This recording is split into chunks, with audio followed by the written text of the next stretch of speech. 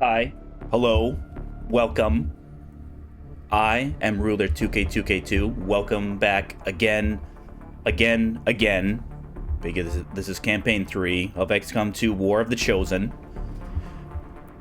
It's a we're gonna say it's a triumphant return, even though things ended less than ideal for campaign 2. But again, I've discussed, it was not a mistake. But it was definitely something I was a little more overzealous. In hindsight, probably shouldn't have switched to legend difficulty covert infiltration as soon as it did, after having beaten the game a single time on legend difficulty. Having, when I switched from commander difficulty War of the Chosen to commander difficulty on covert infiltration, it took me many, I want to say close to double digit number of times. Now granted, that should be smaller. I don't think it's going to take us double digit attempts on legend difficulty, but it was probably a little overzealous. I was riding high. I had the monkey of not beating the standard War of the Chosen on legend, but that's fine. We've been relegated back down to the standard gameplay of War of the Chosen. Let us use this opportunity to kind of sharpen our skills, get better. Even though we did beat campaign 1, this is good. It's going to be good practice for covert infiltration, because that's kind of like the state of affairs right now. Is that this is a full campaign, but at the back of my mind, this is going to be, okay, how is the gameplay that I'm playing right now, how is that going to impact how I play covert infiltration? Because again, covert infiltration is my gameplay of choice when it comes to War of the Chosen. But that's fine. Oh, I'm just now noticing my starting soon is a little.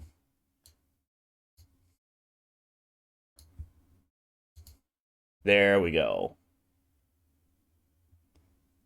All right. So if you're not recognizing the starting music, that's because one of the things that the Tactical Legacy Pack adds is the ability to swap between the standard War of the Chosen, the Enemy Unknown, the full Enemy Unknown soundtrack, and then a kind of a reimagined, kind of a modern interpretation of the original XCOM, the 1995 UFO Defense, which we played our covert infiltration on that.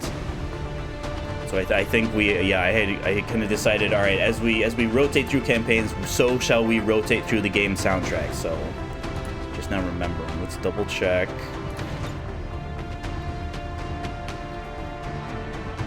Yeah, I still don't know. It's still kind of inconclusive about how this interacts with certain objectives. And then let's double check. The Chosen, this should be at 5%. It is. Excellent. So what's different, you might be asking? Well, not as much as I would like. I had discussed possibly using the modular sparks that we had been doing with covert infiltration. I did enjoy the modular sparks. The problem is that I decided, okay, so since that first set of upgrades requires both alloys and Elerium crystals, I thought, okay, so since those require alloys and Elerium crystals, let's make it so that, because in the unmodded game, when you upgrade your gremlins, the spark bits kind of the equivalent to the Gremlin for the Spark. That's the thing that lets them use the heavy weapons. That also gets upgraded. However, you have to still spend separate resources to upgrade both their armor and their weapons. So I thought, okay, I need to put myself in a situation where if I don't have the Elerium crystals to do the module upgrades, let's make it so that if we upgrade our cannons, because again, the research required to unlock the magnetic version of the Spark weapons is tied to Gauss weaponry. So when we research Gauss weaponry, we get the sniper rifle, we get the cannon, we also get the Helix, I think it's Helix rail cannon. Yeah, Helix rail cannon for the Sparks. I thought, okay, let's make it so that if you upgrade the cannons, you also upgrade the Spark weapons. I made the mistake of thinking that that was nothing more than just kind of editing the configuration files. So as it turns out, almost all of the research tree in XCOM 2 is scripted. There are no configuration files. There are configuration files that determine the stats of the particular weapon. You know, the damage range. They have, you know, the crit damage that you deal, whether or not the weapon has any shredding on it natively. Those stats you can edit simply by just opening up the config files.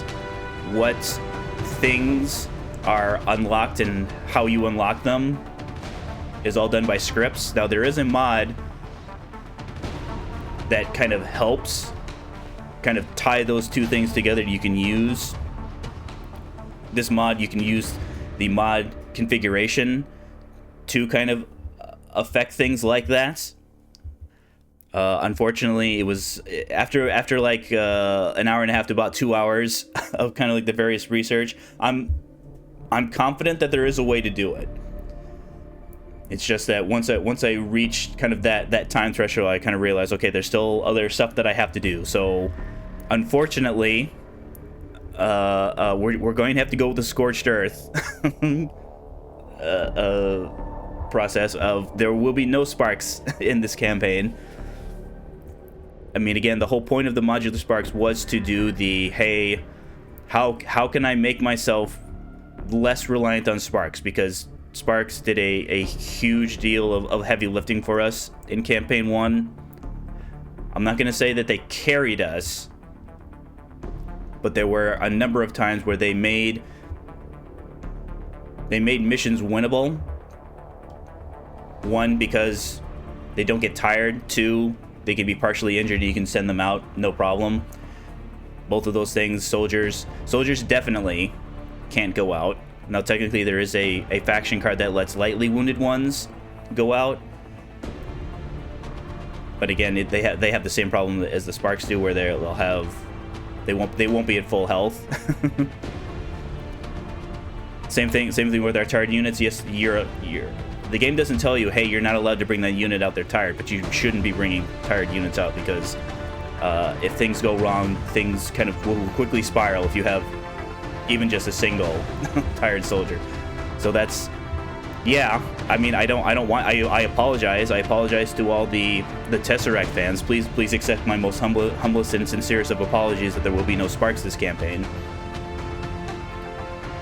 But that's kind of it's kind of the only fair way, because if I just say, okay, let's make it so that sparks are allowed, there's nothing to prevent the exact same thing from happening. But again, no problem. That's fine. that's fine.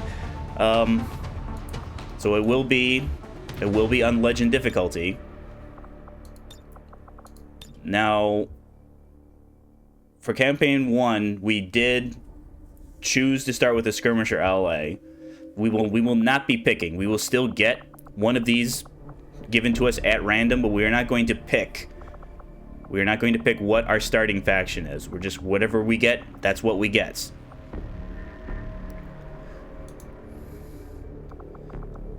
Advanced options, no Iron Man. So even though we won't be playing with sparks, I don't want this the Shen's Last Gift mission to take up a scanning site for me. I already don't like how I have to have the alien hunters take up a scanning site, but again, this is a necessary evil. I mean, genuinely, I still, after, you know, over 3,000 hours, I have no idea what to do with the alien hunters. There are mods on the Steam Workshop that, you know, change them, that kind of attempt to rebalance them. The problem with those is that they don't also rebalance the rewards. So there are mods that make the alien hunters easier to defeat, but those very same mods do not alter the rewards. And again, that's kind of my main issue with the alien hunters and the alien rulers, is that the problem with them is twofold. Is that the units themselves, the actual kings and queens of so to speak, the individual units themselves are overtuned, and the rewards you get for defeating them are they themselves also overtuned. So again, my solution is, again, Scorched Earth. Make it so that there are no alien rulers. If there are no alien rulers, then there are no alien ruler armors. But again, that's just kind of that's the state. That is what it is. But again, all of the, yeah, for the most part, the only real difference is, 1, no sparks, 2, no starting faction, and I guess 3 is we're still going to be using, you know, the Hush Little Chosen, the narrative control. There's going to be less stuff for me to talk over. And again, it's not me saying I don't like the story. I think the story elements for XCOM 2 is fantastic, both the standard version and War of the Chosen. But again, the content creator's burden of there needs to be less stuff for me to audibly compete with. I need your undivided attention, viewer. And the idea of, yes, the story elements that Bradford and Shen and Tyken will kind of pop in with is nice. They're fine. They're fantastic. I love any game that has characters interact with each other, kind of without the required presence of either the player character or like the kind of the player control. It's the idea that you, the commander, are kind of in the base. You're in your little commander room, and then Bradford kind of walks down to engineering, talks to Shen. It's just for a gameplay perspective, for the point of gameplay, they kind of make their conversations known to the player, so that even though you aren't there physically, you're there in spirits. They're talking. They even aren't always talking about you, the commander. They're talking about, you know, the various things going on in their life, or things that they saw or they heard that they're interesting. So we also probably don't need to do much with the cutscenes. So if I remember correctly, I should be able to. Yep, there we go. And then we'll give this a second. Okay, there we go. So all right, we're cutting right into Gatecrasher.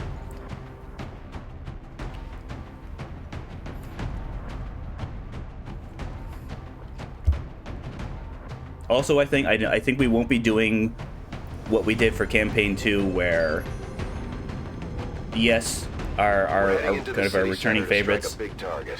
Something that will shake up the tranquil little utopia Advent has been building all these years. Secure the designated coordinates and neutralize all hostile contacts. Firebrand will be in the area for your extraction. I think we will be doing. They're still in the character pool. So Devil Pup, Valkyrie, Golden Lotus, all of them. They're still in the character pool. It's just that I think since Campaign 2 was not successful, it would be very unfortunate. It would not be an accurate kind of representation to kind of have them join here, because again, the rules were the reason they were allowed to join Campaign 2 is because they were on the final mission in Campaign 1. Since there was no final mission in Campaign 2, they'll still be around. I think the idea I have is that eventually, when there are enough kind of fan favorites, returning soldiers, so to speak, that we can make it so that just our entire barracks starts with those people. So I'm already seeing a Templar. So we have Don Scholar. Welcome to XCOM, Don Scholar. We have Timothy Kelly. We have Kedar Puntha. And Mayra Montiero. Well, welcome to XCOM. So that's a detection tower. There's our objective. So let's see. Confirmed. Let's keep high ground for as long as we possibly can. All right, there's our These guys make up the bulk of the Advent forces troopers. we dealt with. They're disciplined and well equipped, but their obedience makes them predictable. Let's see. I think even if I put them there, yeah, if I put you there, Mayara, I don't think they'll move it and flank you. Dawn Scholar, I mean, the Templar is going to help with this sectoid. The issue is, with you being a squatty, you do not have parry. You only have rend, and then you have a move. You have a grenade.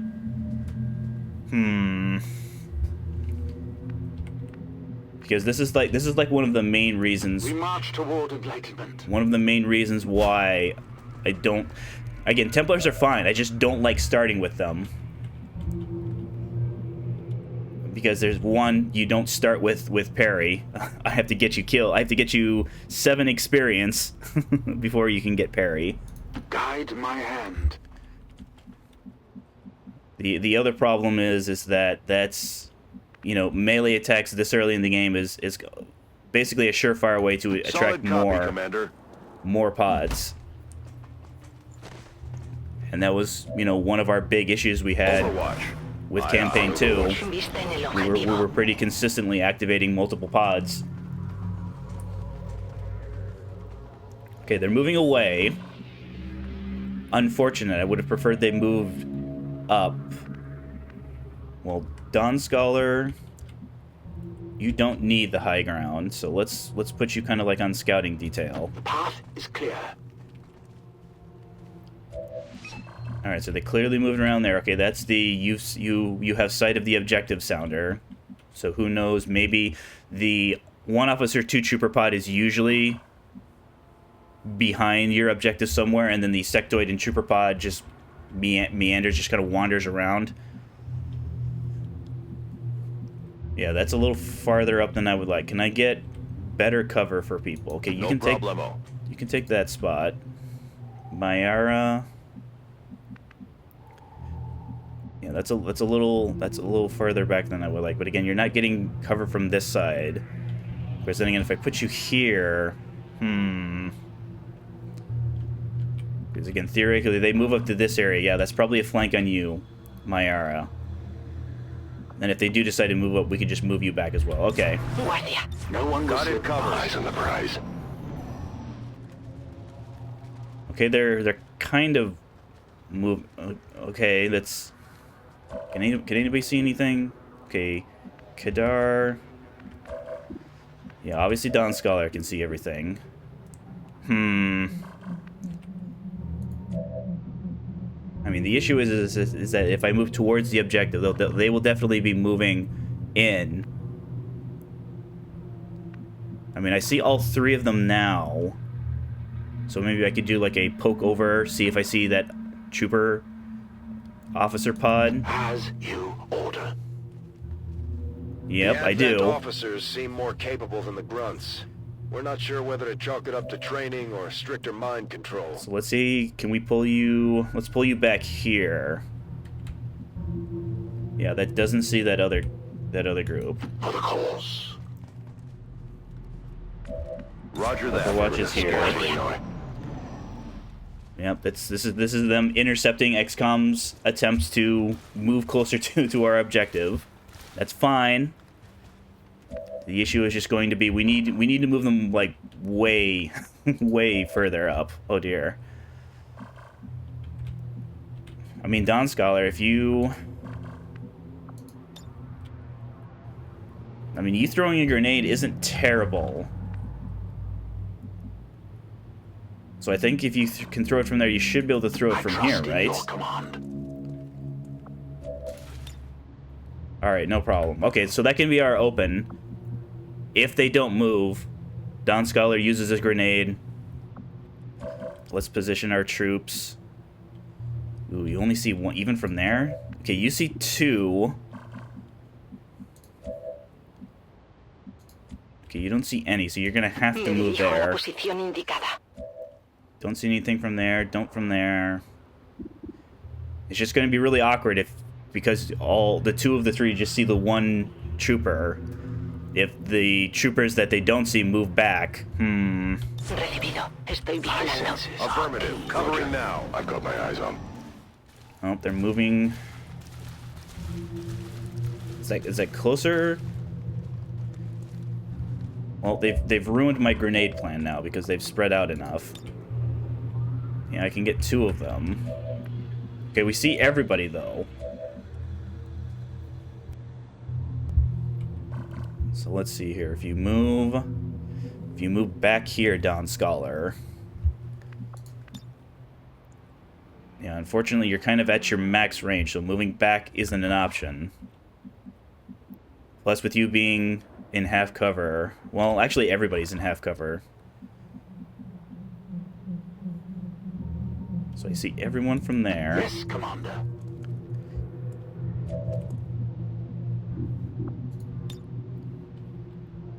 I don't think this will destroy any of this cover, unfortunately.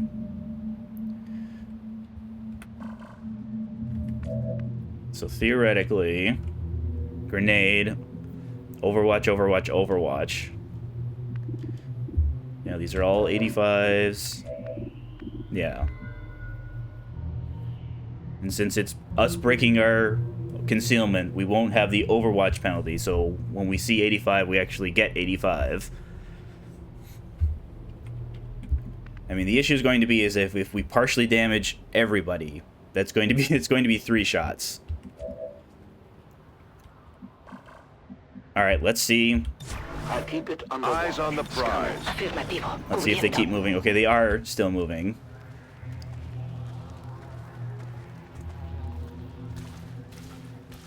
Yeah, they've moved away. Okay, there's the sectoid group.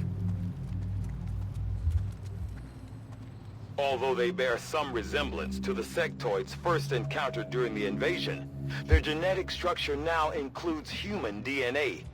They are stronger than ever, with an even greater psionic potential. All right, nobody sees. None of our shooters, our rookies, see anything. All right, so pull back, Don Scholar. No one. Roger. I've got my eyes on. Activating both of these groups is not an option. Okay, the trooper pod's moving kind of back. Oh boy. Okay, if I had to guess, that's the trooper from the trooper pod. You see there. Yes, the trooper that is with him is directly in front of him. So Don Scholar, keep moving back, keep falling back. I need you to break sight. Okay, you still see things from there. You just see the one trooper from there. You have my trust. Okay, you see that trooper. They see the front-facing trooper. I'm on it. Moving to Overwatch. I will sense any disturbance. Yeah, these guys are gonna have to. They're gonna have to separate, unfortunately.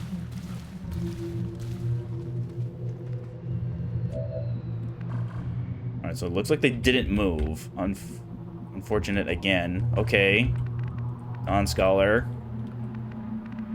I comply. Over again.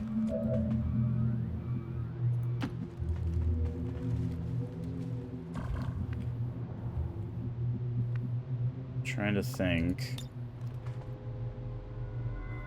So hypothetically, if that trooper group were to move up, Yeah, we wouldn't be able to get grenade from there. What about... Okay, we could get some damage. But again, I don't think that's going to destroy the high cover. I mean, that's not necessarily a bad thing, because that means we can use it. High cover there, high cover there. Yeah, there's an awful lot of high cover for the officer and trooper pod, though. Eyes peeled, Commander. Okay, they're pathing back kind of in the direction that they were. At least when we first saw them. Dawn Scholar. So you can get over there, you can get there. I mean, having you in high cover... To victory. And then can you throw your grenade? No. I mean, if they move, like, over in that direction, maybe. So we can see all of them from there. But again, they're kind of at the max. Yeah, they're just on the very edge of our weapon range. So if they move behind the building, like when we first saw them, I don't think anybody will be able to see them. I mean, yes we see them now. All right. Hold, everyone hold. Overwatch, hold position. Okay, now we've completely lost sight of them.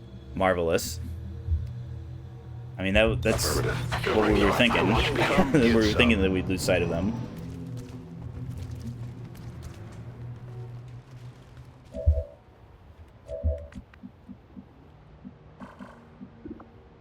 I mean, your pistol, if we low roll on some of these, your pistol could theoretically finish them off. The grenade could theoretically finish them off. The issue is just going to be, you know, all of these 85s are going to be significantly worse once they start taking cover, and there's an awful lot of high cover around them.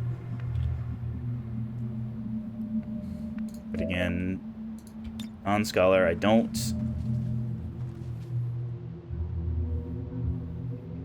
Yeah, only getting 2 of them. But unfortunately, you're close enough to where you can't move up in cover and not break our concealments. Yeah, because I don't think... I mean, maybe from there, but again, it's half cover. You're so easily flankable. Moving up isn't going to be an option because, again, both the other pods 2 and 3 are in this direction. At least the last time we saw them, they were in this direction. So rending's not an option.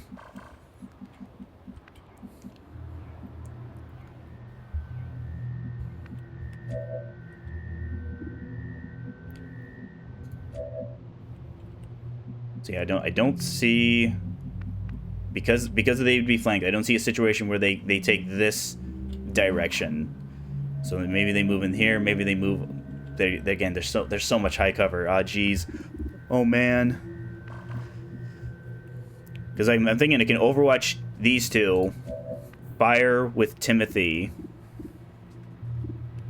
Probably fire either of the ones in the back to prevent them from moving back. Because again, we're at 40%. So our most likely outcome is we hit and not low roll. But again, just because it's the least likely doesn't mean it can't happen. I mean, On Overwatch. there's really no reason to continually watch them walk back and forth. So let's go probably in the back. Wait a minute. Yeah, the back there. I don't want this guy running back to that spot, to that tree over there. So, all right, here we go. Beautiful. Not so tough now, to engage. Okay, they're moving up. I love it. I'm not crazy about that miss though. Okay. So the question is, Dawn Scholar finishes him up here.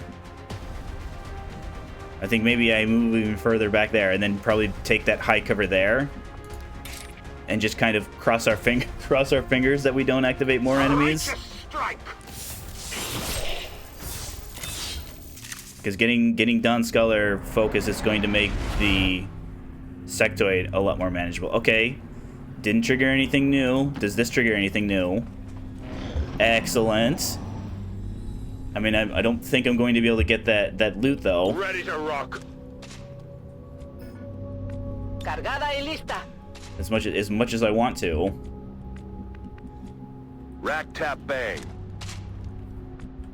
Moving to Overwatch. Todo cubierto. No one will slip past. I mean, I suppose if we activate another group here. Nope. Okay, can you blue move there? You can. You can only be in cover from this side, though. Yeah, if we activate that trooper officer group, they'll be back in this. They'll be a million miles away. So let's start moving back towards the main group, Don Scholar. We'll just kind of like wave bye bye loots. Affirmative. Covering now. Hay algo ahí fuera. Yeah, that makes sense. The last time we saw the groups, they were in that direction.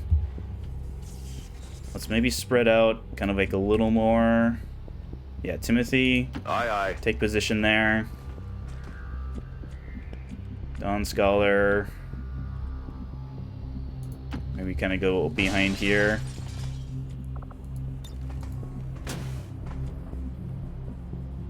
Yeah, let's not move you up just yet. Got it covered. Got it covered. Guardia. They make themselves easy to find. I mean, but not too easy. Okay, Don Scholar. So maybe we could just kind of start moving up here. Next turn, move up to the high cover there. Roger. I've got my eyes on. Afirmativo. And again, this is not ideal. It's just that Gatecrasher. I don't want any deaths. I can handle injuries. Deaths are not on the table though, and activating both pods at the same time is going to result in soldier deaths. All right, Don Scholar, up again. All right, so they technically moved a little bit back. Sectoid, unfortunate. So can I break sights? Okay, I can move back and break sight of the sectoid. Unfortunate though, because the sectoid's going to move first. I'd rather have all my shots go on the trooper.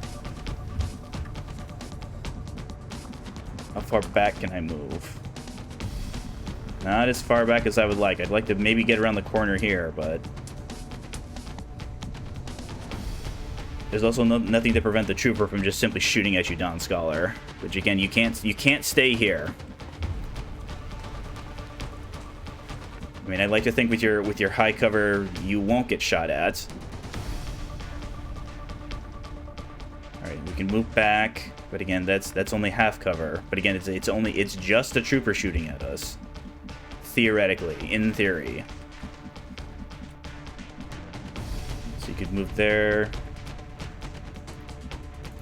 Yeah, no one sees the trooper right now, right? It's just Don Scholar. Okay. So maybe we just kind of like slightly move back there. Vale, voy. Let's actually move you up, Timothy. Heading out. And then move you over, Kadar.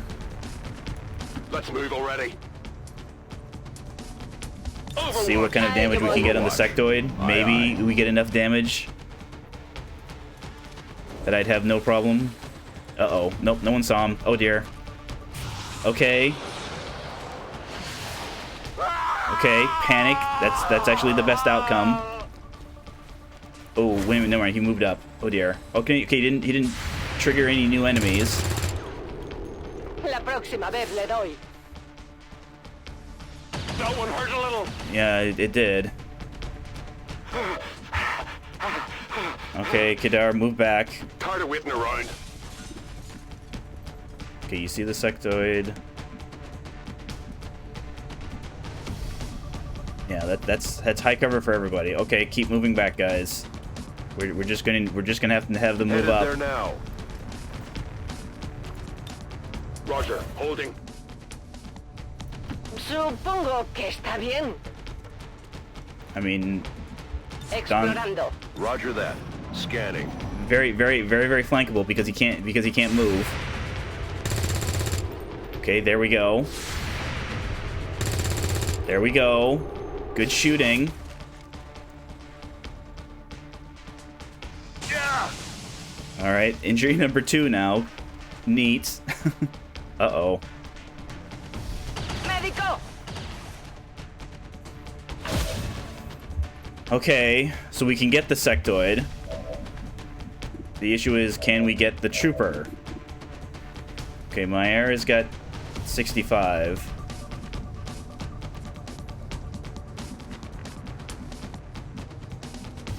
Okay, you can get the high cover and still see the trooper. So do that, please.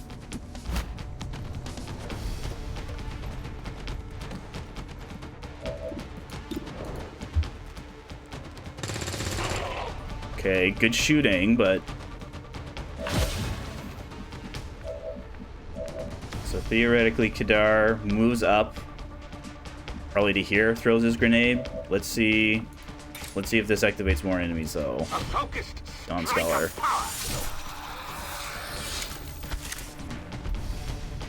Alright, doesn't look like it. So let's then move... Yeah, Kadar, you should be able to throw it from there. It's just as whether or not you activate more enemies. Nope, that's fine. Goodbye, Trooper. So, like, that, I guess?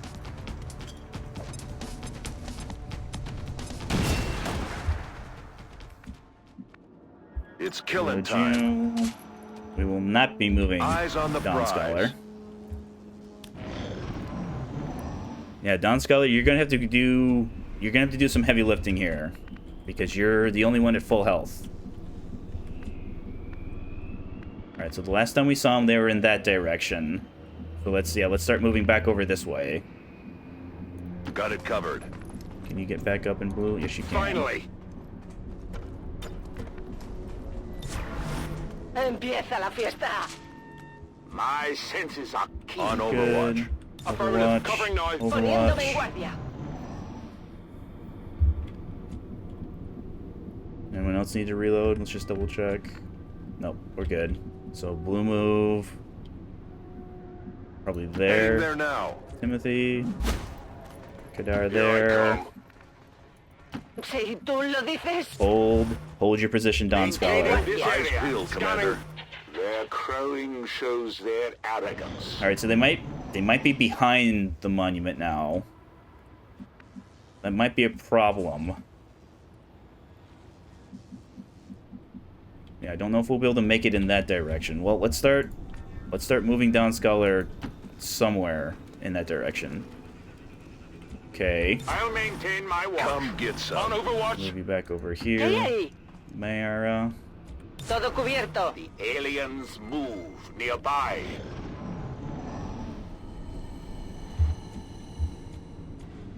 Dawn Scholar. Let's see here.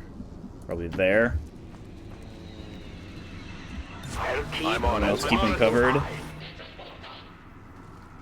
Because we'd have to go. Yeah, we can get up the kind of the pipe thing there.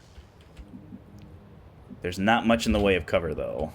I mean, I suppose we could could we go around the far back side? Ooh, I can't quite see.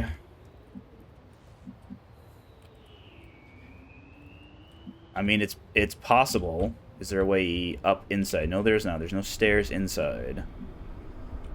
Yeah, so it's entirely possible this might be the only way up. Now, maybe there might be one on the other side here.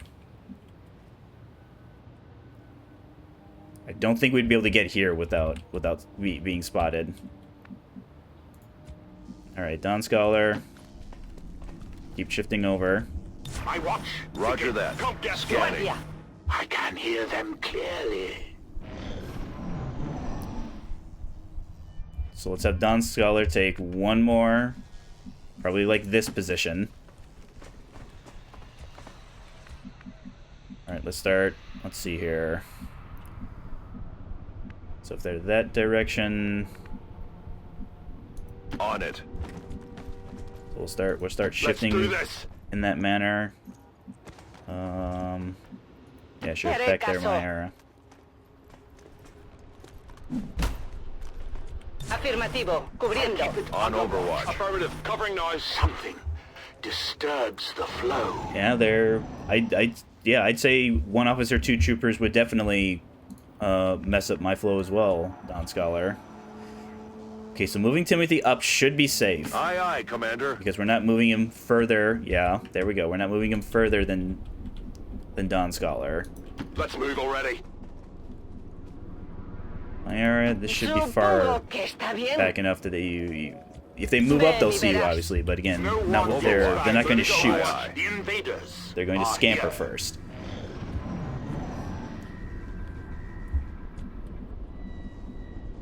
So if we do something maybe like this, Kadar, Here I come. do something like this, ¿Qué hay ahí? Myra.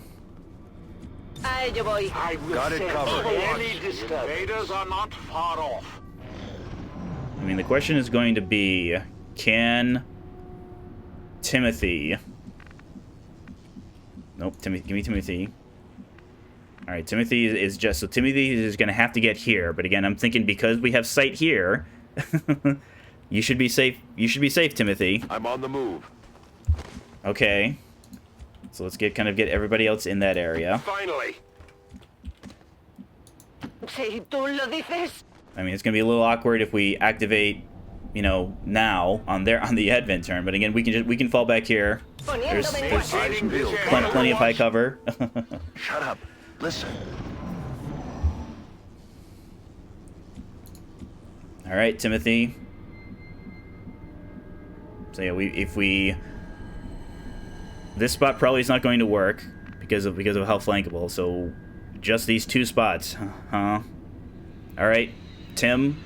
Solid copy. Need you to be brave. All right, I'd like to think that means that we're safe. Because I would have thought you would have Tired of waiting around. activated from here. So what to do with you, though? Maybe we do something like this. Give you the high cover. Vale, voy. Actually, I probably should give that to... Who doesn't have a grenade anymore? Kadar. Because we're going to have to lead with Don Scholar. I'll keep Affirmative. a Covering now. Explorando. Hostiles on the move. Because unfortunately, Don Scholar is going to need to get in close in order to be able to do anything. Alright, let's see if this activates. So Don Scholar, move up. Okay, that's fine. So Myra, you should be able to get there. Kadar, probably back there. Actually, no, I should give somebody with a grenade there. On the move. Let's do this. Scanning. En guardia. No one Come will get sit. some. They're out there. Yeah, I think they're definitely behind the monument now. So Myra, so hypothetically, so we know these spots are safe. High cover there. Again, high cover all around. Not only high cover, indestructible high cover around the monument itself. Because then again, the trees might as well be indestructible because I don't think our grenades are going to be strong enough to destroy this type of high cover. Yeah, we destroyed low cover there when we threw our first grenade. All right, let's just make sure we have all of our actions in case we do have to move. Aliens move among us. All right, Don Scholar. That's fine. Watching. I'm rolling. Roger. I've got my eyes Ven y on. verás. Yeah, if they're completely behind, that might be. That's going to be a problem because we won't be able to get there without being spotted. This area is too far back for high grounds. And again, as effective Don Scholar is going to be, with no parry, he's not going to be able to solo 3 Advent units. So he's going to have backup.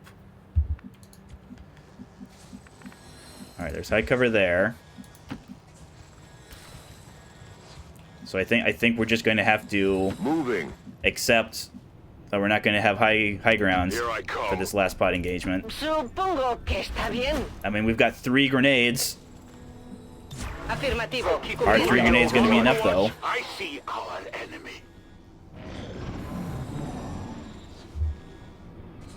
Well, let's get our device planted. Yes, we still have to eliminate all the enemies, but if there's a situation where someone goes into bleed out, I don't want to be in a position where they bled out because I had to also plant the X4. I have seen our enemy. Yeah, if they walk around the corner there, you should be fine, Dawn Scholar. Just, you know, keep your head down. Or they could just not bother to show up. I mean, I guess not all Advent units are created equal, huh? Some of them are a little more dutiful than others, so to speak. Finally. Vale, voy. So if they're around this back area, I want them to move up. So maybe we start moving in this direction. So maybe pull back here, Dawn Scholar. Of course, then again, I already moved these people, right? Yeah. No one Affirmative. gets by. Covering A now. ello voy. I can hear something. I mean, at least they're not going to have high grounds. All right, so let's go around the corner, probably here, Dawn Scholar. Make sure you're not having sights. So I think the plan will be next turn, we move Timothy there. Is there someplace I can move you now, Kadar? I mean, technically there. I mean, yeah, you don't have a grenade, so you being back is fine. Let's then reorientate you, Mayara. Te haré caso. En guardia. I'll maintain my Overwatch. watch. Moving to Overwatch. The enemy moves among us. So we'll see Timothy. We'll see if Timothy activates from there. That's affirmative. He does. Okay, so Dawn Scholar can get behind them and be in full cover. It can actually move back and still be in full cover. The issue is just going to be, what is the Advent Officer going to do? So theoretically, get the trooper here, move back, and again, we have free range because we know this is the last pod. So Timothy, you have a grenade. So this won't destroy the officer's cover, but it will turn his high cover into low cover. We also could damage and eliminate this trooper's cover. Can I get a flank on the officer? No. I mean, I can dash and get a flank. It's just that I'm going to need actions. Yeah, Mayara, putting you here puts you at risk of the officer moving and flanking you. And again, your guys' health is low enough that you will not survive any hit that will end you. Okay, Kadar actually only sees troopers from here.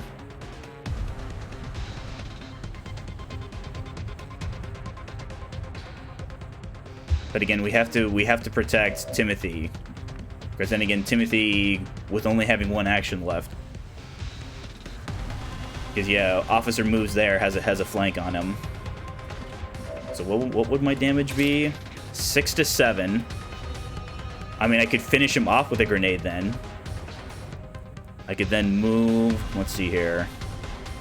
So if I hit like here, either here or here, could I move back here in high cover? Because then again, that leaves. Of course, then yeah, that leaving 2 troopers is fine. Yes, you guys won't survive a hit, but again, they're troopers. They have the same problem as you do, is that their aim is terrible.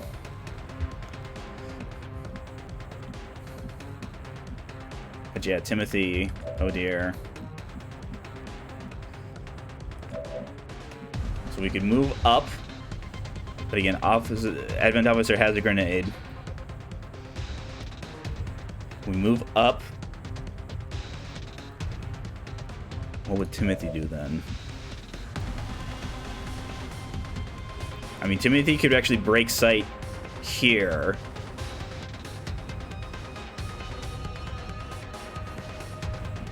Here or here. It's just the issue is going to be, are the troopers far enough back? I mean, they should be, even if they move towards this direction, they shouldn't be able to move and shoot at you from either of these positions. Of course, that just means they'll shoot at somebody else who has 1 health. I mean, we could get the officer with Dawn Scholar. So let's see if we get the officer with Dawn Scholar. This world is ours. All right, we did. And yes, we do have enough. We actually can break sight as well. But that's probably not the best option.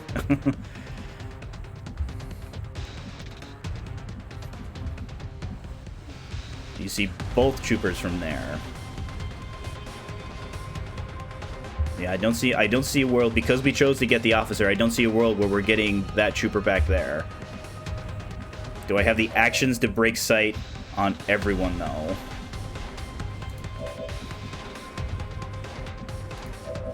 I mean, you can move there. I mean, I think I do, because of the kind of the shape of these monuments here. Tired of whipping around. Let's go probably here. Myra. Heading to that location.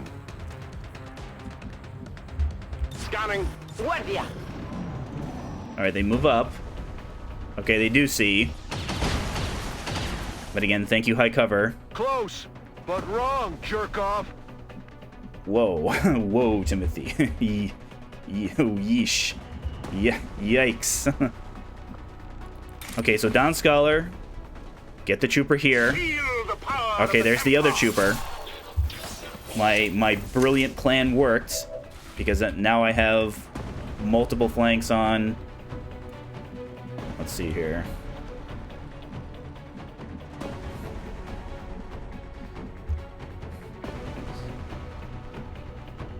So it should be 2 grenades, right? Yeah, 2 grenades. Alright, so let's see. Kadar. Yeah, take like the best flank you possibly can, but still be in cover. So like, yeah, I don't want to run him right up here because I don't want to worry about accidentally, well, I shouldn't say accidentally, possibly hitting him with the grenade.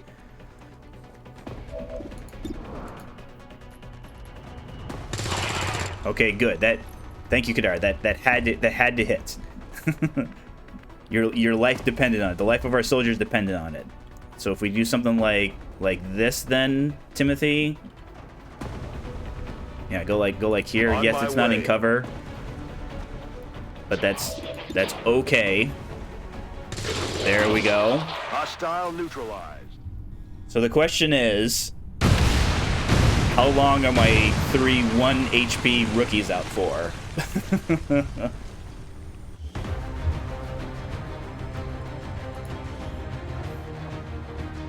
Okay, Timothy did not miss, as in literally didn't miss. Kadar, yeah, a little rough. Yeah, Myra, somewhere in the middle. But yeah, probably not a surprise. Dawn Scholar. I'm trying to think. Could we have done something similar if we had rolled 6 on the officer? Because we had the grenades to get rid of him. I think, yeah, I think we would have needed to take 2 both troopers shooting if we had just gotten 6 damage on the officer. But we didn't, so we're in the timeline where we did get 7 damage on the officer. The speaker commended loyal citizens today for standing up to those who would abandon our values for those of the old world. The remarks followed a moment of silence for peacekeepers slain by XCOM dissidents. Yeah, again, this successful shot percentage doesn't affect Doesn't affect Overwatches for whatever reason. So it must be standard shots on your turn. We didn't miss any. Okay, this is actually not nearly as bad as I thought it was going to be. I was expecting like 30 to 45 days. I mean, they won't be available in the next mission, so that probably means we're going to have to take Dawn Scholar.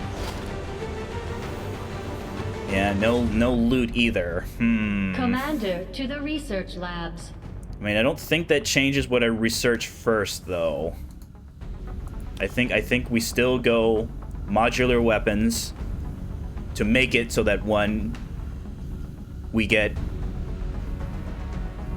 attachments, we can start using them immediately, and two,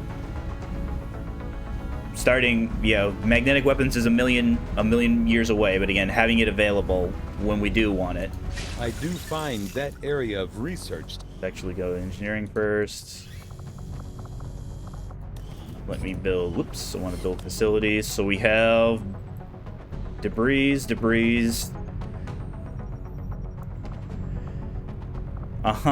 just the one alien machinery, huh? Sorry, 2 alien machineries, and again, alien debris, less time to excavate out, but only gives us supplies. Alien machinery, longer than the alien debris, but contain alloys. And again, exposed power cells, very long to excavate out, provide Elerium crystals. This is where we want to build either our power relays or the shadow chamber. So the shadow chamber, again, will be one of these two because of its ridiculous high power costs. But get me the Guerrilla Tactics School first. School construction. Commander, to the armory. Get me a flashbang. All right, all the money's gone. So let's see here. Oh yeah, this happens sometimes where it pulls from the character pool. Don't worry, I have a plan for that. So if we go... Yeah, this is the first time I've had to do this. Where are you? So whenever I have the old world soldier pulled from my barracks, or not my barracks, my character pool. There you are. Oop, I just had it. So it's going to, we're going to copy the entire units. So it uses the kind of the tactical legacy, adds kind of the old XCOM style, as in XCOM enemy unknown / enemy within. Kind of the style of armor. And I kind of gave them the teal color for the base defense soldiers that show up, because the idea with her is that they're like a survivor, so they're most likely like the base security, because there were more base security than there are kind of like regular units. I'm sure you'll be fine, Jennifer. So Timothy, show me your true form. All right, you're our first grenadier. Excellent. Kadar. Oh, that's right. We need to... Sometimes this happens as well, where they just, for whatever reason, they get the powered helmets. Because I think I have one of my cosmetic mods kind of like unlocks the kind of the restrictions you'd normally have. So let's actually just take that. Let's just take that straight off. Oh, we can see your super cool goatee. Okay. All right, Kadar, show me your true form. All right, first Ranger. Mayara, show me your true form. All right.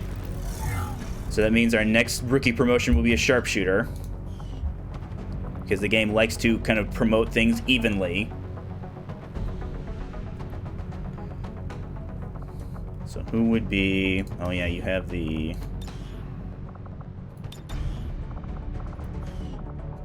Oh, nope, head. Let's actually take off the ski mask. There we go. Now let's just go down the line. Okay, looks good. Looks good, Cal. Looks good, Allie. Animara also looking good. Ooh, Joshua with a super cool. I love now that's a mustache. Matilda. Vincent loving the hair. Love the hair, Vincent. Nikos. And then Jennifer. Okay. Sorry, so 28 days to the Guerrilla Tactics School. Alright, so our first mission will be the engineer reward. That's kind of on the same list of must succeed missions. Okay, rookies. I love me more rookies. I love getting more soldiers when I'm not penalized for having too many soldiers. Alright, let's see what... So feedback. So any psionic attacks... I shouldn't say any. Some psionic attacks cause the caster to take feedback damage. And then bonds of war, if I remember correctly, soldier bonds are formed a certain percentage faster. So again, not terrible, it's just not amazing. Feedback though, because this is probably going to determine whether or not we build the resistance ring. Of course, then again, no, I get one for free. Yeah, I don't have to build the resistance ring right away. We just have to wait until month end in order to change them out. All right, modular weapons happen first. That's fine. Okay, we got a rapid excavation breakthrough. So that's 10 days. I think yeah. As much as I want hybrid materials and alien biotech, the fact that, yes, this is doubled because it's legend, but so are our excavation times. So this is actually a very fair use of trading research time for excavation time. The science is eager to begin, Commander. So this will be, okay, now there's the rookies. All right, so 3 more. All right, supplies, not this second. Let's double check our new soldiers. So, Keliel, Kayla. So it looks like you've got eye patch and glasses. Oof, that's rough. And then Tuba. All right, looks good.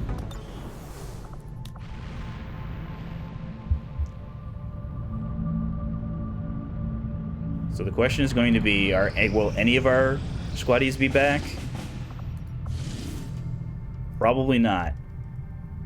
All right, so of course it's a neutralize the field commander. Well, that's fine. Our Templar will be ready. I mean, I don't normally like taking Templars on this mission because it makes it so that if they do get injured, they won't be able to go on the retaliation mission. But again, that's kind of, yeah, literally, if you survive Dawn Scholar, you'll get parry. Oh yeah, not even close. Okay, so we'll just do it with 3 rookies.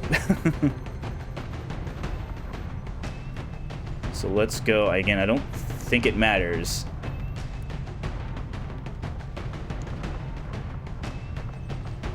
So because we know one of these are guaranteed to be a sharpshooter, let's just make sure our lower willed.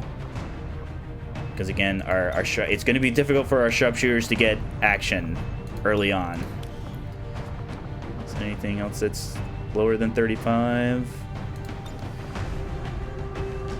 Who wants the flashbang?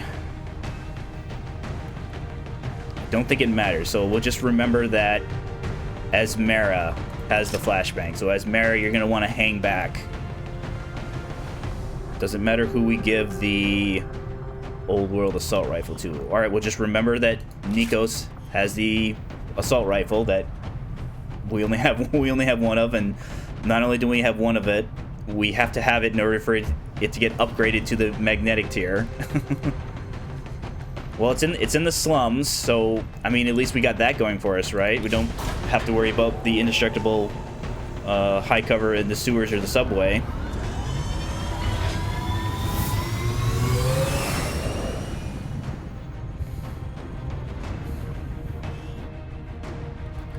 Operation Blood Wheel. Oof. I mean, yeah, you could make the case. The Resistance has confirmed that a high-ranking Advent military officer will be moving through this area as part of a routine patrol. We have an opportunity here to completely disrupt Advent's command structure and delay their current operations. All we have to do is neutralize that officer. You can make the case that having 3 injuries is just as bad as 1 death, but again, like they'll recover. They'll be back. And when they recover and when they come back, they won't be rookies. They're squaddies, so they have at least some abilities. So again, the plan, we find the general, but we try and engage the pods that are kind of like around him. Try and find a way to get the general to path into us, then eliminate him. Because once we eliminate the general, any groups that are on, any outstanding groups of enemies are going to immediately head towards us. Is this the very edge? This is not the very edge. We might be able to get up here. I feel more inclined to take one of these buildings though, because again, if I take this area, I'm kind of stuck waiting to see if the general paths towards me. Onward. So we can get up there. Maybe we can get up there. I can't quite see. No, doesn't look like it. Okay, so head towards the back of the building here, everybody. I trust in your command. Moving to designated position.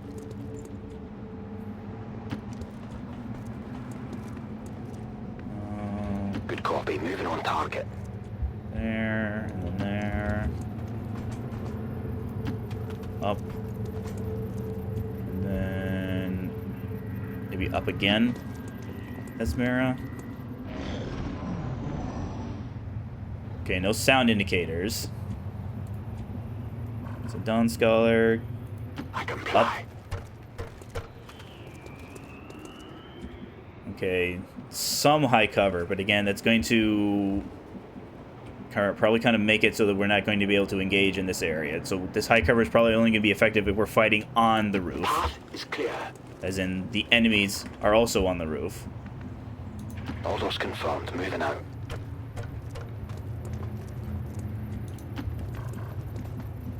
I'm actually thinking, let's actually keep somebody on the ground, because I don't want to move right up to this edge here. Okay, network tower over there. I don't want to move right up to this edge here and get spotted.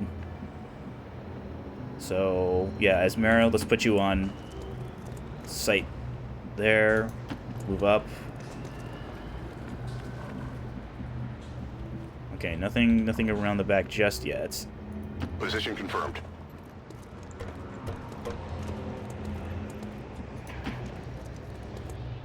What was that sound? Okay. Sound in that direction. Interesting.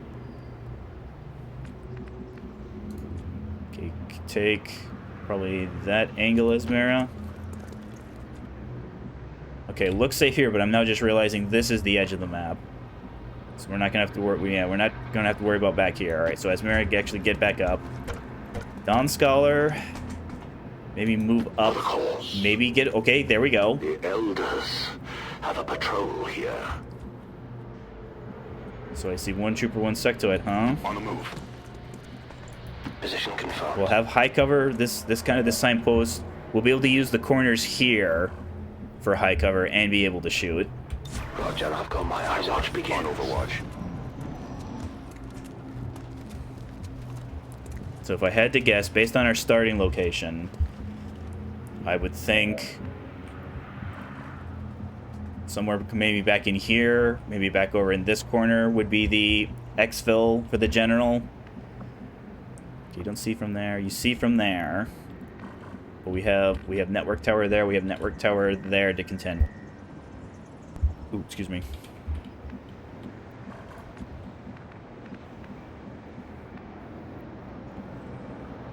So up and over. No. So maybe like that, Nikos. And then maybe up there. Lynn. Confirmed.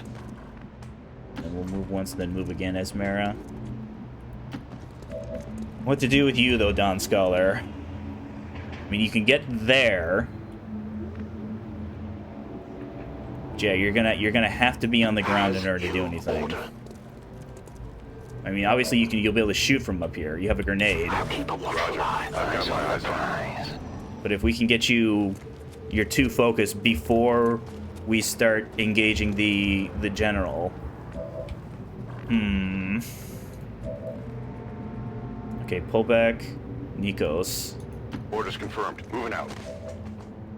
We don't have to worry about getting flanked. Lynn, probably. Moving to position. And I think the same thing with you, Esmera. So Esmera, pull back. So where could they move up? Okay, they can get up there. I mean, that wouldn't be terrible. Because we'd have no problem, 1, getting grenades, 2, they drop and they take fall damage, so that would guarantee to get rid of the trooper. Because even if they survive the grenade, they won't survive the resulting fall. I am watching. It's just going to be an issue of how difficult is that going to mean getting to the general then, because no one is going to have concealment. Moving on target location. So they could be coming back around here. Yeah, done. Ooh, I don't like that. Ooh, I don't like how we can shoot. Okay, no, okay, that makes sense. For some reason, I was thinking the blast radius was only like a single tile. No, it's 2 tiles. So that's why I can target that, because there's an enemy that would be damaged by it. No one gets by me. I'm on it. Overwatch. Esmera, actually move up.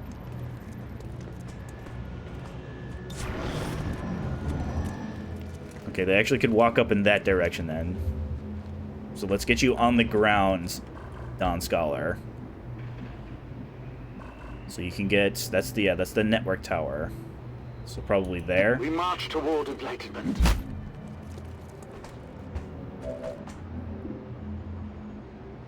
Okay, they actually got all the way over there. Interesting.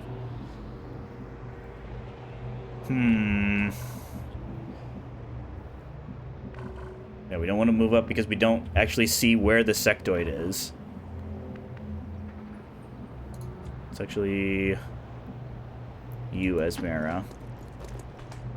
In case they double back, let's have the kind of both sides of the building covered.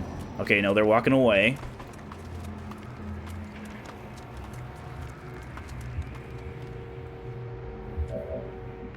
So how far up can we move?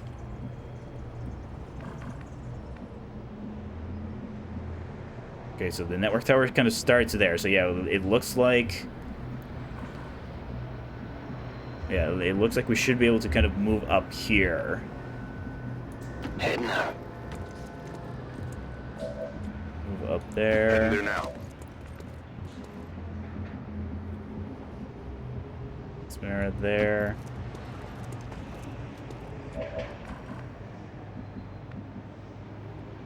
What to do with you, though, Don Scholar? Okay, we can just kind of like skirt around. Okay, civilian there. Civilians there, so we're probably not going to be able to chase in this direction. You have my trust. Maybe like...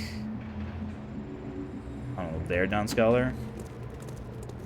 Overwatches. Affirmative covering now. Alright, they're moving back. They're I don't know, inspecting those civilians for whatever it is that you would need. I don't know, they're asking for their papers, please, I guess, or something, or their permits. You guys have a permit to have an assembly.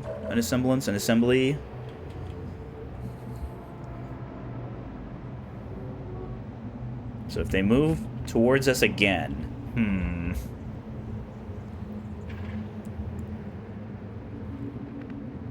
I mean, I actually like having this much sight. So the question is going to be the sectoid The sectoid could move back, actually. Alright, so let's see. How much damage am I getting? 7 to 8. So I would need at least 1 hit on the sectoid. Because even if I low roll damage, that's still the 7.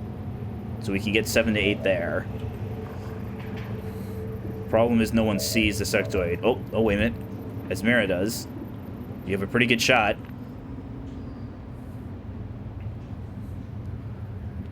Can't reposition. Oh no, I can reposition Nikos. That's right. Because you don't see the sectoid. The sectoid can't see you. The issue is the sectoid's going to move first, though. So any overwatches we have are going to go on the sectoid. So it's not that it's wasted damage. Because in a perfect world, we hit the sectoid moves 1 tile forward and stays there. We then spend our 2 not action spent rookies to take out the trooper. I'd like to think between the 2 of them, one can throw a grenade, the other can follow up with a shot. Don Scholar picks up the kill on the sectoid, getting first point of focus. I mean, that sounds, it sounds like a good plan, right? I mean, the linchpin is whether or not you deal 3 points of damage to the sectoid, though, Esmera. Excellent. You overachieved and got 5. So sectoid, if you could cooperate, okay. He moved forward. That's all that matters.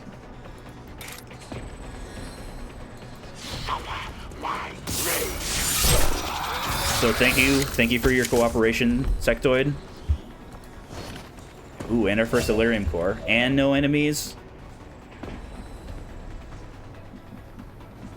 So I think between the 2 of you, okay, Nikos, yeah, you have the Old World Assault Rifle. So I think, yeah, this is like the perfect time now to use your grenade. So let's go something like that. Take this!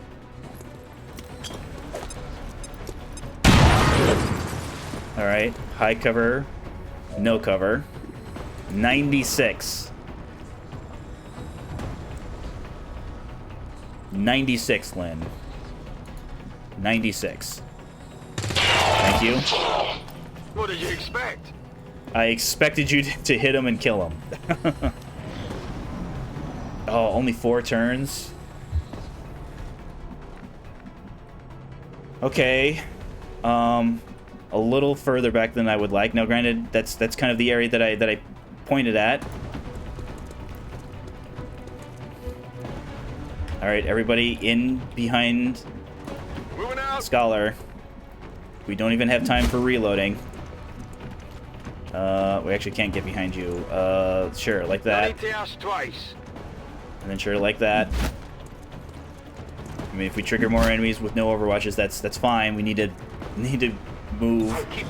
We need to move. Okay. How about... Oh, no, not Nikos. Don Scholar.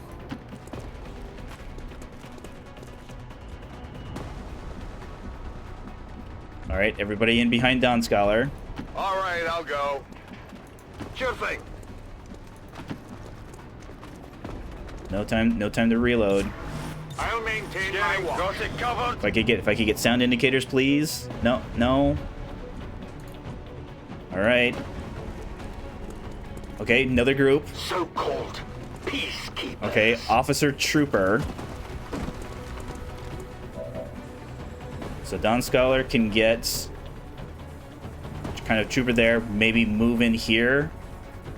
Yes, that might trigger more enemies, but again, we need to be moving in the direction of the General's exfil. Okay, that's a flank on the Trooper, actually. Half cover. Another, we have 2, alright, so that's two Trooper flanks. So the issue is going to be... Okay, so the Trooper doesn't have cover from there. Does he have enough mobility to move to this spot, though. Probably. So we have to worry about him getting high cover. Because then again, he might... If he's flanked, he might not move up there. The question is, does he then have enough mobility to get on this backside? Probably. Yeah, Downscaler can get either. Can anybody move up and throw a grenade on the officer, though? I mean, you can Nikos, but you're out of grenades. Okay, Lynn can also get to the same position. Not a problem. Oh. Oh. Oh. Yeah, being off by a single tile. Not ideal.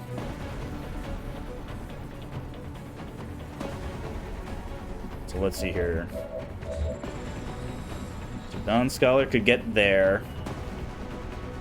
I mean, theoretically could move there, but again, if the officer survives, just moves right there and flanks.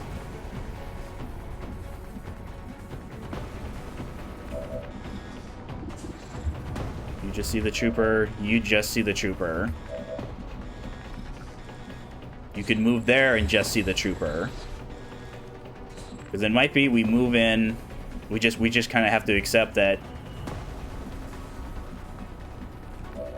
Yeah, Dawn Scholar gets there, moves in back here. This spot right here. Because then again, that's going to it's going to require that the trooper is no more. Because we have to worry about the officer marking, shooting, and then the trooper shooting at whoever's marked.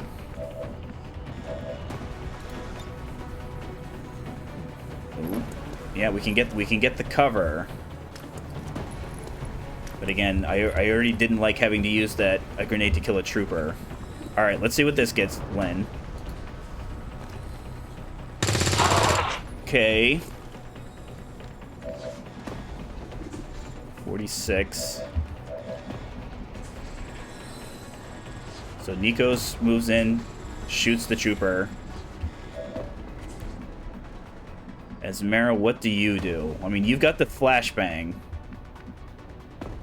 Okay, you also can not have sight of the officer. So the officer is going to have to move.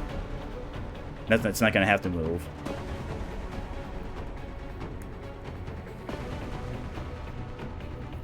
Yeah, if the officer doesn't see anybody, he's going to have to move. But again, where could you move, Dawn Scholar? You see him from there. Because again, if the officer moves and then sees, then he can shoot. But he also could mark.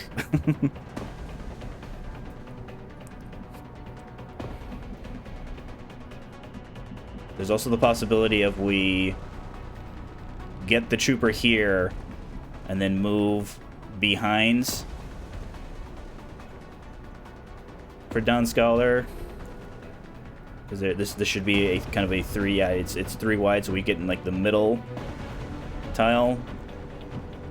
Because then again, officer moves up there, that will probably be a flank. So actually inside here, yeah, even if the officer can see you, it would be safer. But again, I don't think there's anything else that Nikos can do. Because again, moving in this area would bring the grenade. All right, I hope it's worth Nikos, try and finish off the trooper. All right, so we'll have Dawn Scholar. So let's go probably like there. Nice strike, successful. So you get your second point of focus. You're going to need to survive being shot at by the trooper or by the officer, though. Yeah, we actually don't see them from there. Interesting. Okay. And then we just move you up here, Esmera. All right, officer moves away, but to high cover. Okay, we're not far enough away, unfortunately. That's fine. Well, Nikos actually needs to spend his turn hunkering down, though, because he will not survive the fire. Oh, dear. Okay, let's move you last, then. I mean, you can run right up to him and get a flank, Lynn.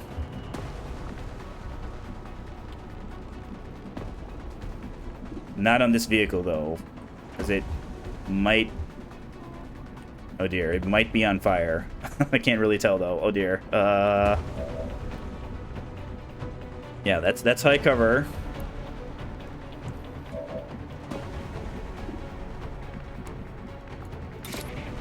I mean, it's another 6 to 7 like situation. Yeah, let's see if Don Sculler gets the 7. This world is ours. Did get the 7 yet again, like an absolute unit. Oppress us. On near. All right, that was a possibility, unfortunately. Okay, they don't see you from there. So Nikos, yeah, get back. What's over there? Hunker down. Put out the fire. Roger, holding. Lynn, I don't like how you could possibly be shot at, though.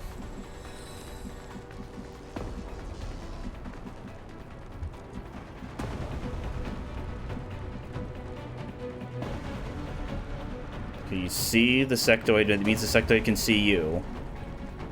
So maybe we dash you up here with the hopes of getting you up next turn, Esmira. Yeah, we moved Don Scholar there.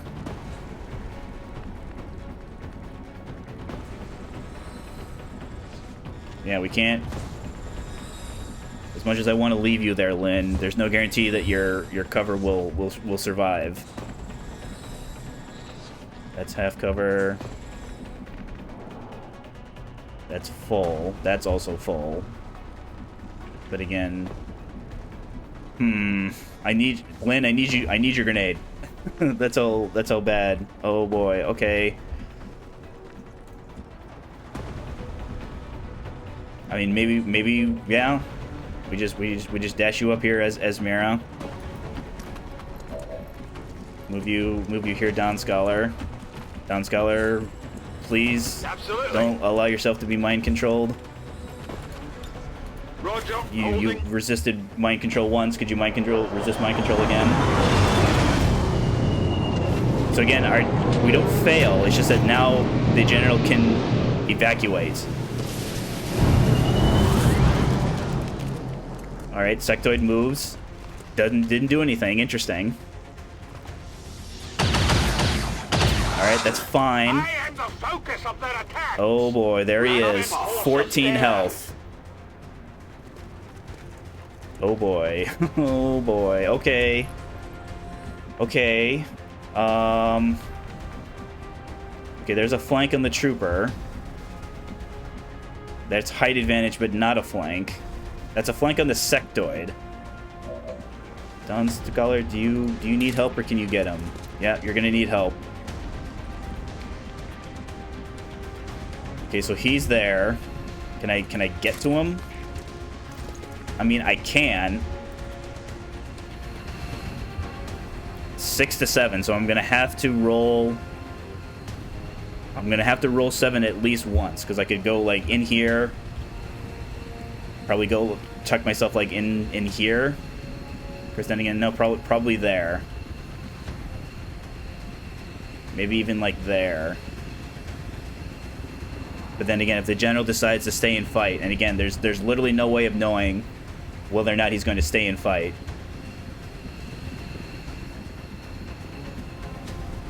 I also don't know, can he get there with a single move? Because if he can get there with a single move, he can move and then evac and then fail the mission. So yeah, Don Scholar, that's kind of the state of play. I will tear you apart. All right, so there's 6, unfortunately. So if we move you,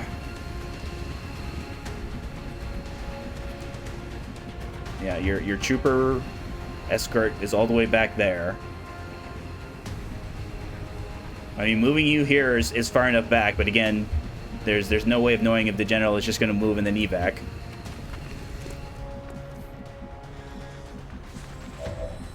So let's actually move up here. We'll threaten the sectoid so that he wants to move. But we'll actually go on the trooper here. Excellent. So now that's now going to give the sectoid. He's going to want to try and do his raise dead bit. So yeah, let's actually take the half cover here. I mean, yeah, Lynn, I need you to be brave. I need you to, if you get shot at, to not perish. Nikos, what can you do? I think because I moved you too far back, yeah, so we're gonna have to move you. Let's move you up here. Location confirmed.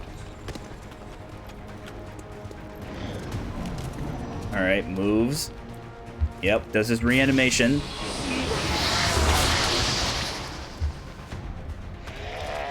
No respite for the dead. The aliens have found a way to mind control them now. Uh-oh. Okay. For some reason I thought he would be allowed to do it immediately. Can you see him? You can. So, Esmera, please, pretty please. Thank you.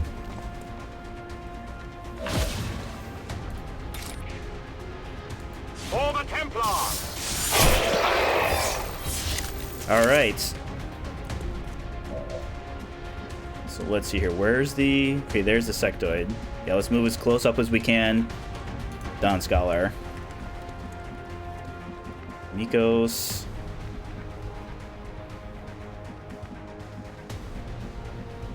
Yeah, you can get elevation, but again, it's only half cover.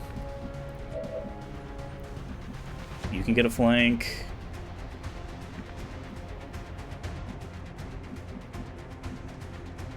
Ooh, I don't think you'll be able to see him from there, Lynn. So yeah, you're just gonna have to take that spot. Oh, wait. Could you kill him? Technically, you could. We also have to worry about that other trooper way back there. I mean, this would be two flanks. So yeah, Nikos. It's clear. I'm just gonna have to hope that the trooper is far enough back.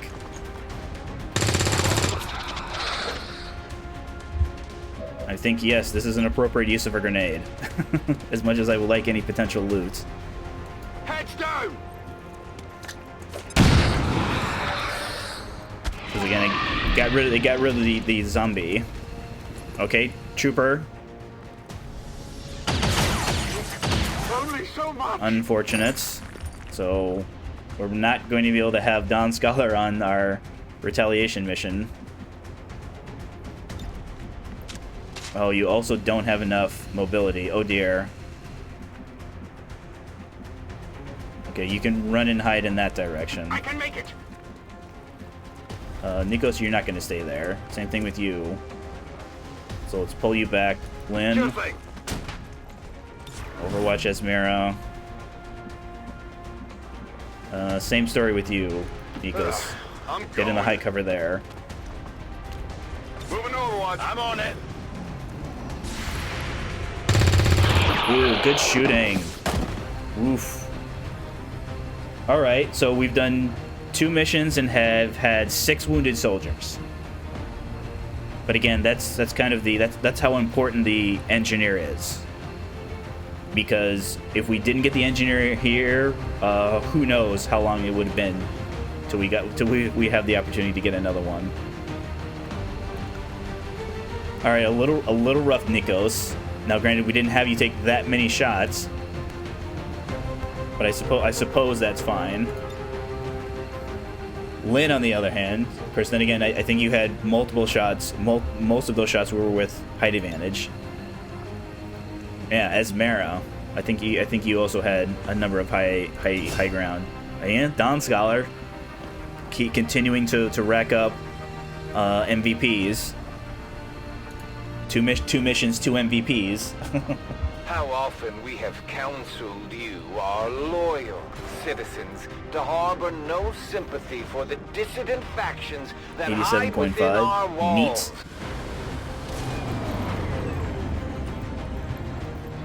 Neat. 13 days. I mean, you made it. You made it to Corporal, though. So your survivability just went way up. Okay, quick draw. Depending on what the chosen weakness is, this could be very instrumental. All right, yeah, let's get you guys to get back to the barracks. Okay, so our first delirium core, love it. New objective. That's telling us about making contact. Commander. Yeah, low on supplies. Obsessive compulsive disorder. Chance to reload your weapon. So, hilariously, sometimes, you know, the XCOM gods, you know, bless us with things like this. Just like our regular pistols, the auto pistol doesn't need to be reloaded, so we never have to worry about this. So I'm thinking with our rapid excavation, it has to take a excavation that you start. So I'm thinking, because we have access to this one, we'll start excavating here. When we get our rapid excavation breakthrough, we'll then start and immediately complete this debris, alien debris, send our engineer back over here. 10 days. Love it. 22. Alright, show me the barracks. So who's going to be our sharpshooter? Is it you, Lynn? Show me your true form. Alright. The sharpshooter. That's fine. Gonna be out for a little bit. Nikos, show me your true form. Alright, specialist number 2. Esmera, show me your true form. Second ranger, so we got double ranger, double specialist. Who's healthy, though? Just Esmera. Theoretically, Montiero, maybe Timothy could be ready for the next mission. So it's looking like even more rookies, still more rookies. Oops. That's the weapons of the hunt scanning site. I don't want that. I want these supplies, please. I don't think we're going to get this, but I mean, I suppose we could. Yeah, we're almost done with it. All right, Montiero. Ooh.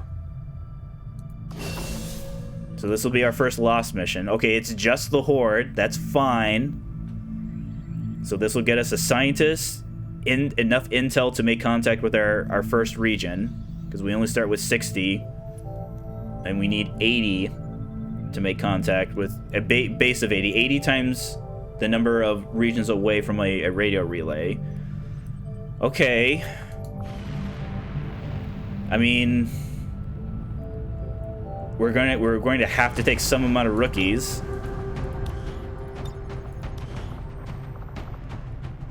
So let's see. You'd be fantastic because they run right up to us.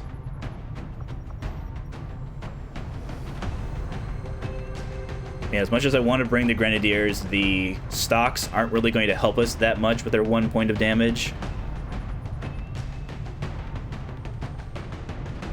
My era. So I'm actually thinking 2 more rookies. Does it matter whom? Because again, our next promotions will be Grenadiers, or at least they're more. Once you have one of each of the possible classes in your barracks, it stops. So it's not like our next 2 promotions are guaranteed to be Grenadier, Sharpshooter. It's just that they're weighted. They're more likely to get promoted if they are lacking in the barracks. So while it's not guaranteed that they'll be Grenadiers and Sharpshooters, that's the most likely. 18 days, 7 days. Yeah, so they weren't even remotely close. All right, let's just start at the top and work our way down. So Vincent's, Tubal. So let's see here. Let's actually give it to one of the rookies. Sure. Vincent, we'll just remember that Vincent has the old world assault rifle. Molotovs for all. We'll give you the scattergun for the free laser sights. Didn't pick into any. No, we did not. That's right. We just have the one loot drop that we recovered so far. Okay. I mean, how well this mission does or doesn't go is going to be completely up to you guys. It's literally just the Lost. All you have to do is hit your shots. If you hit your shots, you'll be fine.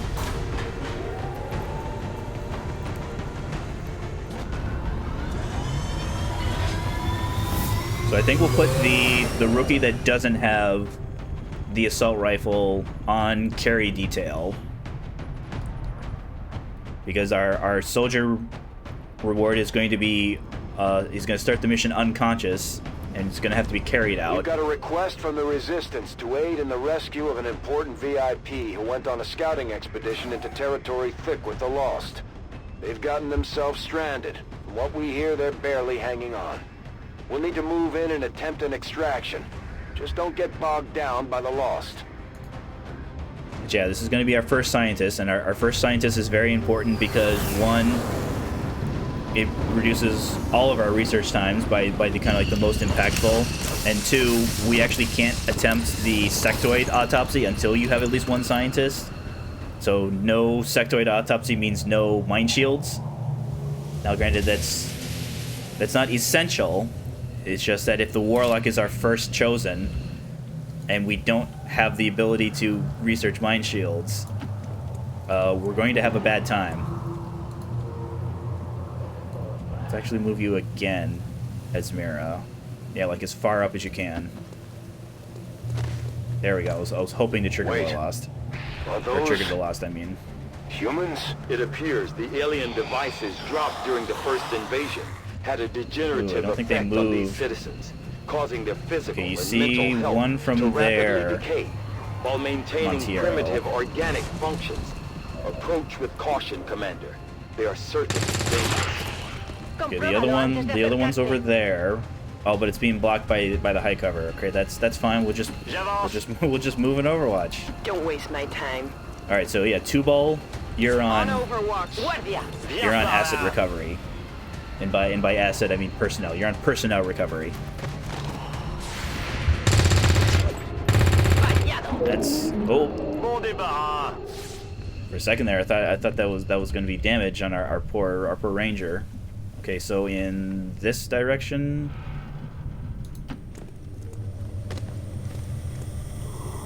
All right, even more Lost. That's fine. This is fine. It just looks like there's a lot of them. Okay, you can see from there, Montiero.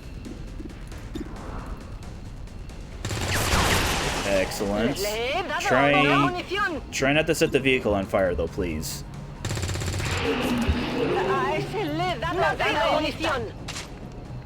Okay, let's actually... Yeah, Vincent, move and reload. Cuba, you need to dash, though. Because you're on personnel recovery. Okay, you also triggered Lost. That's fine. I mean, these are just the regular Lost. We don't have to worry about... Yeah, both of these groups are far enough away where we shouldn't have to worry about them damaging us. So yeah, Vincent, reload. Let's actually take some shots with you, Esmera. Sure, just shoot at the ones that you have the highest chance of. Okay.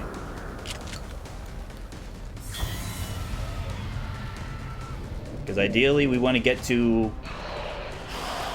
the expedition before the turn timer runs out, because that's when the waves of Lost start showing up.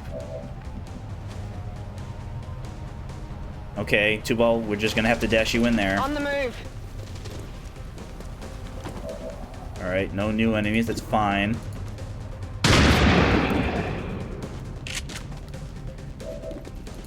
That's a good high percentage shot. Yeah, no sharpshooter is gonna be a little rough, because again, literally all these 2 health Lost would have been no problem to our sharpshooter.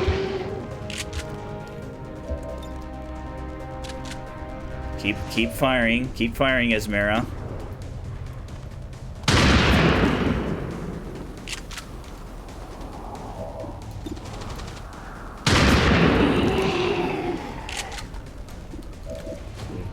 some 80s over here. All right, that's good enough.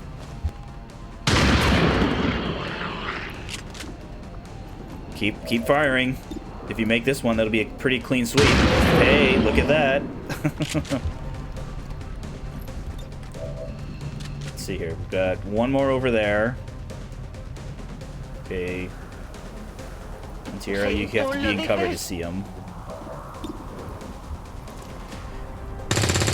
Ooh, Montiero, this is not going to look good on your performance review.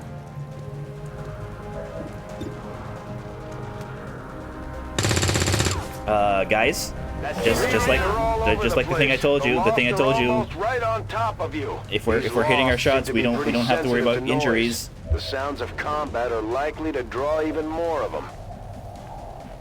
Okay. So, okay, a little too far out. That's fine.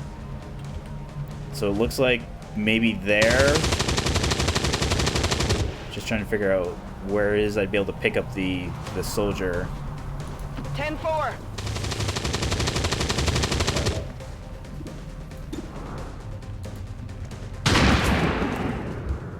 All right, let's grab this high ground here.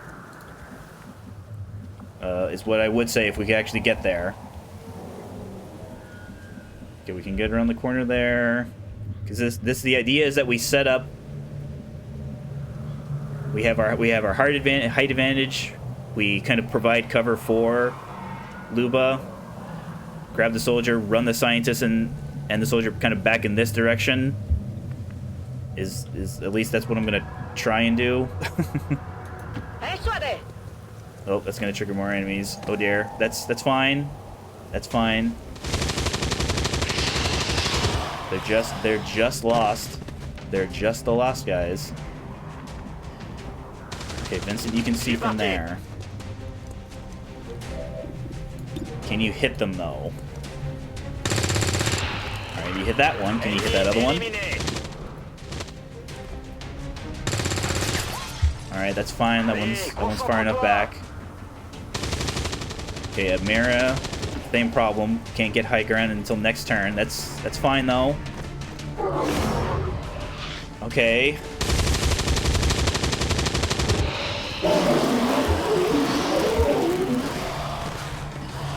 High dashers. Yeah, dashers are those are the ones we can't outrun.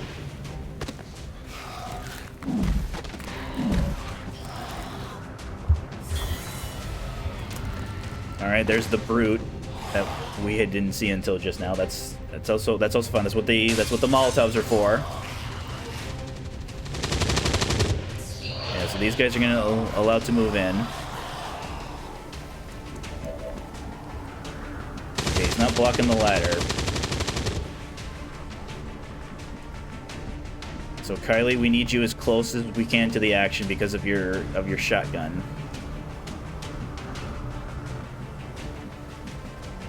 Alright, get there. No shortage of targets, huh? Alright, focus on the dashers.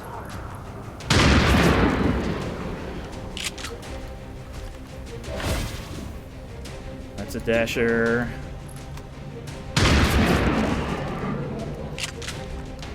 So one more shot, huh?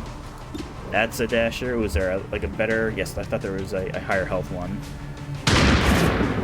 All right, that's fine. That's.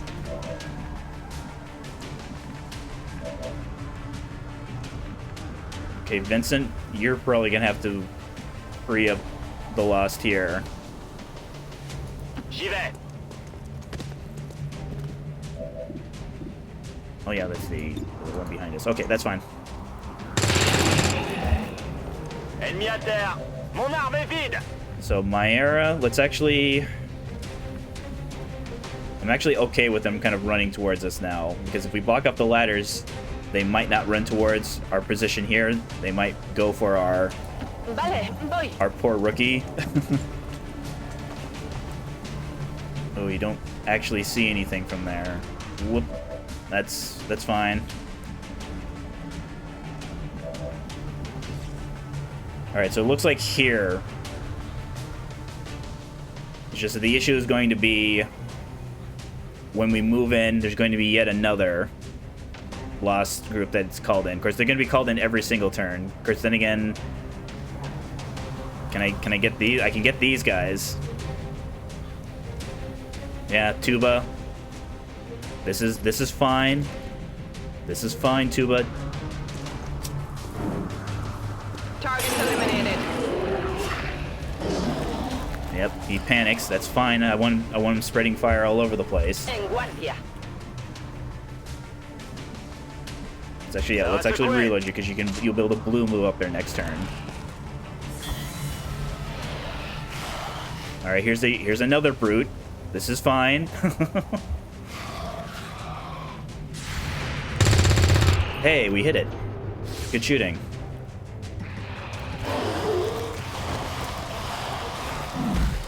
Okay, Dasher moving in. Yeah, that's the one that caught fire. All right, excellent. So I say now we move in, guys. I can handle that.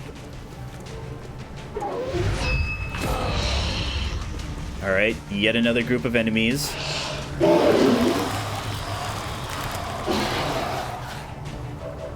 All right, you're coming with me. You're coming with me, pal. So let's start moving in this direction. Just kind of move wherever the group can see. Oh dear. Yeah, run in that direction. Samira has to reload. So you can blue move up here, Vincent. So that should make it... Ooh, do we want to move? What can you see from there? You can see Brute, you can see... Yeah, you can't see much from there. I mean, I'm guessing that's just kind of because of the combination of the cover here and the ground blocking your sight. I mean, you can see... What is it? Yeah, you can see that Brute. Okay, you can just see that loss, that's fine. Maybe we move you over here then? No, because if we move someone else over there, then they can't see anything. Alright. Yeah, definitely get that one as well. Okay, there's the Brute.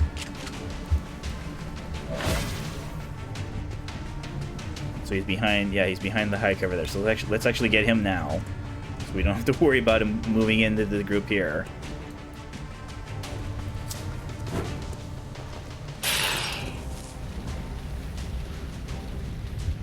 So there's fire over there now.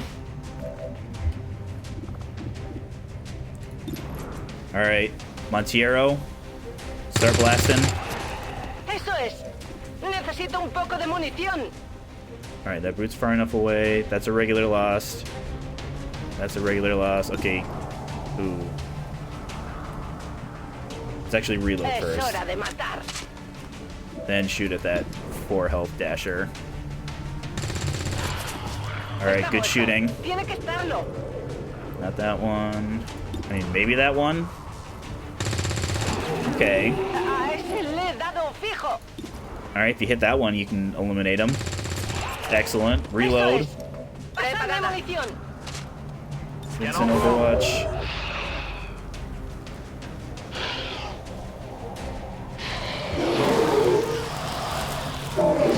This is fine. We've got fire. We've got the fire helping us out.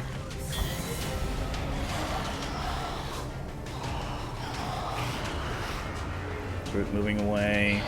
Yeah, we've got some dashers that we're just a little too far out of range. Menace éliminée.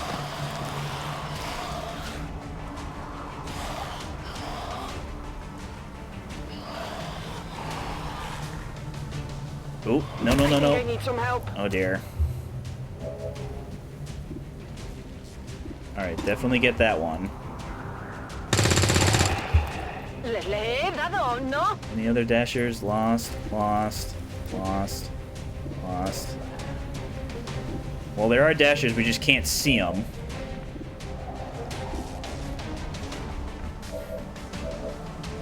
Let's actually get...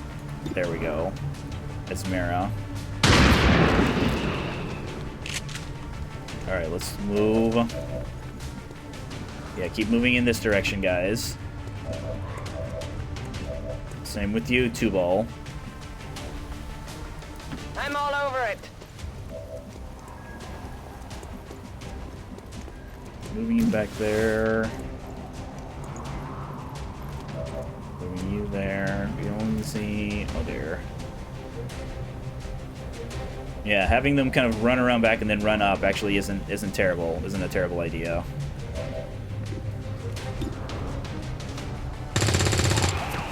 Ennemi détruit. Je vais bientôt être à sec. Reload you.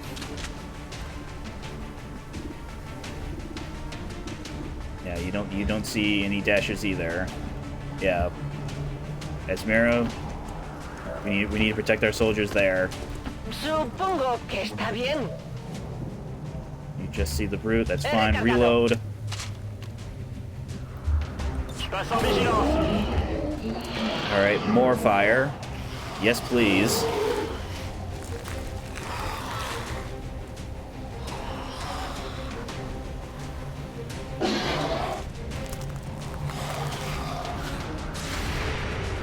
Oh no, he's on fire. Okay, that's fine. Cible à terre. Alright, a couple more dashers. But again, they're going underneath us, unfortunately. He's on fire. He's on fire. They're also on fire. Okay, can we see... Okay, we see that one.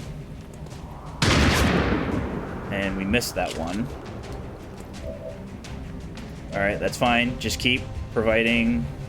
This direction. Keep providing fire support for our scientist and soldier guys. Poniéndome en guardia. Chargé et paré. Je reste en observation. Excellent. I mean, they're certainly helping us out by kind of spawning as far back as basically they can.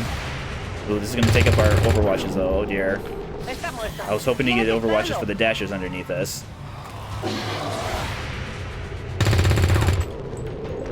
J'ai juste balisé. Yeah, we might be taking damage. Oh dear. Oh no. Okay, Esmera, if you would please. Thank you. Yeah, so they're underneath the shipping container. Okay, try that one again. Okay, now we start moving back. Afirmativo. Because now we have our soldiers shooting, providing cover for our soldiers who aren't shooting. poor Two-Ball. Alright, scientists can get out.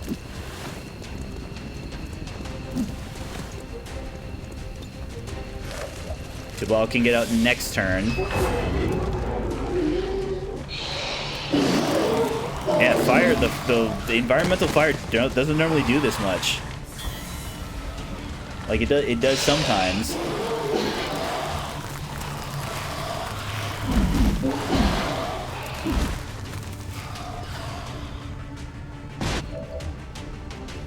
Alright, who's got... There's Two-Ball. Let's get this show on the road. Okay. Are there any dashers? Yes. There's also one back there. Can we move and then shoot at him?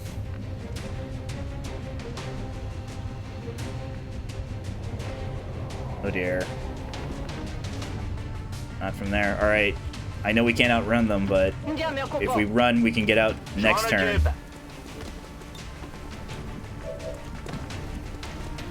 Heading home.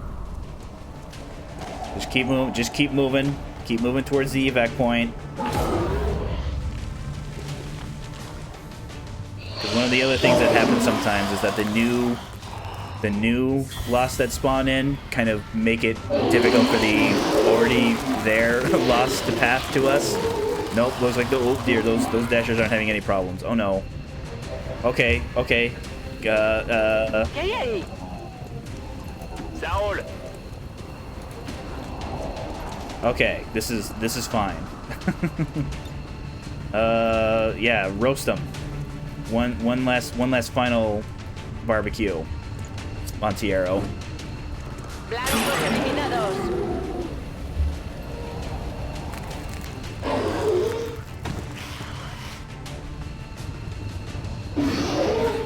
Well, at least they're running away. Me voy a casa. Okay. Yeah, we just had that one hit, but hey, we finally broke the trend. Firebrand is returning to base. We broke the almost everybody injured trend because again we brought in one new soldier and we only had one soldier wounded. Yeah, Esmera, that doesn't surprise me.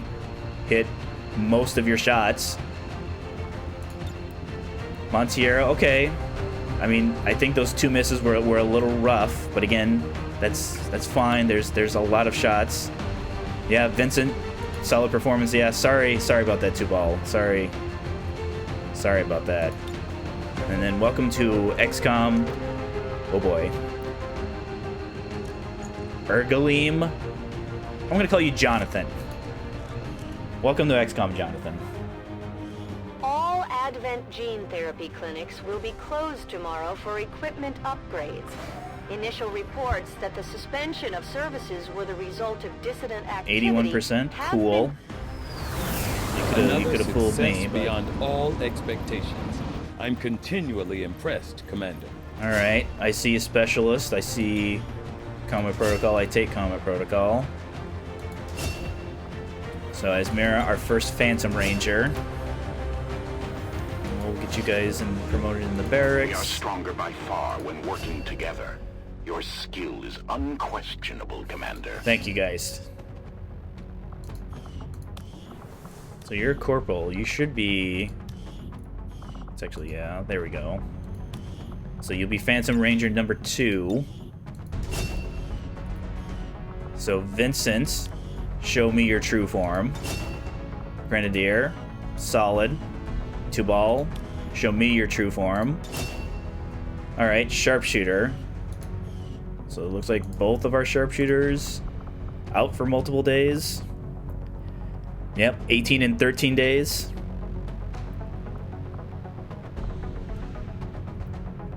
Esmera tired. Alright, so Esmera won't be ready for the next mission, but again, Jonathan will.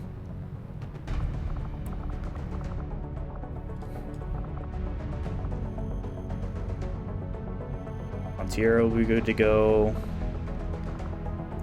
I mean, Don Scholar could. How long is it? What? How long is it? Ooh, probably not. Alright, let's get the supplies. This'll maybe let me buy a med kit. Maybe. 48 supplies, maybe not. Oops, engineering. Hey, Commander. Okay, technically yes. I mean, I suppose, yeah, we could scan for healing, but again, there's no... It halves it, so yes, it does stack with the infirmary. I just don't think even with having, no, I'd rather try and get these rookies. Okay, rapid excavation. So let's go. I'm actually thinking resistance communications. Yeah, we can't build the facilities right away, but yeah. I had assumed you'd make that research a priority, Commander. So if I'll we notify go, you as soon as the report is available. Actually, let's double check. Supplies. Oh yeah, that's right. It doesn't even show us because we don't have the adjacency. But yeah, this should be. Oh yeah, we don't even have to move anybody in there, so we just boom, excavate. 100 supplies.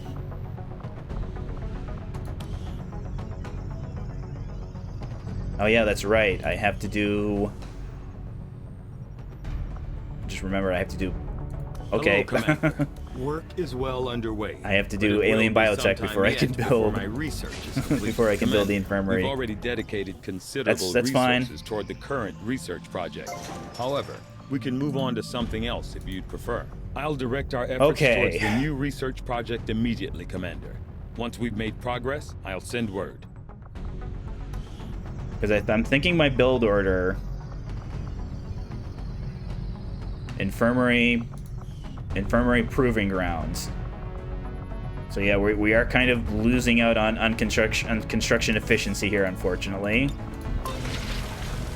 But that's fine. Well, we have the money, we got the goods, we got the greens, we got the future bucks. All right, 3 more rookies. And more supplies. Boy, we are going to be... I can't wait to spend all of this money on my weapon and armor upgrades.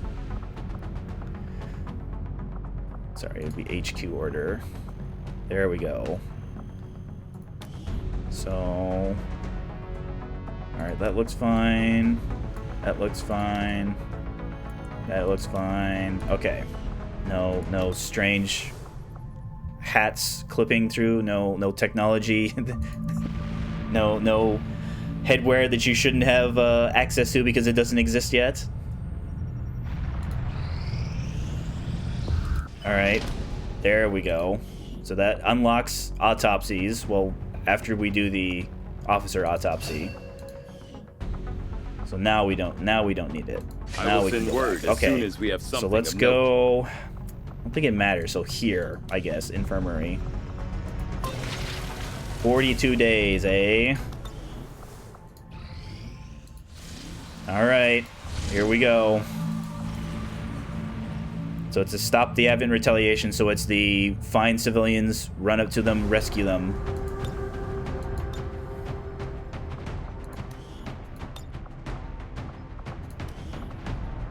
Okay, so Don Scholar was ready. I guess I don't know what I'm talking about.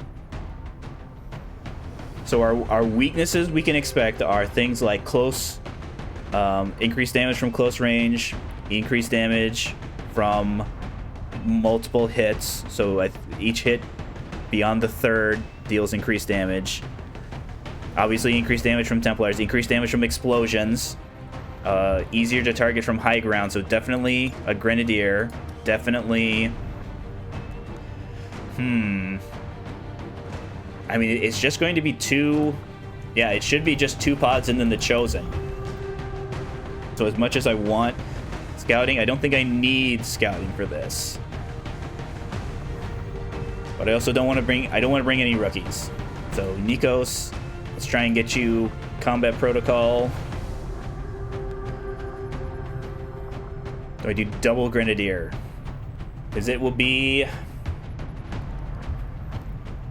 trying to think. I don't think we have Lancers just yet. Let's actually check. No, we could have Lancers.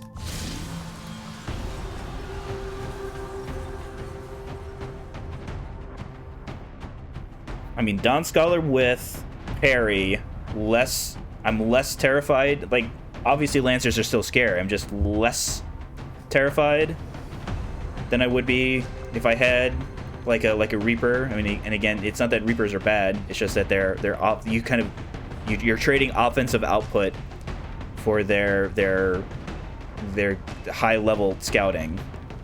Yeah, let's bring literally the only 2 Grenadiers. We gotta get you guys action somehow, eh? So if I had to pick, so yeah, I think whoever gets the LMG should not have the flashbang. And yeah, I want to bring a med kit, but again, I need these grenades. I need these guaranteed damage. Give you that. All right. So I think this is a fine place for a bio break. So we'll load in. We'll have Bradford give us the mission brief.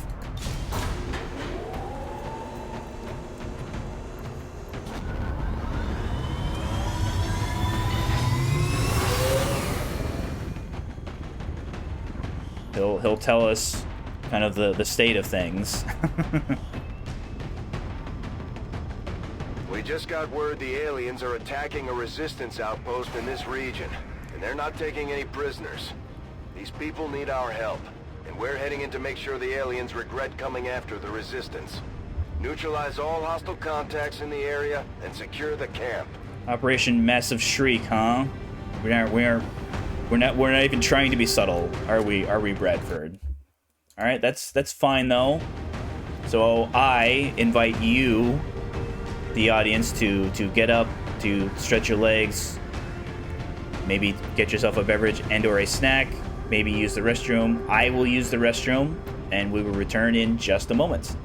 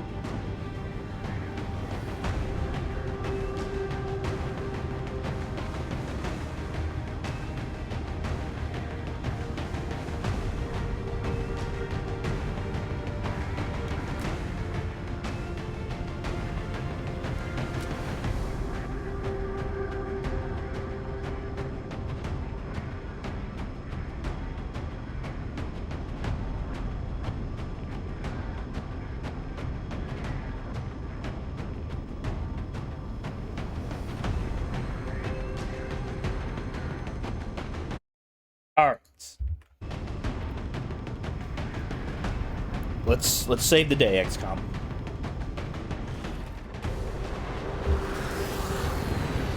I mean, again, the idea is that we rescue it as civilians because we don't want our monthly income dropping. But again, we don't have to worry about losing contact with the region. Because the game, I mean, I suppose it's one of those things where maybe they wrestled with the idea, because there are a number of missions that you can get the non-standard game over, technically that's what happens on the both versions of the Avenger defense is you get the non-standard game over. I just house rule them to say that they're campaign enders. High cover there, Vincent. Okay, nothing. Let's try and work towards... Yeah, that's right. We can't exactly get high ground and kind of hang out there. We actually have to go and rescue people. That's right. Okay, Timothy. Getting it done. Secure high cover there. Dawn Scholar, let's not trigger any more enemies. So, probably there, Nikos. It's clear. And let's see Come get who is here to ruin our day.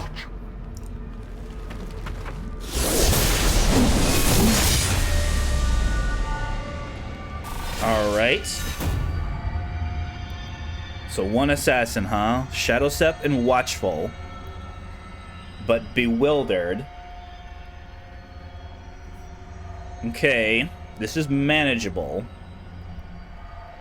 The issue is going to be we're not going to see her coming, though, because we don't have the tools to do so.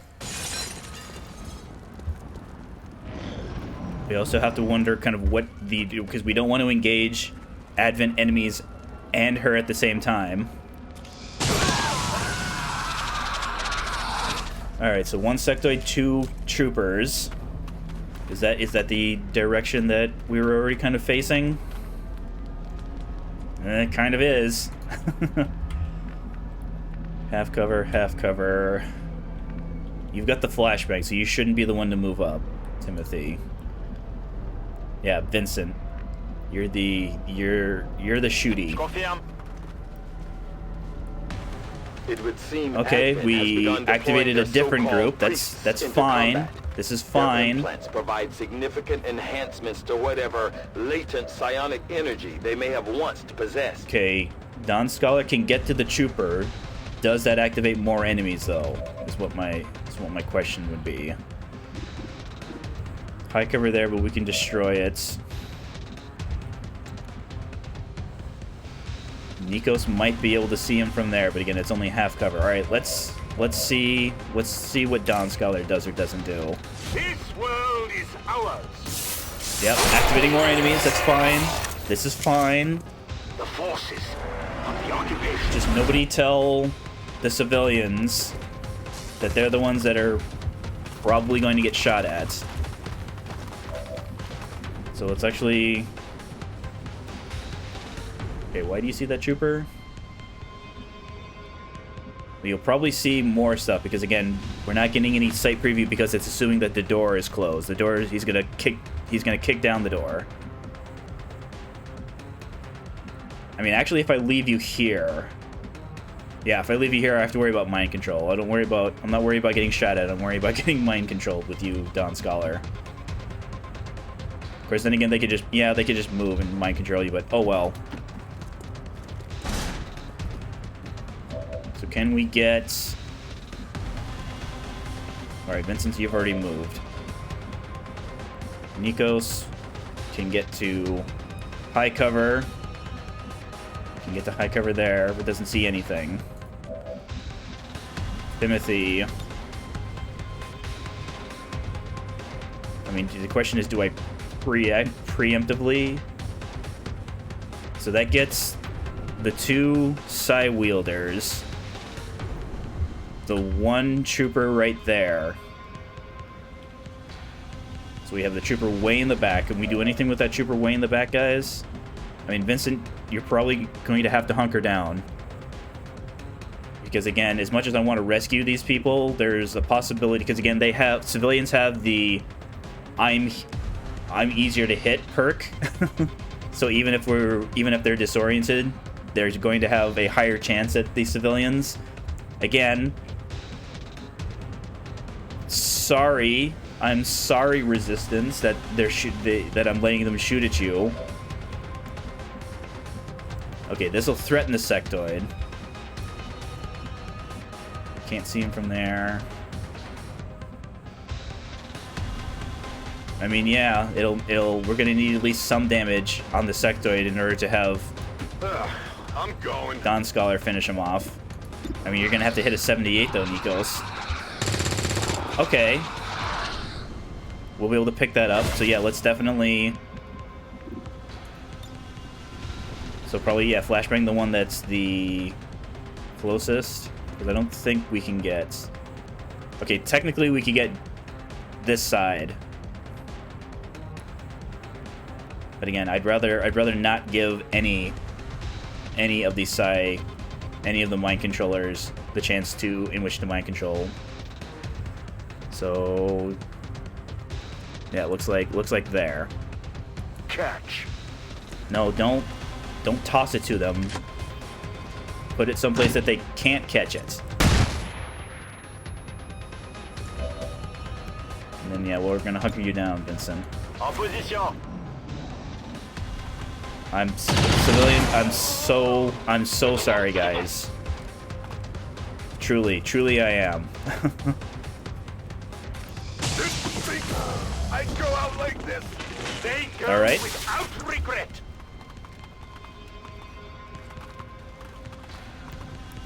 I mean, it's kind of par for the course. That's what happened in our last in campaign 1. We had our first death We'll try on. harder, puke. We had our first death on the retaliation mission. It was also a specialist, if I remember correctly. Okay, Don Scholar can just get the sectoid. That's unfortunate.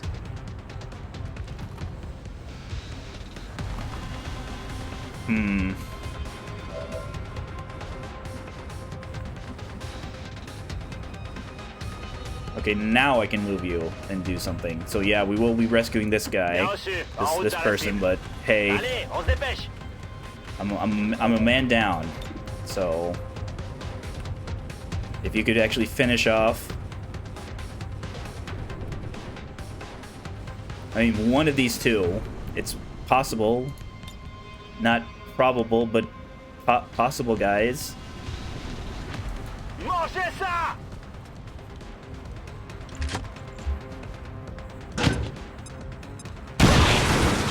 Excellent. So what does that do?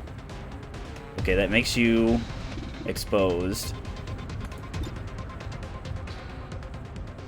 That would kill you. Because I'm actually now considering... Okay, that's right, I can get that trooper. Alright, let's see...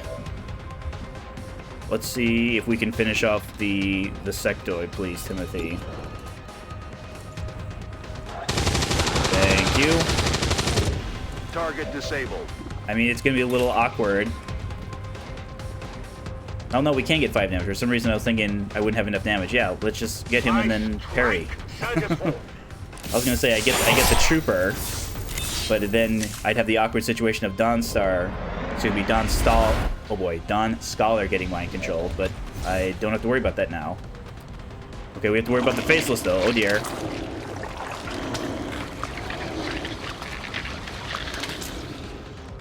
I'm sure this is fine. Rumors about some kind of I mean, yeah, shapeshifters. we have the I'm guessing this is it. It is a assassin coming in remarkable still. species.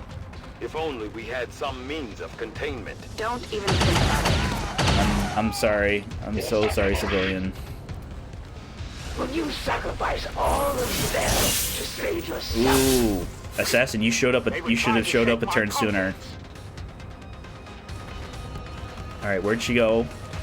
Okay, she's breaking sight and overwatching. Cool. All right, so if I can't see her, yeah, I can't see her. The issue is just going to be, do I see her from here? Does she see me from here? Okay. Where can we see the? Okay, we can see him from there. Yeah, everybody, let's get off these vehicles. Okay, you see him from there.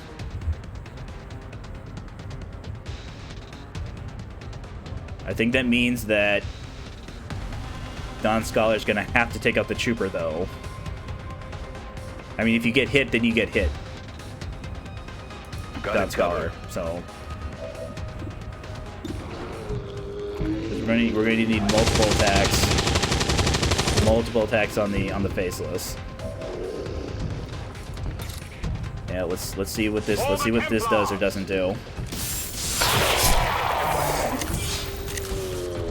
Alright, so it looks like the wall... Okay. For some reason I was thinking that she'd be able to see through the window. Clearly that's not the case. Clearly can't see through the window. I mean, I don't think she's allowed to... Yeah, her Overwatch behaves just like any other Overwatch, so if she sees something, she shoots it.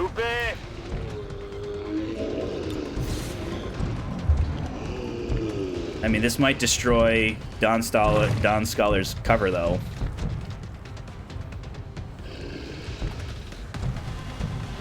Nope, he must have just been, because again, their melee attack is a wedge.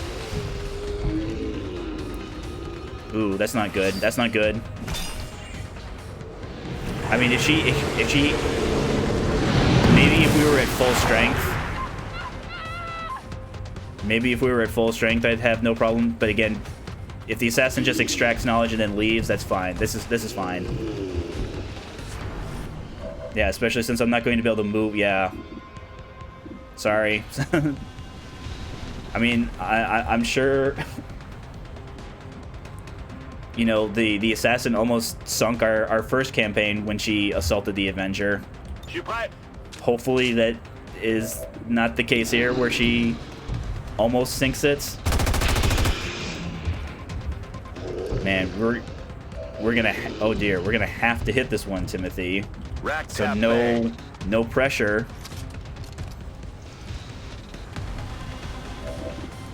Wow, it's only 68. I'm leaving. Yeah.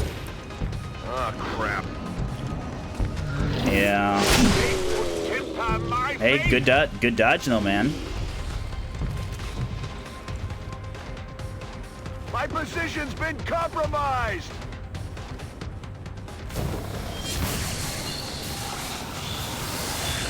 Tis but a scratch. Tis but a scratch. I'm sure that 2 health. Don Scholar. So. All right. The Chosen have recovered more information about us, Commander. If they keep this up, they'll eventually be able to find the Avenger. This is more of an issue. We need to stop them before that happens. This is more of an issue. Yes, they don't assault us until their bar is all the way full, but again, even something as little as this, they can start sabotaging us. They can start adding dark events. They can start doing some pretty mean, nasty stuff. I mean, I suppose, Don Scholar. I mean, your team, yeah, Nikos, sorry. I mean, but that's about as XCOM. Yeah, I don't. Other than not giving you half cover. It's just that the most likely outcome is that they missed. They hit you though, and you did not survive. All right, we actually have a sergeant now, though. That's huge. Okay, so Shadow Step. So now we don't have to worry about the assassin and Overwatch, because we can just have Don Scholar run up to it and slash and get rid of it. Yeah. Sorry, Nikos.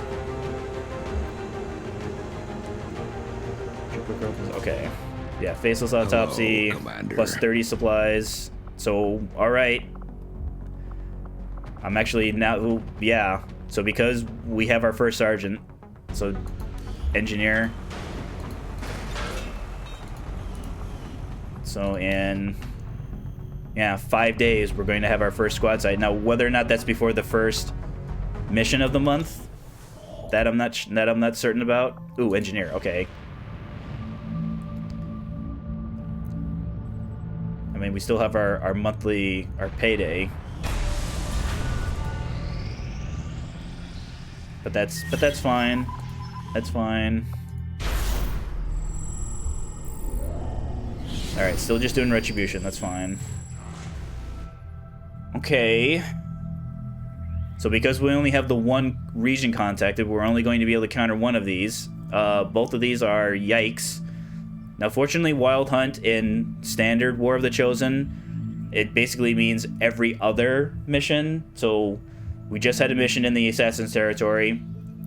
Were Wild Hunt to be activated, we'd still have at least one mission, because the way the unmodded game factors in is that they are forbidden from showing up on back-to-back missions unless there are certain conditions met.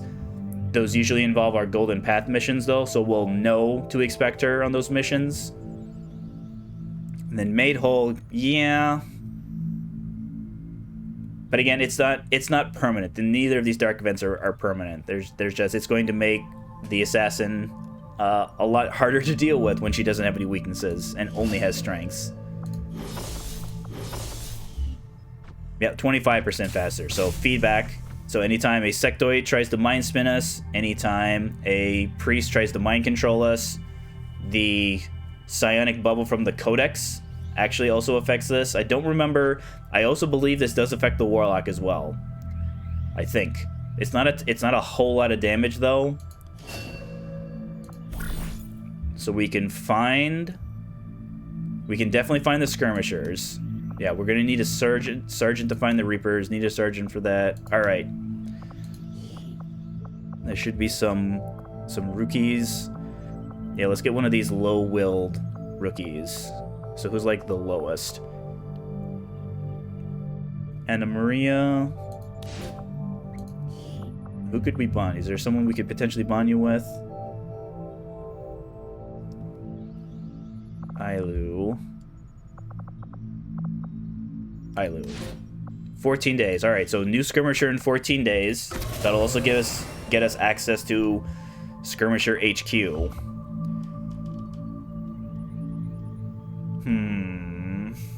4 days. Because I'm just now realizing, do I not have... Yeah, I don't think I'll have the supplies if I don't get my monthly supply drop to purchase the squad size upgrade.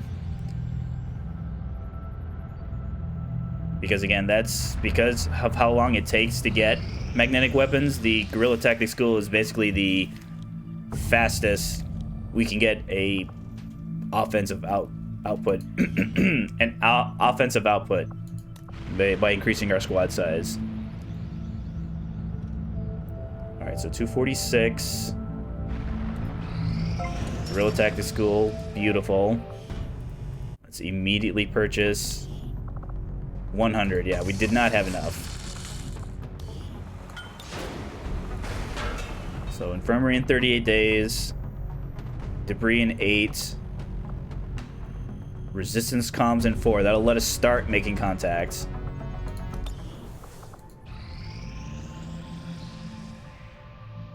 Tubal is back. This is warning us about the Avatar project. That's fine. Resistance comm. All right, officer autopsy instant. Or sorry, inspired. So that's 3 days. So they'll let us build our infirmary, or not infirmary, the proving grounds probably here, because I don't think... Yeah. Autopsy will happen before the alien debris, so proving ground there. Keep scanning for the engineer. Might as well. Okay. What's our... Alright, made whole. That's fine. It's even protected device. So yeah, these are... Yeah. they'll be more focused on... Of course, then again, I thought they'd be more focused on these civilians, and they had no problem shooting at XCOM. So... Okay. Not terrible. Obviously, the start could have been better. I mean, we got fortunate that 1, Don Scholar's alive. 2, they got a... Now, you can get multiple negative traits, so it's not like Dawn Scholar is now permanently immune to further negative traits. I mean, even eventually, this one could go away. The death... Not, where is it? Just trying to see...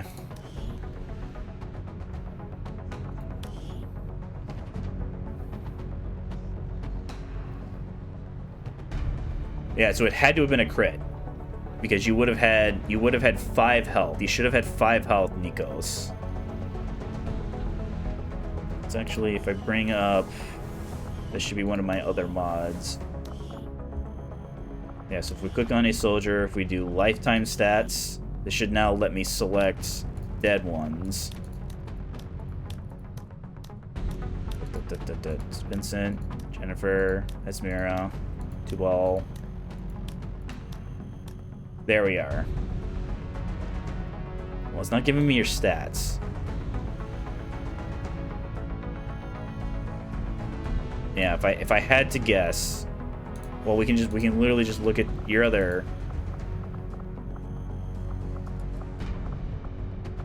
specialists. Yeah, you would have had 5 health, because you would have went from 4 to 5, going from rookie to squatty. 5 to 6. Montiero went from 5 to 6, I'm sure, when they got promoted. Yeah, we see squatty rangers at 5.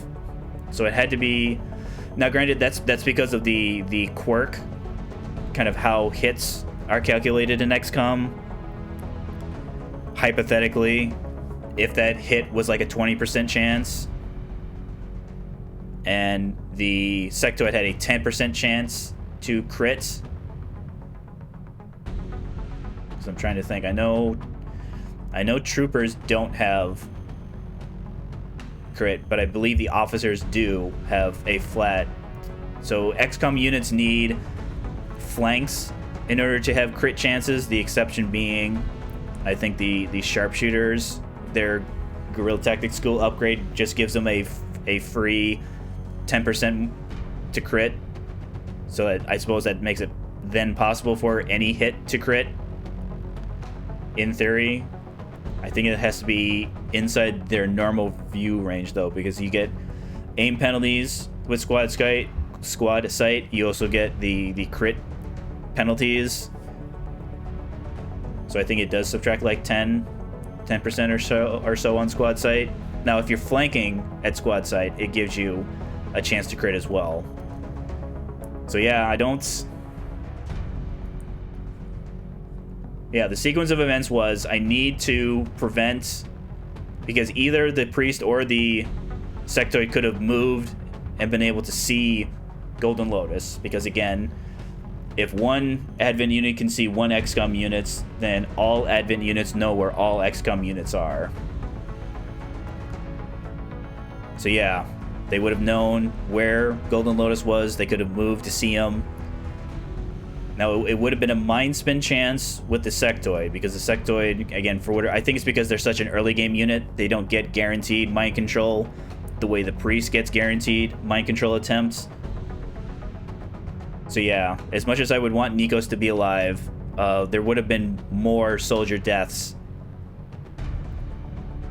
had mind we would have had, yeah, because it's entirely possible that there's a universe where both Don Scholar and, was it Timothy? I think it was Timothy that had the flashbang. There's a universe where both Don Scholar and Timothy could either be, one of them could have been panicked because of the mind spin, the other one could have been mind controlled.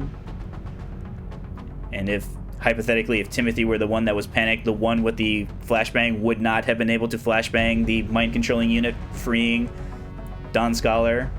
It's just kind of yet another layer to the Templars when you play on Legend difficulty. Now, granted, that's something that applies to all difficulties. On all difficulties, the Templar Ren attack doesn't miss. But again, you live by the guaranteed damage, you die by the guaranteed damage. So I stand. Yes, I would prefer having a living That's why we brought him on that mission, to get him a promotion, to get combat protocol. I would have preferred having a living specialist, especially that would have made it more. I would have felt that I had more of a chance taking on the Chosen with 4 soldiers. It still wasn't a guarantee, but so yeah, it's not the outcome that I wanted, but it's a decision that I stand by. Oh, that's right, I didn't clean out my saves. Okay, if we do, let's do Camp 03 and then 01. All right, that should be good enough.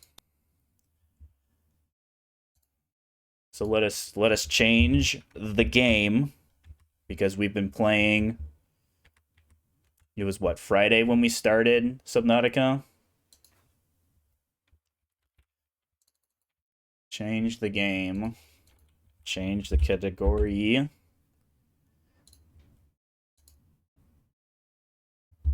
Let us start the game. So I did in fact look up kind of where, because we had been, our progress had kind of been stalled a little bit, because I wanted the grappling hook for the prawn suit and couldn't get the grappling hook. So I did find a location that I had kind of forgotten about because of how dangerous it is. So it turns out if we just go kind of like due west from the player's life pod, and if we go pretty much straight westerly, we should run into an area that, one, is dangerous. But I think that's a fair trade in exchange for getting the things that we want.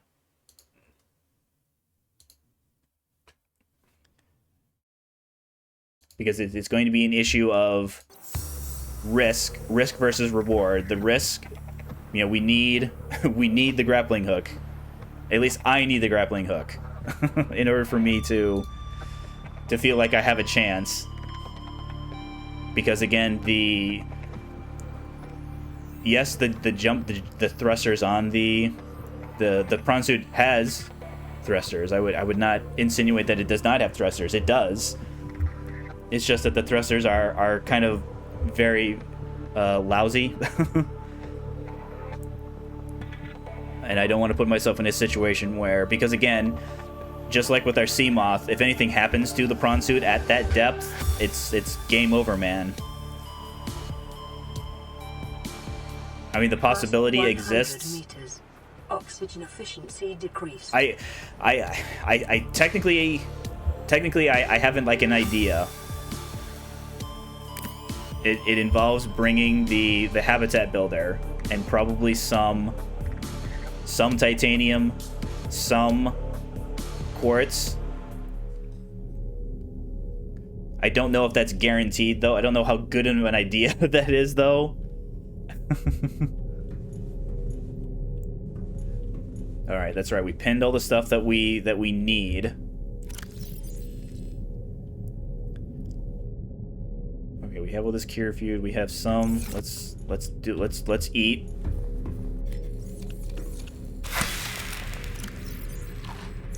Let's eat some more. How's our power looking? Power's looking okay.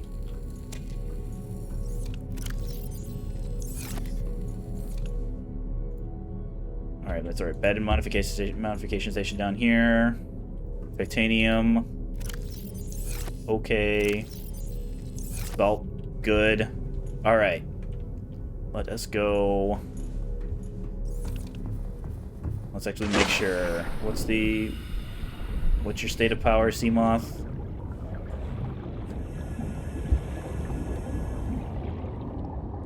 %. Love it. Batteries are good. Let's actually grab. We have good water. Welcome aboard, Captain. Yeah, let's grab a good water. Let's actually grab a second first aid, just in case. The hook with this area is that not only are there leviathans, there are many leviathans of the Reaper variety. So it's basically we're going to go to Life Pod 05, which is the what we were in. We then go kind of a westerly direction from there towards the edge of the map. Now again, we have to be careful because we've already gotten our warning from our PDA warning us about the ecological dead zone.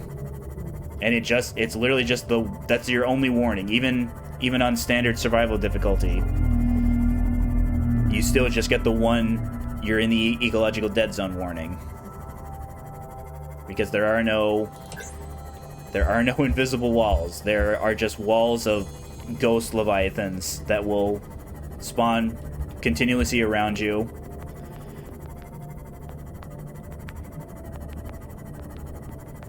Alright, so here we are. So here we are in a westerly direction. Let's just make sure. Alright, yeah. It would be embarrassing for me not to have my scanner on me. The thing that I need... The thing that I need... to scan the fragments.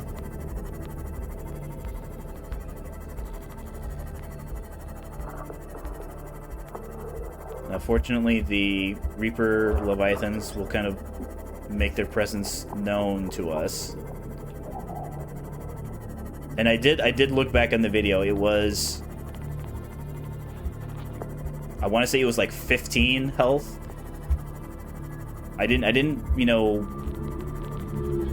run it in slow motion, but yeah, it was like 12 or 15 health we got trying to get into that blasted Degassi habitat to get the shield, the Cyclops shield.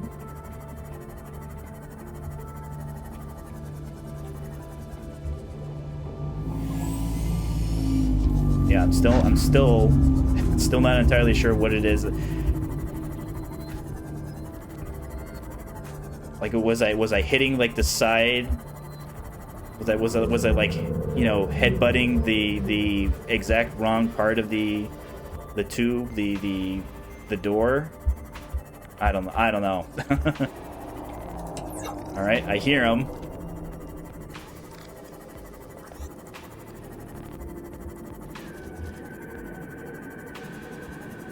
Let's see here. Probably coming here at night wasn't the best idea. Because I'm not exactly going to... Okay. I was not anticipating... I mean, I shouldn't be surprised that there are warpers. I should not be surprised. Leviathan class. Life forms in the region. Are you certain whatever you're doing is worth it? Yeah, that's how bad I want the grapple hook.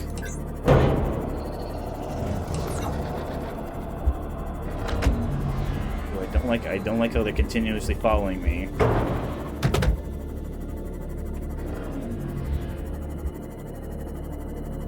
All right, let's. All right, I'm hearing that's the bad yell.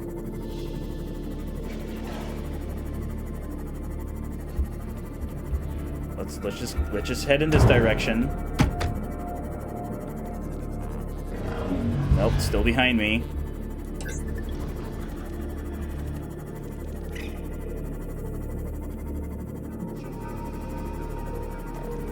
I mean, it's entirely possible we just bring the prawn suit. Of course, then again, no, I won't be able to outmaneuver the warpers then.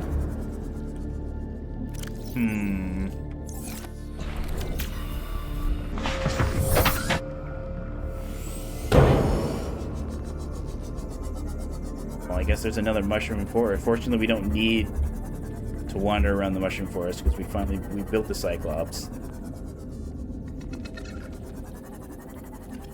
Okay, that's Sand Shark.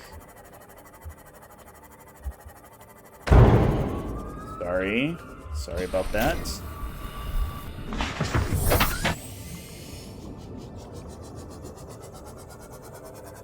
Because there's supposed to be Aurora wreckages in this area.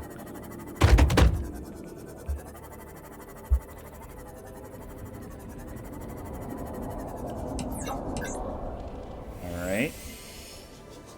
I'm actually okay with Reaper sounds. I'm more concerned about Warper sounds. Yeah, our PDA was accurate. There are many. I think the wiki told me there are as many as 8 Reaper Leviathans in this area of kind of the various.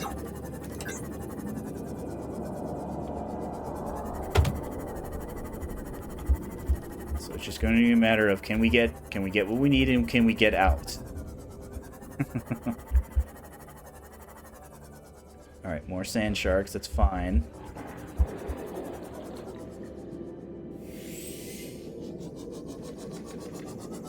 Okay, Warper over there. Cool. Ow. Ow. Sorry, fishies.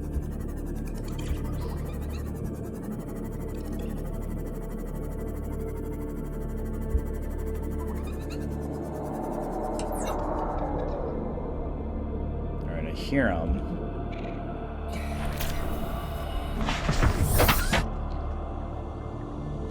Warpers.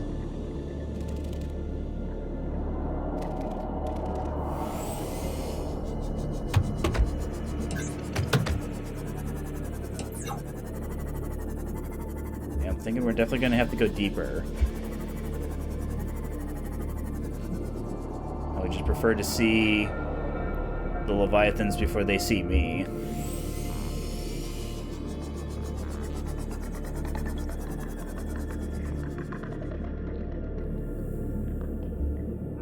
Definitely like a thermal. Yeah, that's a vent of some kind. Yeah, I'm not worried about you, sand sharks.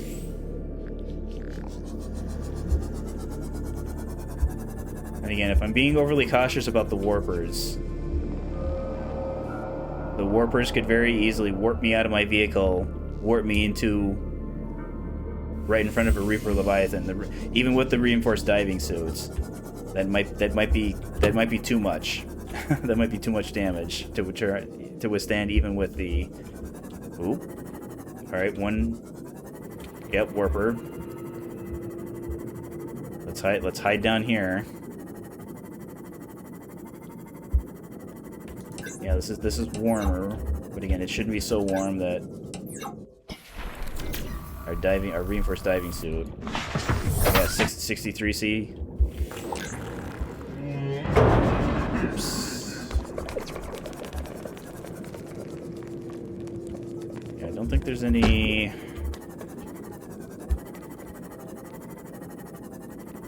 Yeah, I'm not thinking there's anything in these areas here. I mean, at least I don't think so. No.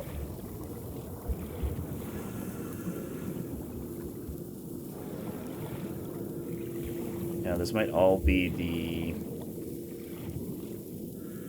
those guys and the drooping plants. All right. Oh, maybe down here. Nope. That's not. Yeah, these guys, the gas pod guys, don't get upset with you. It's just that you can see all that wall of green.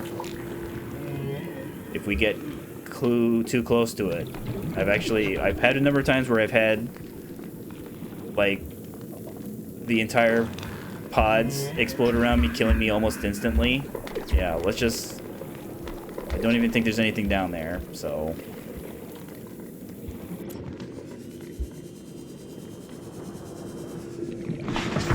But if I remember correctly, our sea mob doesn't care about the poison. At least that poison. Okay, we're getting a little more light. But again, we're still, 300, 400 meters down. All right, warp over there. No, thank you. No. Over there. Reaper Leviathan directly above us.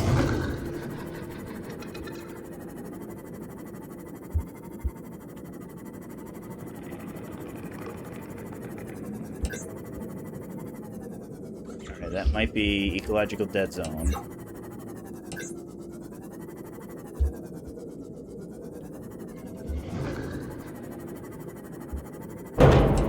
Sorry, fishy.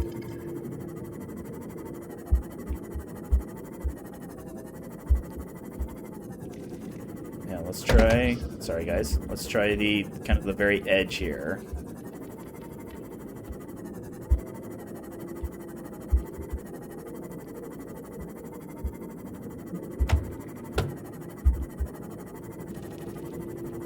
Or sand sharks, it's fine.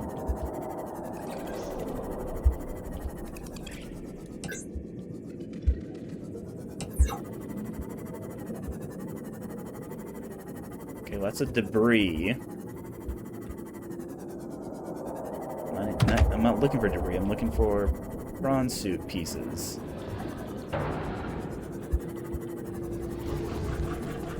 Ooh, another one above us.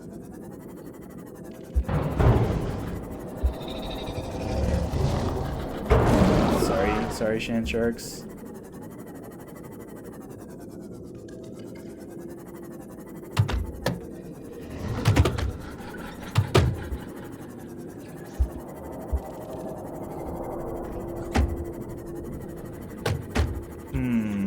Okay. Here we are.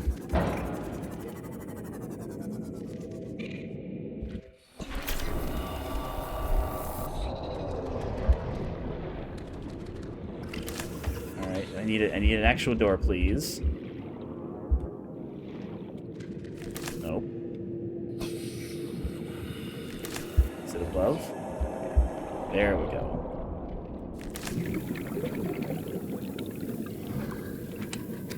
Water. Ooh, water filtration suit. New blueprint acquired. So it does exactly what it says it does. It kind of recycles your own bodily fluids into kind of life-sustaining water. Now, granted, it behaves like the...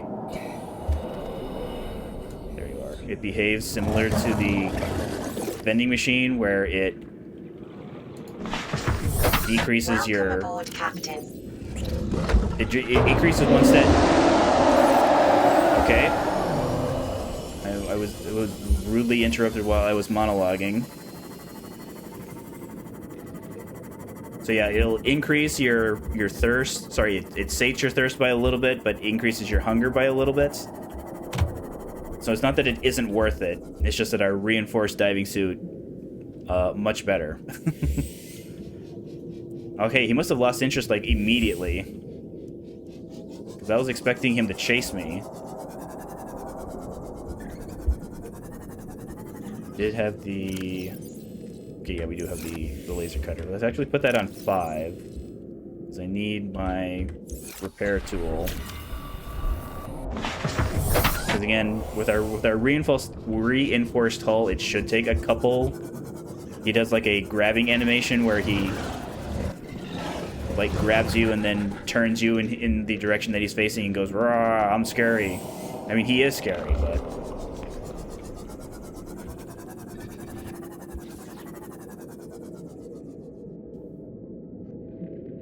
Alright, this should be fine.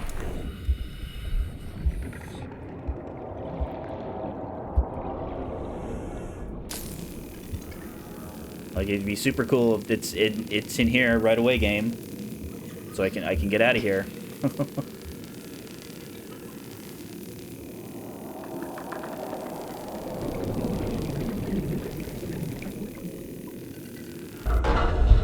Scanner. Okay, there's the drill arm.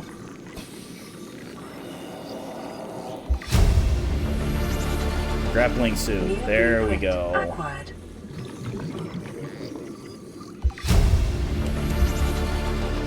New blueprint acquired. I don't think this door is openable. Just double check. Can I repair it? No. Food.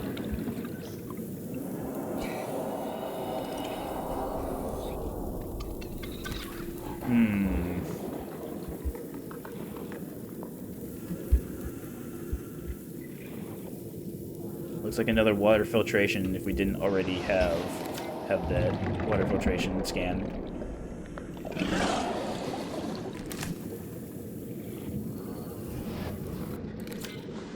All right.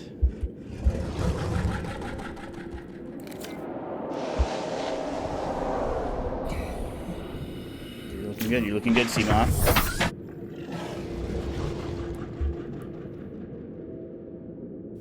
All right, nice and slow, nice and easy.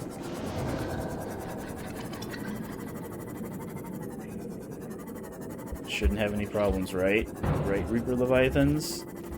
Over there, okay.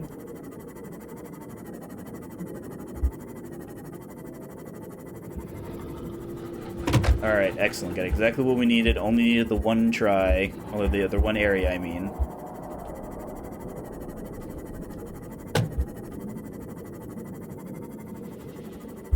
So if I remember correctly, the drill arm needs diamond.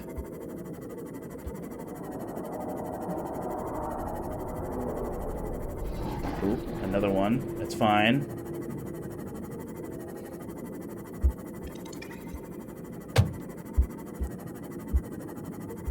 Sand sharks, you guys are fine.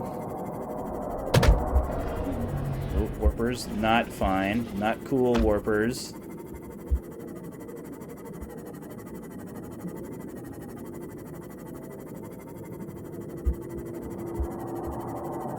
Ooh, I'm still hearing more of them. They're not following me, are they? Because I have had that happen before. There was a time where a Reaper Leviathan chased me all the way back to the safe shallows, the place where you start the game, and was just there the entire time, the entire playthrough. Every time I go back to the safe shallows, there he was, swimming around like he owned the place.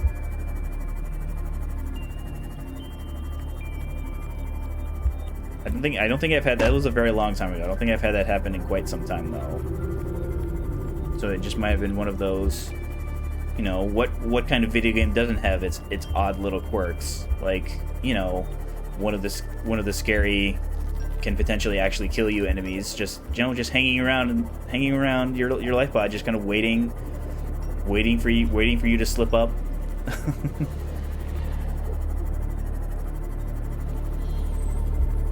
Oop, sorry. Alright, let's get back to the light pod. Let's repair. Let's take... Oops, sorry, Peeper. Let's get you back on 5. Air bladder.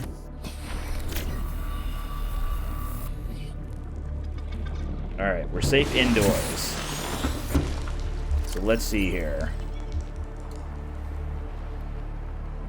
So water filtration, synthetic fiber, aerogel, copper wire, so no problem there. If we decide to build. I don't think we're going to need to, but... Alright, so grappling arm, benzene, advanced wiring kit, lithium, titanium. Drill arm. Titanium, lithium, 4 diamonds. So lots of titanium, some lithium. Yeah, I think because we have that lithium deposit literally just right outside our base, if we can build the drill arm first, we'll do that. But we do need to bring table coral with us. And then benzene, that should be the blood. Yep, the blood oil. That'll be fine. Simply drop you off. Let's actually take all this. Leave these as well. Let's grab some table coral. I know we need... Oh. Yeah, let's look at our... Okay, it's technically just the one wiring kit, but my mind is telling me I need a second wiring kit for something that we haven't been asked to build yet. Oh, yeah, that's right. I have that fishy on me.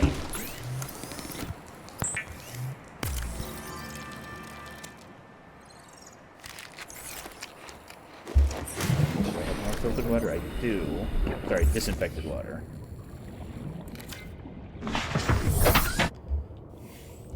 Actually, now that I think about it, let's get this.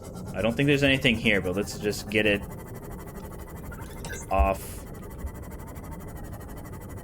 We'll check it off as explored. I don't think we'll need to come back in this area.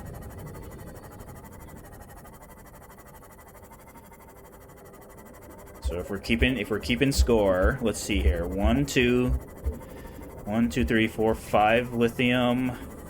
We have 1 nickel back at base. So we just need 1 more nickel. Again, we only need... Did that hit? I'm sure it was just... We only need...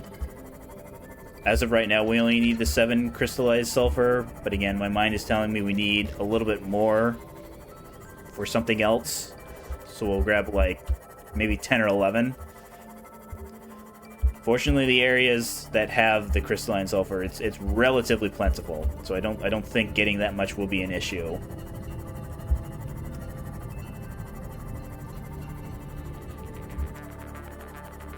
Alright, more mushroom forest, that's fine.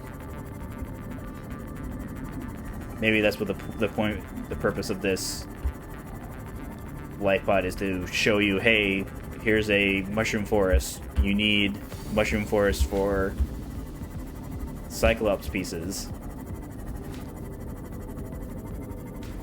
Because I don't think there's a tech upgrade here. I think it's literally just a PDA, but it doesn't say anything.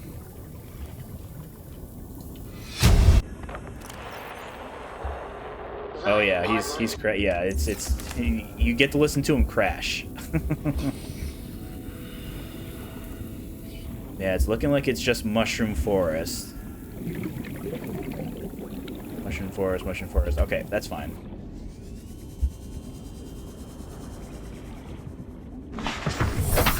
Alright, now we head back.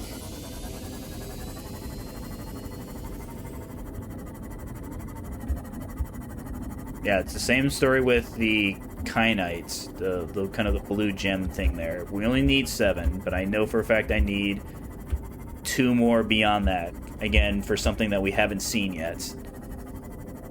Or at least something that we don't know how to construct. It's actually grabbed. We have space for... Yeah, if we see any debris, because we need 5 titanium for both bronze suit arms.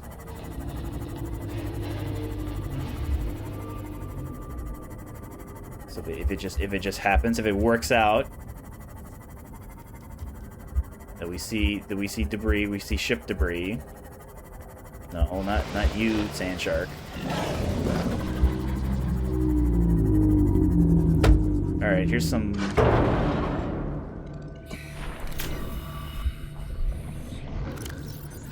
Here's some stuff we can scan. It was. No, not that. There we go. Scanner room.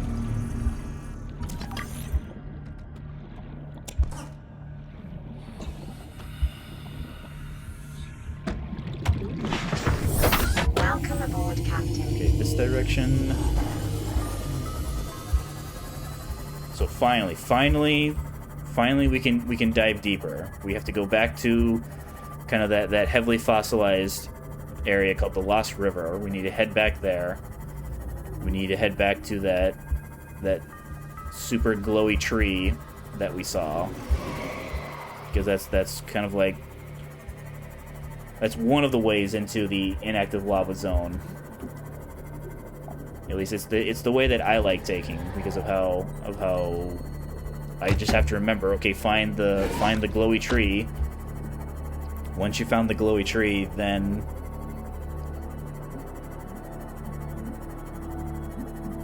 we should have room for 2 more actually. I don't know if we're gonna find any down here though. Or it's more quartz.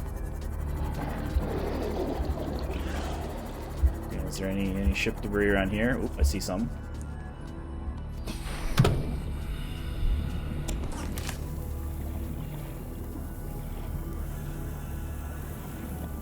I'm sure we explored this thing.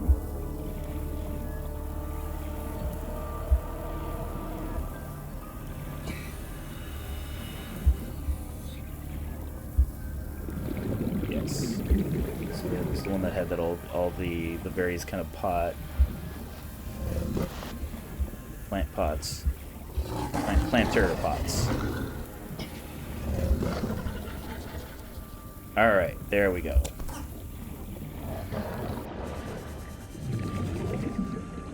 Oop.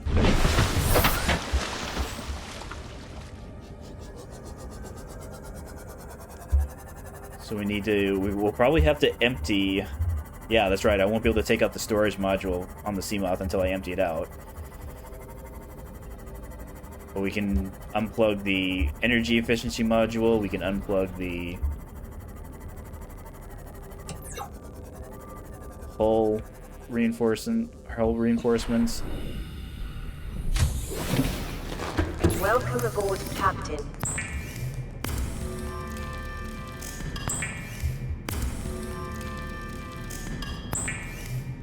Alright, so it looks like we are, in fact, short of diamonds.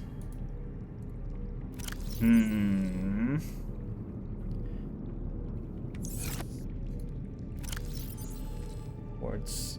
Let's put the lead in here. How are we doing for copper? Because we're going to need a copper wire. Yeah, we got plenty of gold. Okay, we can make a copper wire. Oh, that's right. We're not going to have the wiring kit. Okay, so we need to look for diamond. We need to look for silver.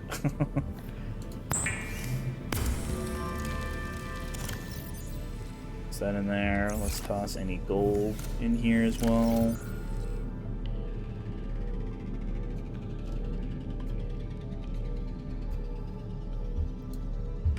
Can we at least build... Alright, we should be able to build a grapple arm. We're gonna have to make inventory space though. Okay, let's put the cable core in here. That away.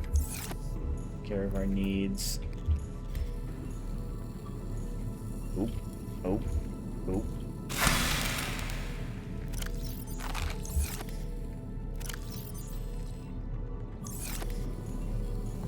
Power's good. Filtration, that thing's full. Again, that's fine. That means it's not drawing power. Let's just kind of... I know we just talked about how we have to unload this. Let's actually just kind of put some stuff away. Let's actually put a second large filtered water.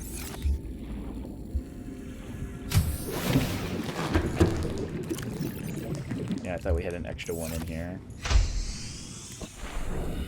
We might need to take this with us just to get more diamond and silver.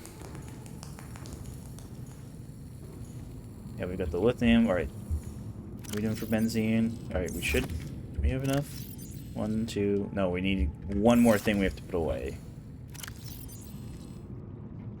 Battery. There we go.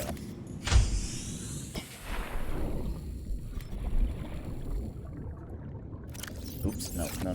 I just want the blood oil, the blood 1, 2, blood vine. I should be able to get 3. Why is there not a third one?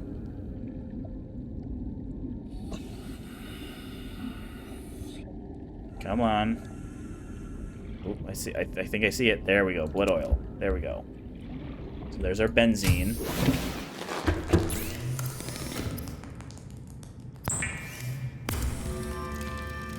Oh yeah, that's right. We can't build the grappling hook because that's what we need the advanced wiring kit for. All right. Time for more storage.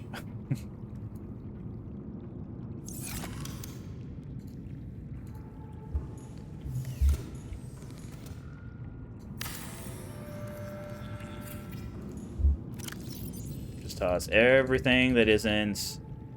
There we go. So we need 2 silver and at least 1 more diamond. So let's check.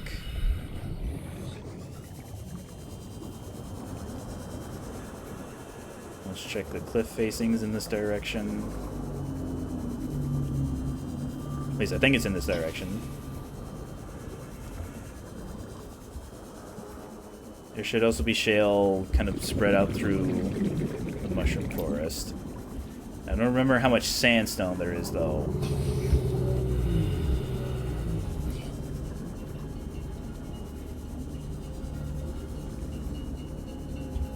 That's salt.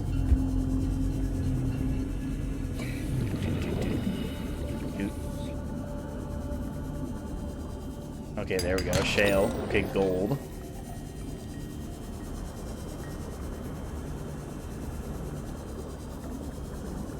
Salt deposits. Is that sandstone or is that limestone? It's not limestone, that's fine.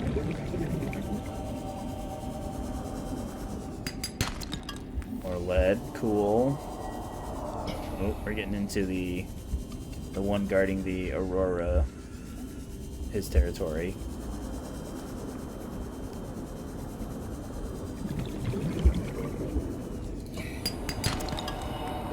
It's fine.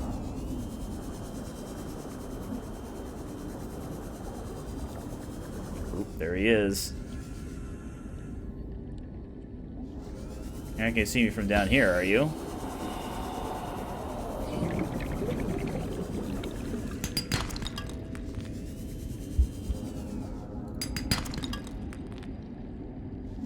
Are you? I see you.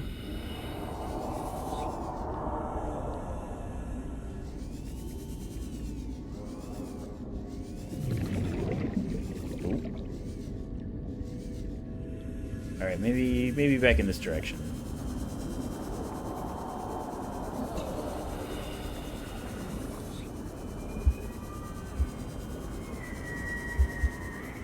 Oh, more titanium, I guess.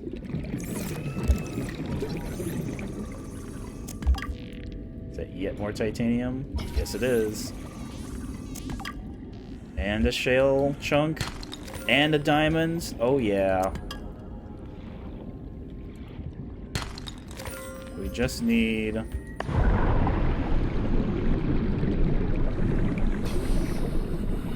trying to think, where would... Yeah, there we are. There's the Aurora. So maybe back in this direction, more sandstone.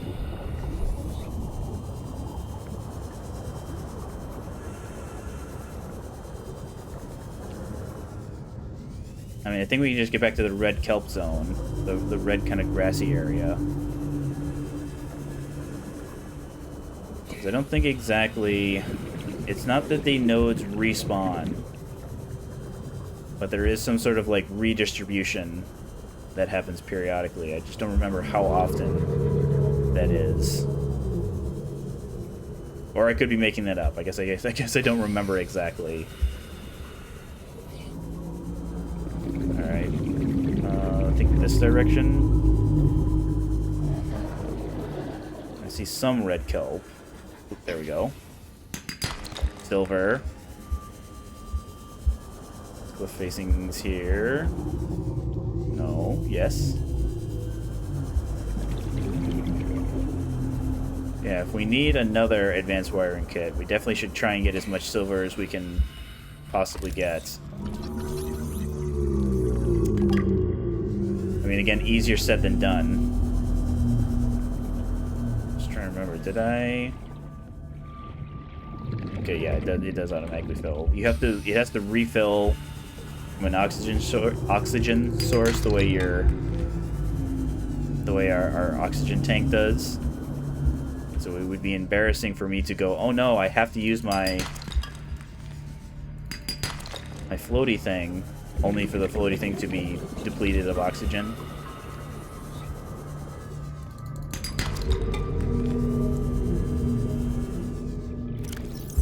He's okay.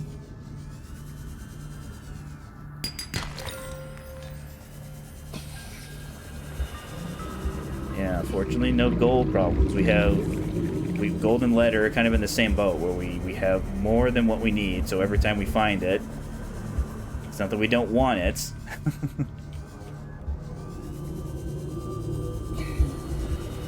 just it's not as useful to us right this second. Okay, maybe this cave here.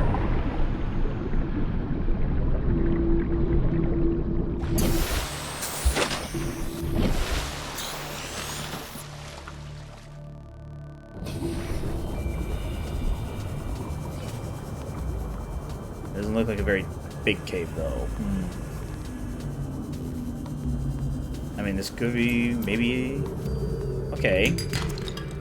Lead though, that's fine. Oh yeah, these guys. That's fine. We'll just not like swim up to them.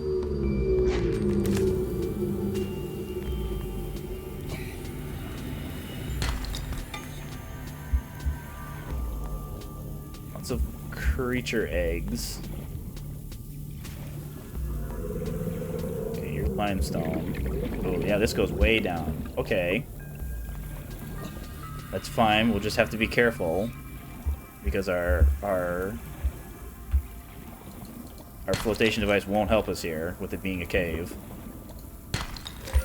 Hold. Lead. 2 more spots. Oh, our flare finally gave out.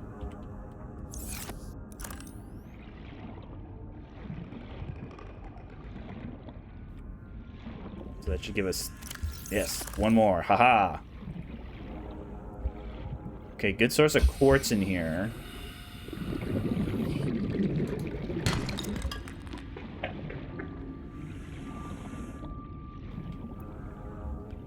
It's also somewhat bioluminescent with all the plants, the plant life.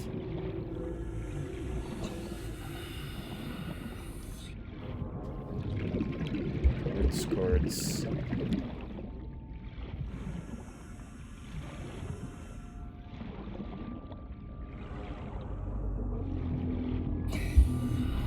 Limestone.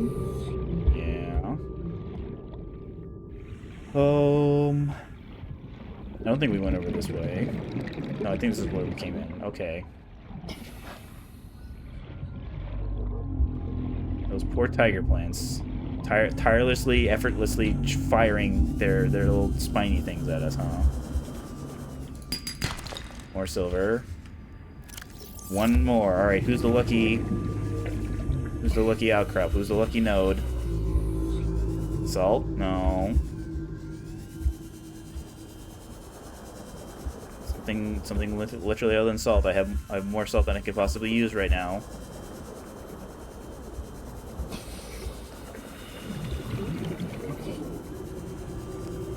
I mean, it could be a fishy. I mean, I am a little hungry. Oh, there we go. Okay.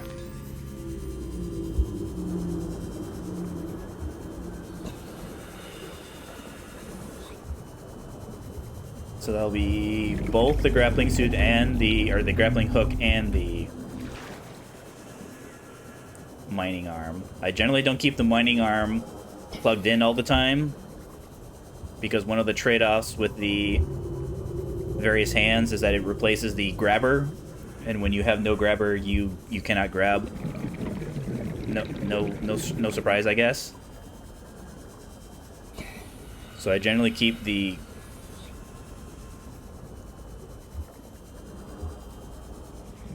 grappling hook in one hand. Welcome aboard, Captain. Fortunately, the unplugged-in modules only take up 1 inventory slot, just like the other upgrades.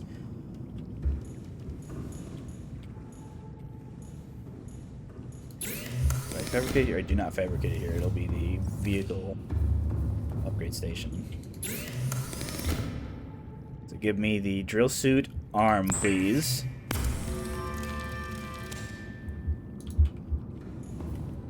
Unpin that.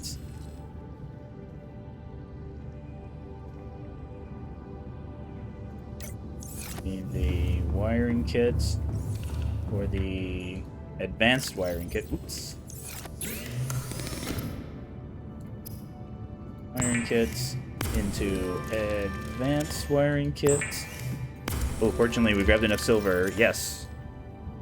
So really we should just build that now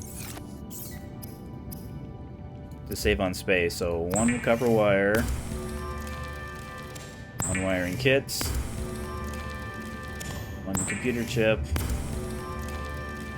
Second advanced wiring kit. So yeah, there's the drill suit arm. Let's toss the lead in here.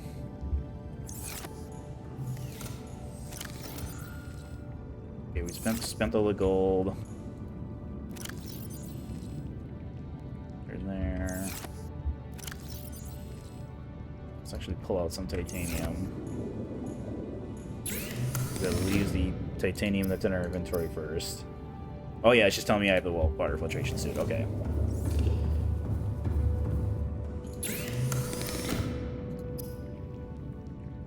Grappling arm.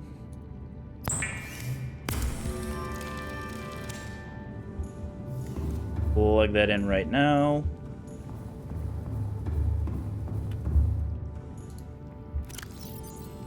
And generally what I do is I just keep the drill arm in the massive amount of storage that we have. That's going to get even more when we plug in the storage module. Okay, so we need to unplug everything in here. No, not the upgrades. No. Storage.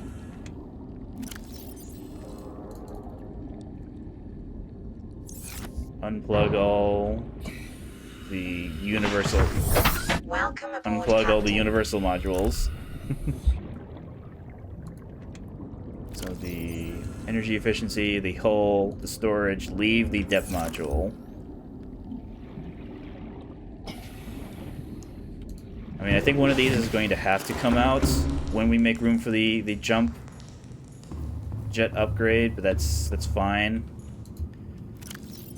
Yeah, we will have to, because the depth module takes up one of the spots. So probably the hull, the prawn suit already has very, very good hull health. I say before we get clobbered by one, because there is, believe it or not, a still even larger Leviathan that we haven't seen yet.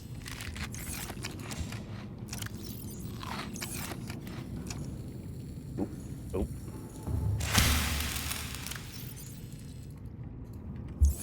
Give me one of those.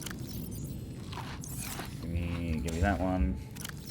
I mean, fortunately, we don't need to devote space to the propulsion cannon because there's nothing really down there that we need to. Oh, no space in there. How about here?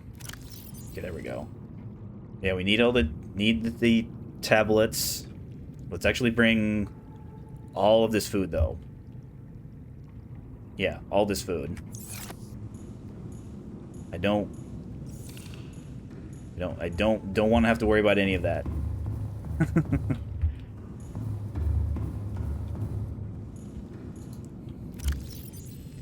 So yeah, it looks like it adds just I mean, that makes sense that it just adds a bottom row. Yeah, maybe the storage. Well, yeah, we don't have to decide right this second. Okay. Needs good. So if I want to do stuff with a habitat builder, hypothetically, let's say let's conduct a thought experiment. If something awful and terrible, mean and nasty happens to our prawn suit, fortunately, where are you? All the way down here. So none of these base pieces, including the multi-purpose room, we don't have to worry about pressure damage from it being so low. As long as we're above the structural integrity requirements, we're fine. It can be as deep as we want it to be. We don't have to worry about having supplies to reinforce the hull just because it's, at 1,100 meters as opposed to the 120 that we're at right now. So so theoretically that'd be 6 titanium because we have to build it. We have to be able to get into it, so that's 8 titanium, 1 quartz. We have to power it. The solar panel won't do anything because it doesn't have line of sight to the sun, so we'd have to do either nuclear, so that'd be plasteel, advanced wiring kit, lead. But again, the way the nuclear reactors work is that we have to have the nuclear rods, reactor rods. So that's 3 uranite crystals, 1 glass, 1 titanium, 1 lead. But again, lead's not a problem. We have all the lead. We have more lead than what we need right now. We would only need a single reactor rod, because again, there has to be some power. Oxygen in your base doesn't cost power, but you have to have positive power in order for your rooms to be oxygenated to prevent you from suffocating. So it's because of that, because we just need like a single point of power, I'd be more inclined to bring the bioreactor, because we could literally just toss anything in there. We could toss the food, you know, we have on us. We could toss in literally any of the fauna, or excuse me, the flora. Well, the flora and the fauna. So that'd be a wiring kit, which we can build, lubricant, which we can make.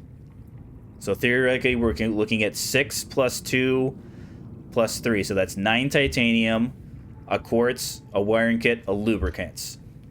So that would be 6, 7, 8, 9, 10, 11, 12 inventory spots. 1, 2, 3, 4, 5. 5 by 1, 2, 3, 4, 5, 6. So 30. So that's literally half of our prawn storage. But again, what are we really using the prawn storage for? This isn't a collection mission. This is a progress the game mission. Because we have the drill arm, we actually don't need to bring any ion cubes with us for reasons that you'll see. I mean, yeah, because we're on hardcore. Which one had? This had something. So 1, 2, 3, 4, 5, 6, 7, 8, 9, 6, 2. It was 12. That's right. 4, 8, 9, 10, 11, 12. We have lubricant now. Oh, we need to pick lubricants.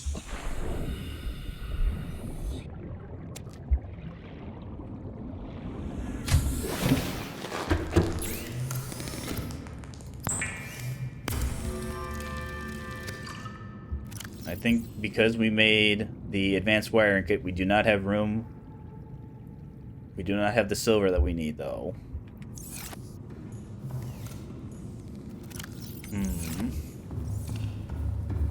So that would be 2, 3, 4, 5, 6. 1, 2, 3.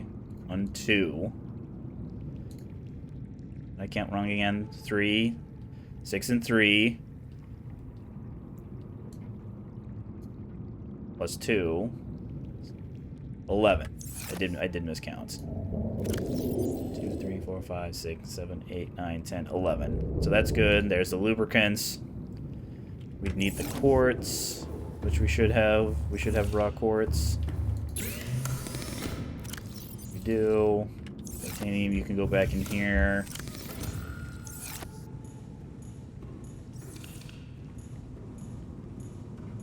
I mean, again, this isn't the plan. The plan is not to build a base down there. Because I don't exactly have a plan if something does happen to our prawn suit. I don't know exactly what the plan is to get out. Like, we should be able to feed ourselves because we don't need the fabricator because of our thermal knife. We can just run up to potential food and swipe at it. The way we swipe. The way we swipe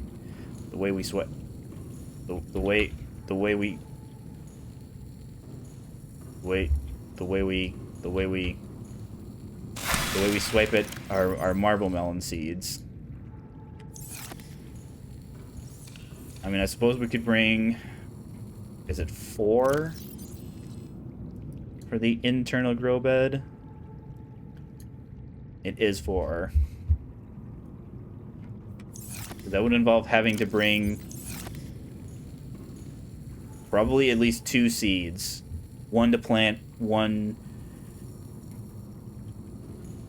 No, we plant both of them. We eat one, and then we turn the other one into 4 seeds. So that it self-prop. As long as we bring 2, that kind of propagates. We might have trouble with water, though. No, because the marble melons also give us water. Yeah, so that's fine. Food, water. Medkits might be a problem. But again, we could just build a fabricator. But again, that draws power. Of course, no, we'd have plenty of stuff to toss in. Alright.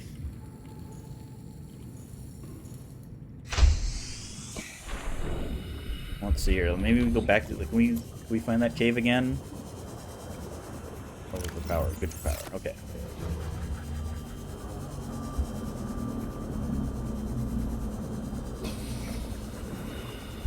Oop. Oh, it's limestone.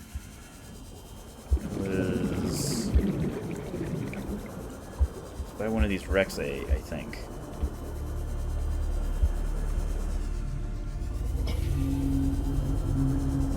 Limestone.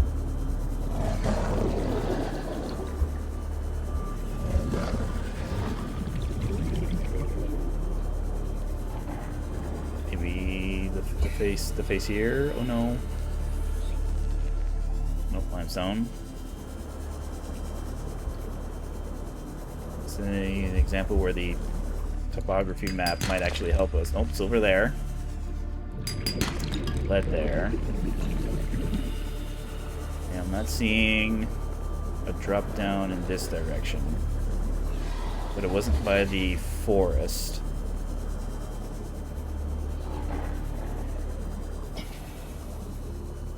Yeah, kind of show me here. Let's change the battery.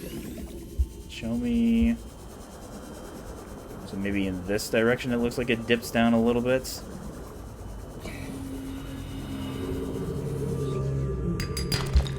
Oh, no, we just got it right there then.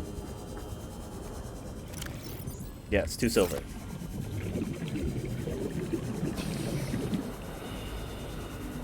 I mean, again, I've done this tons of times without having any issues with the prawn suit. Again, it's just because of the stakes, because of what's at stake.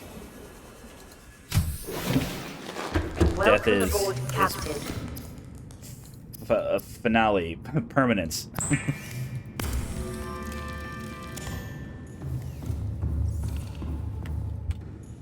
Okay. So 1 wiring kit, 1 lubricant, 1, 2, 3. 1, 2, 1 for the hatch, 1, 2, 3, 4, 5, 6 for the multi-purpose room. Okay. So let's actually put the habitat builder here as well. Let's put all of the purple tablets. Well, I'm now kind of considering the possibility of... No, that's right. We have to bring the... We're gonna have to bring the prawn suit back. Because again... One of the things I tried doing is that I tried going down to the inactive lava zone, connecting the kyanite that I needed,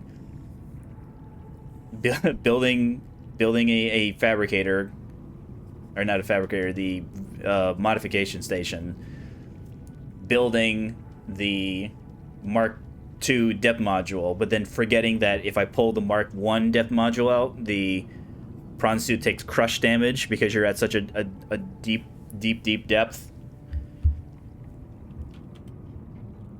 Oh yeah, that's right. We need to change out. We need to change out the battery.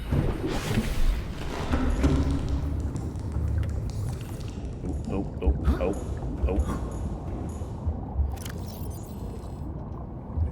We have another full one. We don't want to run out of batteries. Yes, we do. Yeah, we don't need the ion cubes. Well, I mean, we do need these. It's just we don't have to bring any with us. Alright, this is fine. Let's top off. So let's hop in. Prawn suit here. Welcome aboard, Captain. Swap out. Prawn suit. for Seamoth, get you charging, friend, because I'm sure we'll use you again at least a couple times. Welcome aboard, Captain.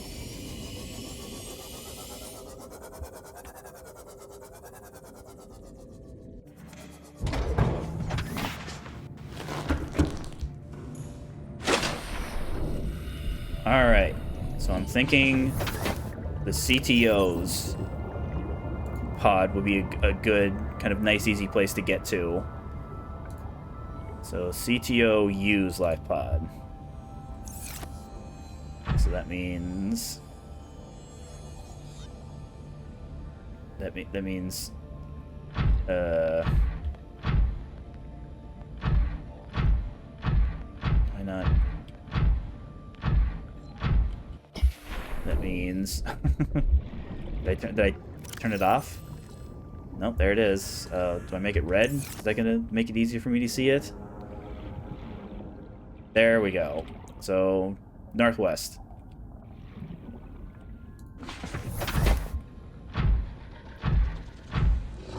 Alright, I say we get the flying.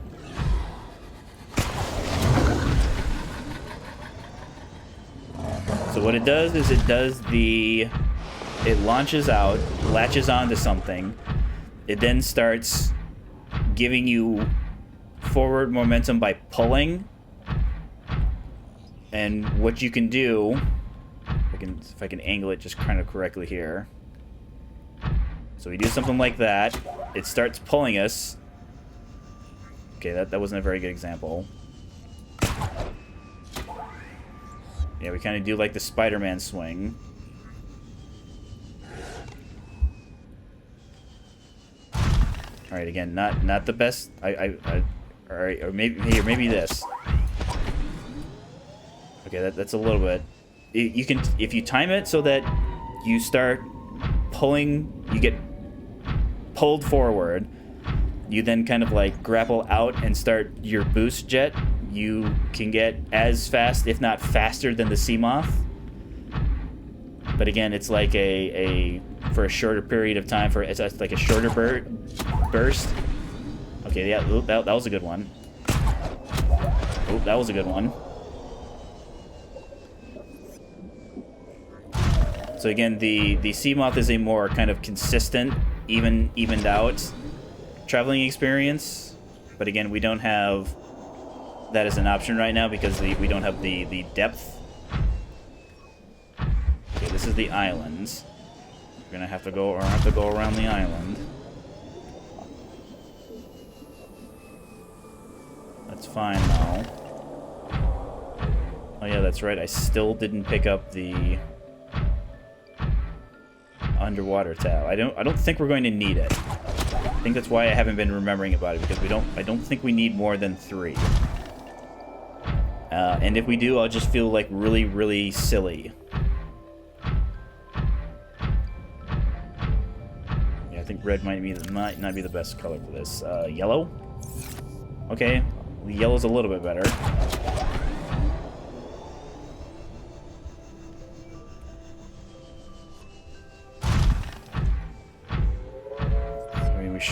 We shouldn't be worrying.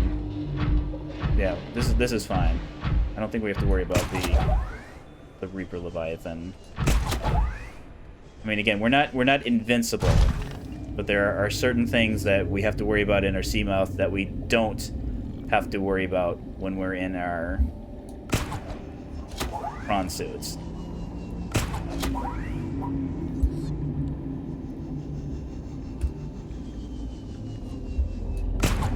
More of the islands. There we go. Ow. Ow. The grabbies also let you do this. Or I can get up and punch them. Punch. Good for nothing bone sharks. There also doesn't really seem to be like a cooldown. Like as long as I have my kind of grapple thing fully retracted, I can just continuously use it, which is another cool thing. Oop, not that time.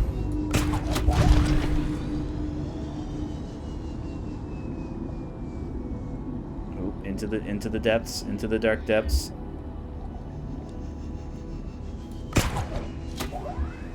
Ooh, I don't think I want. Yeah, I think I want.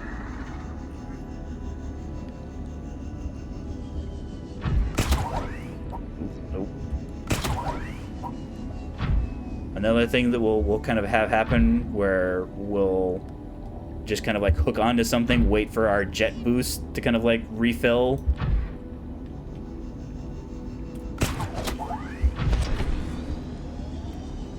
Okay, where are you? Okay, there you are, right? We are also gonna have to worry about warpers, because just like in our Seamoth, warpers can teleport us out of the safety of our prawn suit.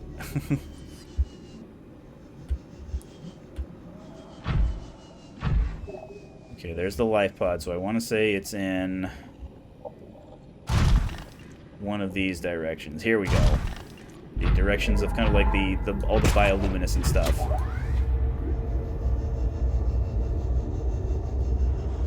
If I remember correctly as well, the green mist, I don't think that damages our prawn suit the way it was damaging our Seamoth.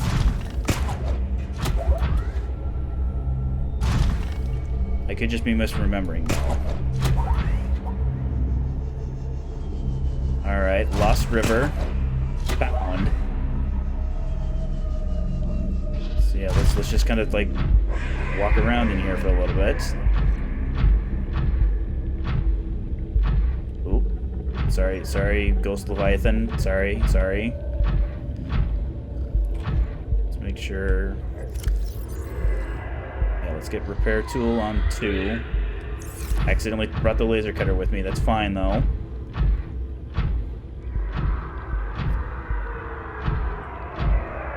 So we're gonna have to get past him just like we had to get past him before. It's just gonna be a little more difficult.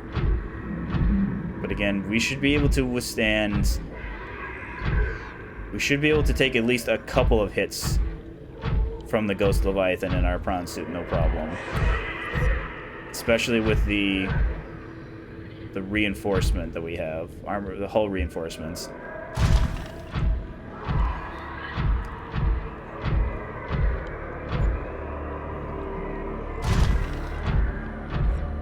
I'm also trying to remember. I don't think there's any. Oop, there we go. All right, there's our crystalline silver. Excuse me. More walking eyeballs.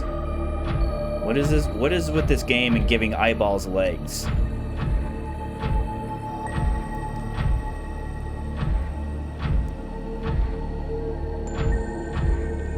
I mean, this is not going to be our main source of the crystalline sulfur. There's a spot where it's going to be much more abundant in the inactive lava zone. It's just a matter of remembering. Okay. Yeah, let's actually leave that up. That lets us know which direction not to go.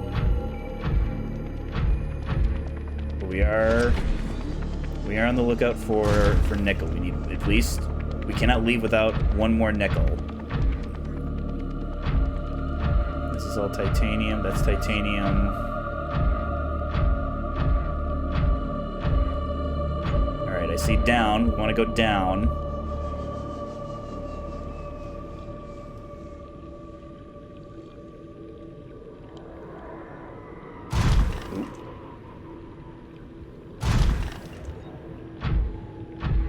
Any more crystallized sulfur in here?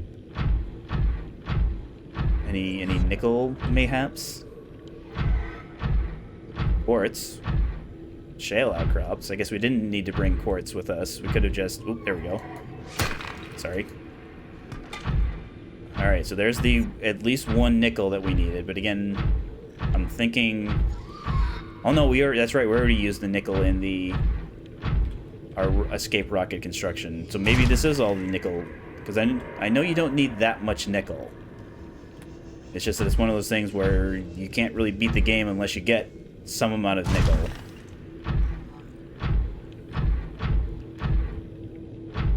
Alright, looks like a big old nothing down here. Okay. Quartz. Ruby. No, limestone. Let's actually grab table foil just in case. Just in case I want to build a fabricator. Captain. I mean, I'll still need gold, but again, there's shale mineral nodes that we could get gold from. Alright, so we're by the poor, yeah, this poor Leviathan. So the idea is that this is the one that kind of severely damaged the disease research clinic, literally smashing its head into the side of it. Made it all the way back here before it perished from its injuries. Okay, not in that direction. We're looking for the glowy tree.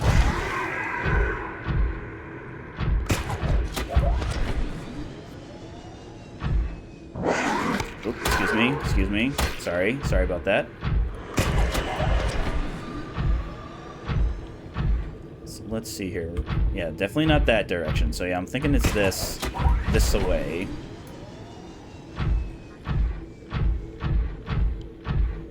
So maybe around here.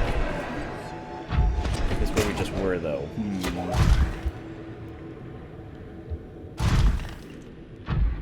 All right, further down. Let's keep going down. There we go. There, I see it. I just briefly saw it.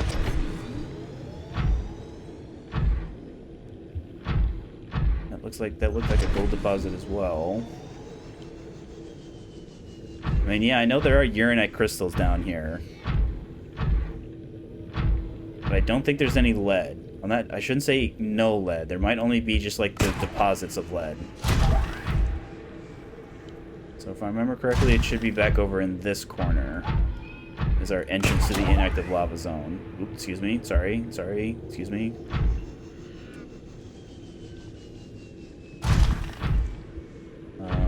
This away? Yeah, I think I see an opening over there. Ooh, that was a good one. Ooh, that was a good one.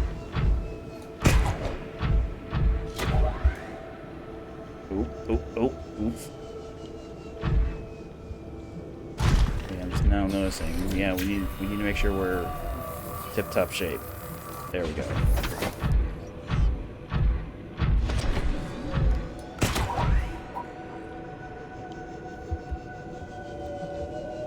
Yeah, so here we are. This is we're above the maximum crush depth for our sea moth, so it has to be the prawn suits.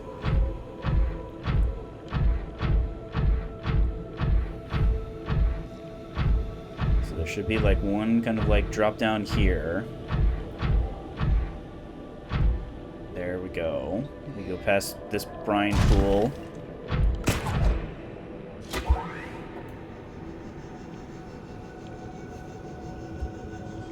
Yep, more brine waterfalls in that direction. We might be able to start seeing the inactive lava zone from here.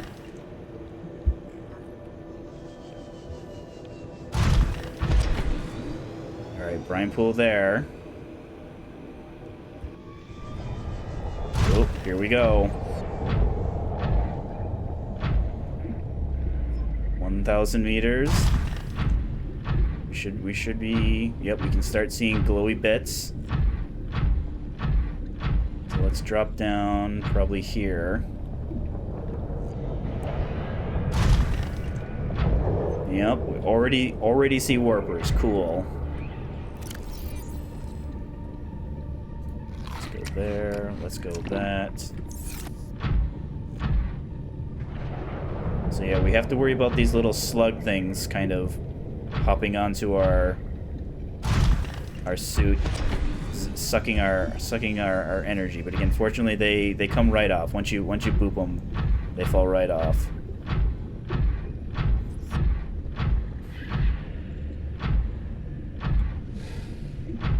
So we've got yet another kind of silly looking creature down here. They're a little bit more aggressive than like stalkers. as in they kind of like actively seek you out. They shouldn't be too big of a problem though.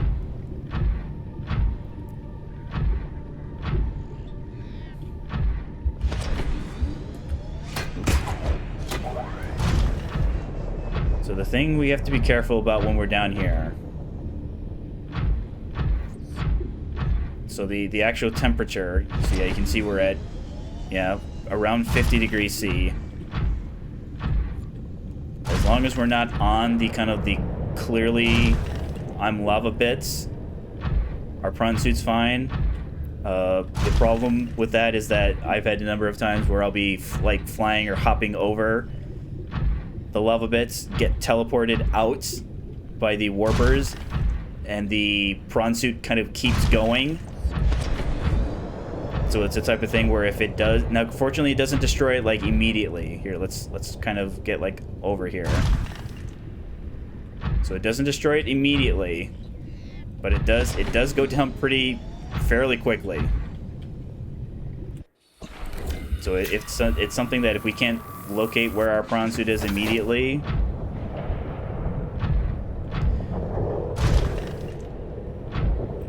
so yeah, fortunately, yes, we're at 1200. We don't need to go. It won't be any more deeper. I say as we continue to go deeper, we should kind of cap out at around like 1250.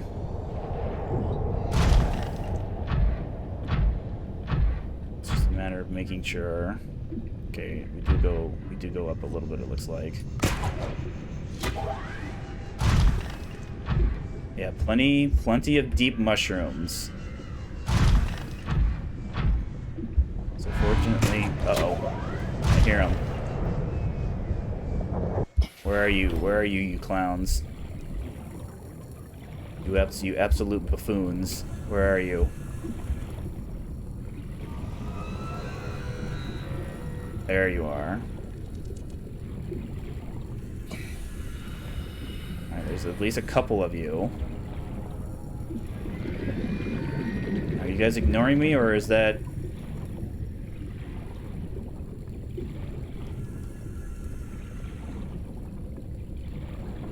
Okay, you're over there. Where did you go? Did you go up? You must have gone up.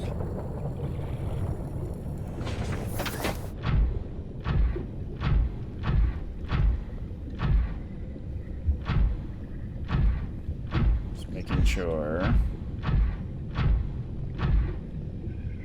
Yeah. Can I get a little more up?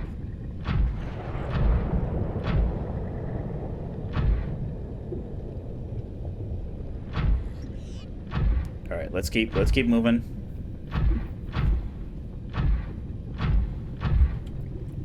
We kind of do something where we avoid these deep chasms like this. There's a thing down here that we're looking for. We were actually told about it from the quarantine enforcement platform.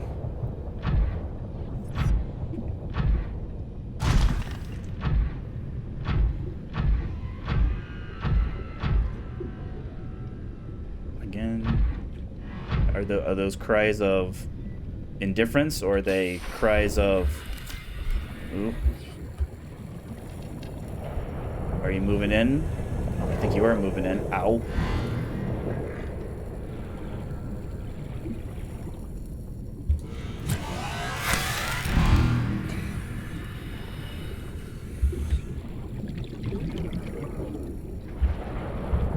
Okay.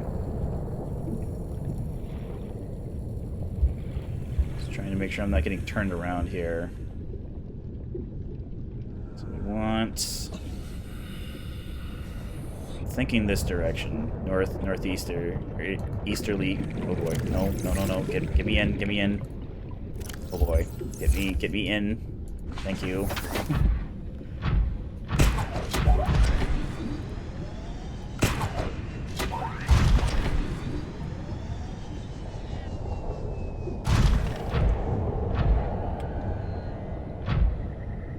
Sluggy things.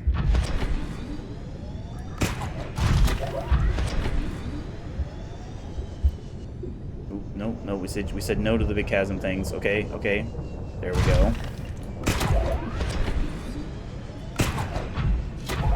So I want to put myself in a position where, if, yes, I am teleported out, that I don't have to worry about the exact scenario that I talked about, where my prawn suit keeps going, keeps flying, lands in one of these giant lava rivers. Okay, this should be fine. There we go. We're now seeing the kyanites. Plug you in, friend. So we need Welcome aboard, Captain. 4 plus 3 and then get another 2. Because my mind is telling me I need another 2 beyond what are pinned. Just trying to remember. I don't remember exactly how much. I don't remember how much these give us.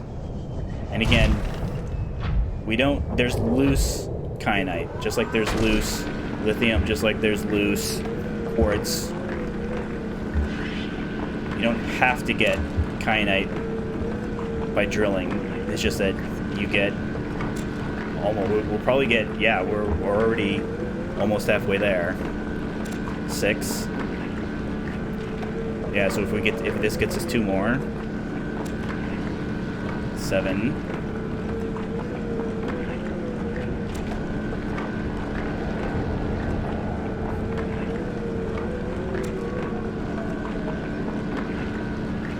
This will probably get us like either 10 or 11, looks like. There we go. Okay. Keep drilling, come on. Uh-oh. That's fine. We'll just pick them up.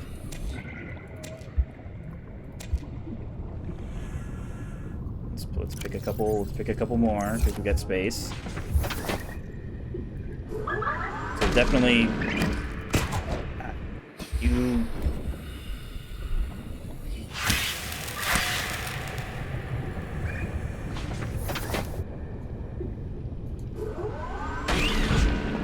Oh yeah, that's right, the drill also damages things. Alright, that's fine. That's literally all the kyanite we'll ever need from a single deposit. That's fine. So you are out. Back in here. Cool. Oh, that's right, we need to make room for it. Hey man, hey, what do you,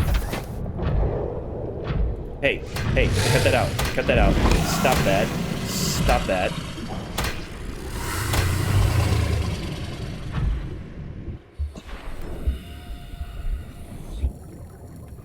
right, we need to make room for sulfur, so we got 1. Let's keep this stuff on us. So we need 6 more of the crystallized sulfur. But we're also looking for believe it or not, a facility down here. Hey man.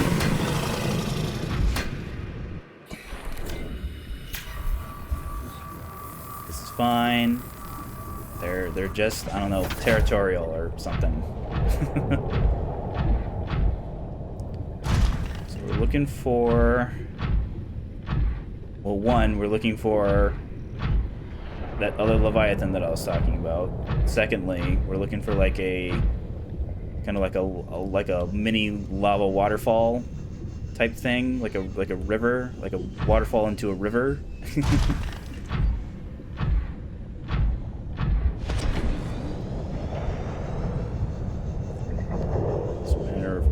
Okay, and that kind of looks, is that what I'm looking for?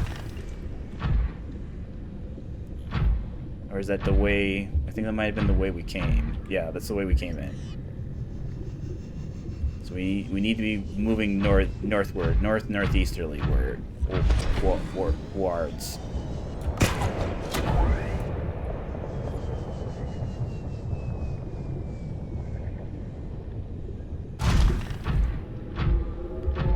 Fortunately, just like the Reaper Leviathans and Ghost Leviathans, we'll hear them.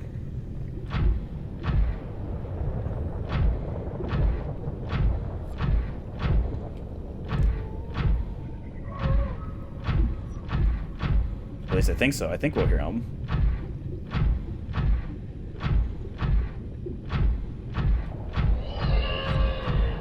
Yeah, so there's like a lava version of the ghost rays. Alright, that's more kind of like lava, you know, rapidly heating and cooling.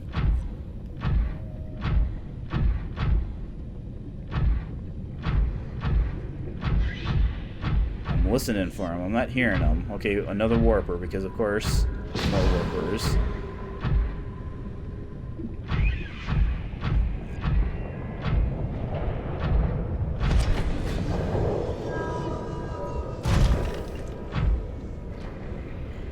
Let's see here. Oop, I hear one.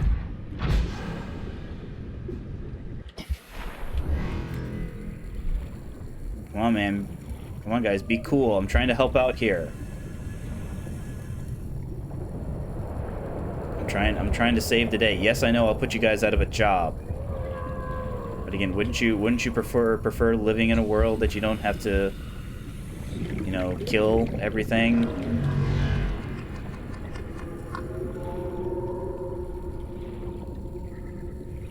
I mean, I suppose if this is the kind of... Maybe... Are you guys like prison guards or something, where you're trying to perpetuate a perpetually kind of hostile environment with the hopes of... Ow.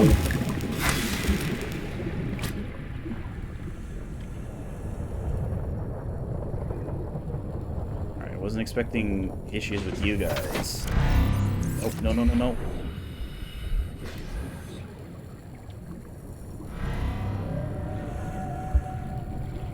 I definitely feel like I'm in the right area.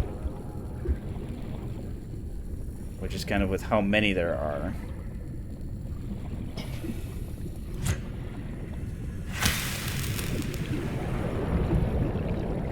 Just going to be an issue of... Ooh. No, no, no, no. Guys, guys. No, no, no. Bad. There you go. Ooh, do I have to worry about you guys?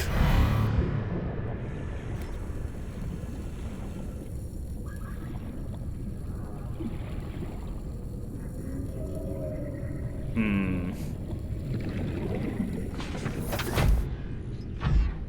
Okay, you teleported away. Get your teleporter behind me.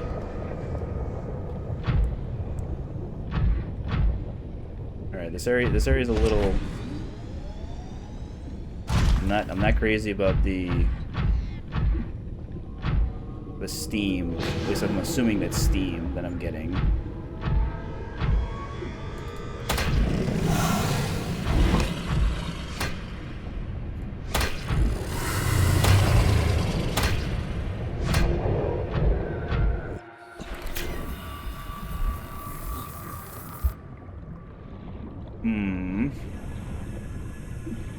Like, it's the structure is definitely a lot larger than what we're seeing here.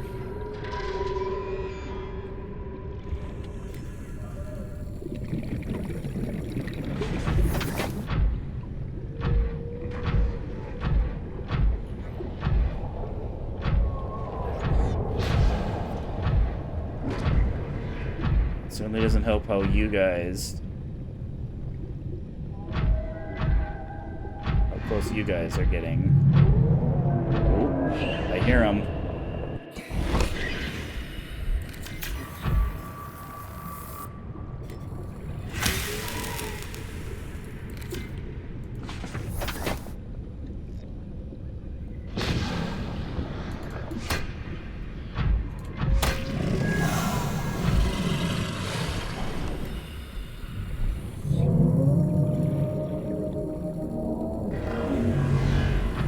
trying to double team me. Oh.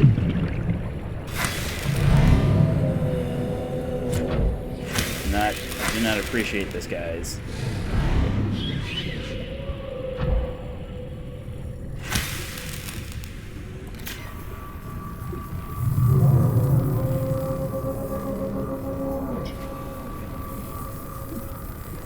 Alright, so it looks like off to the left here is what we want. Just a matter of, can I get over there before...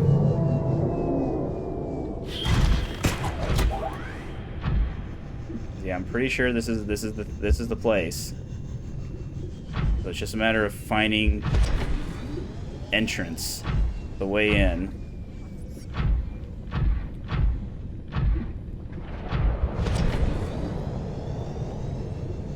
So I'm looking for like a river. No, that's just like a side.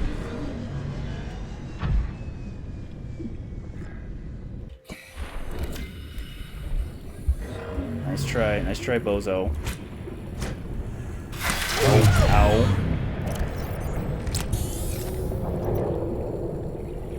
Welcome aboard, Captain. So like over here.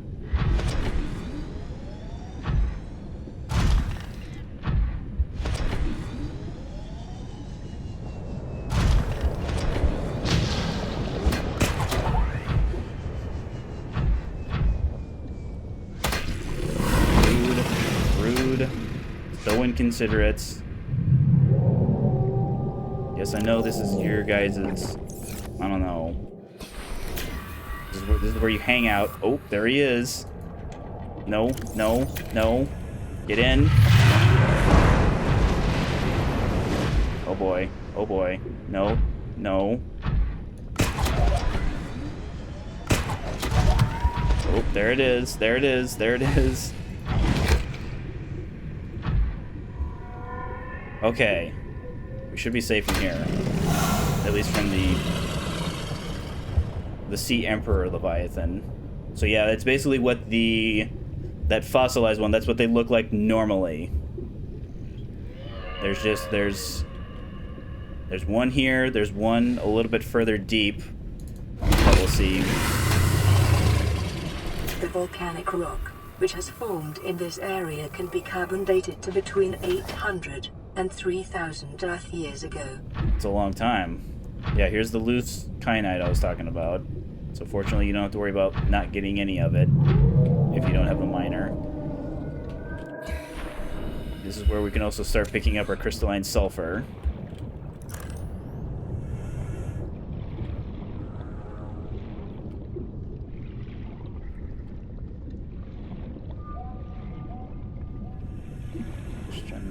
How much?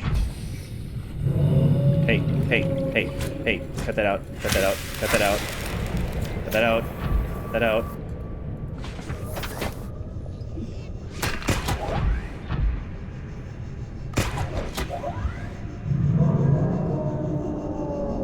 Yeah, he basically circles around this entire building here, so we're never not going to be hearing him, unfortunately. Or fortunately.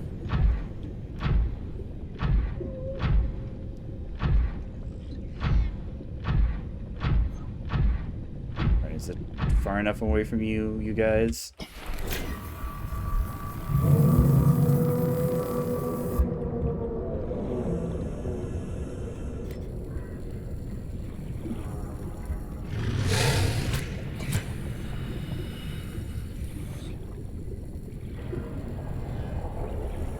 Crystalline sulfur. Much more crystalline sulfur, please. Okay, yeah, those are their eggs. There we go. Sulfur. Sulfur.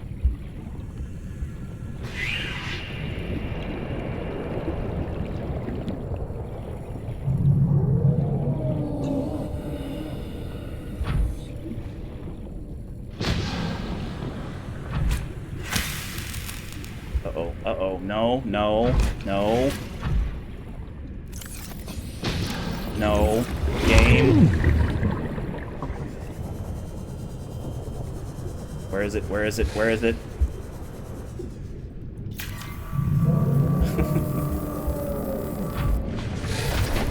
Oh, you guys. I mean, I don't want to end your existence. You're making it really, really hard. You're making it really hard to keep you guys around.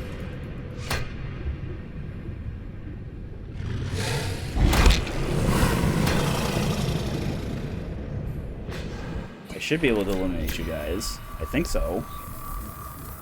I feel like I have before.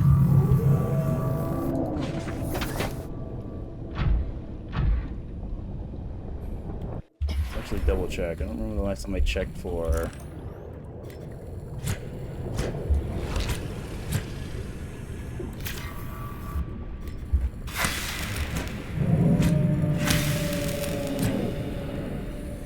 Yeah, I'm not seeing the little slug things on. So we're at 4, so we need 3 more of the sulfur.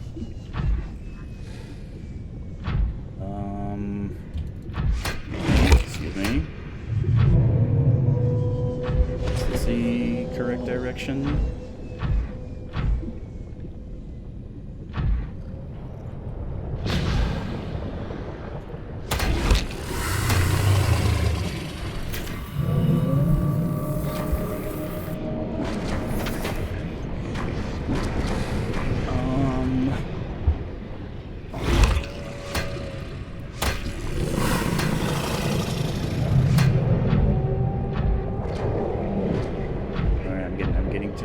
Turned around in here. Okay, I feel like that's the way I came in, so this way. So northwesterly.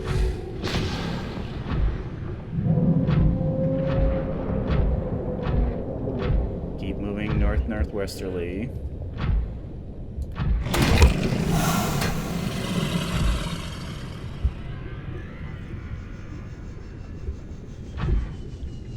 I do have to keep going down. Is there someplace safe? Not from this angle.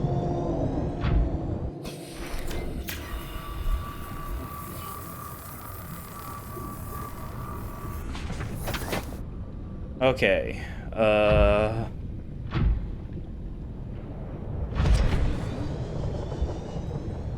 Maybe, wait. Yeah, I think I see a ledge down there.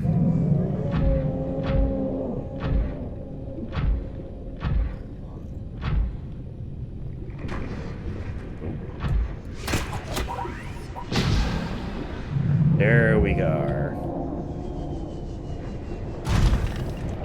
So just like the enforcement platform told us about the disease research clinic, this is the thermal power. So I guess it's not that big of a surprise that everything would be powered by lava. So there's a way in one of the sides here. Okay, not that side. There, I see it up there. I think there's 2 of these entrances, so we don't have to. Oh, thrusters. Alright, we're just gonna hang around for a little bit. If I can just get the top. There we go. Okay. Right. Okay. Let's actually drop out here. So I need to get the drill arm. Plug you in. Let's actually eat, drink. Okay, that should be good. Get my scanner out. So yeah, here's force field. There's usually good stuff behind these force fields, right? Yes, there is. So just like there are blue tablets, or just like there's purple and orange tablets, here's a blue tablet.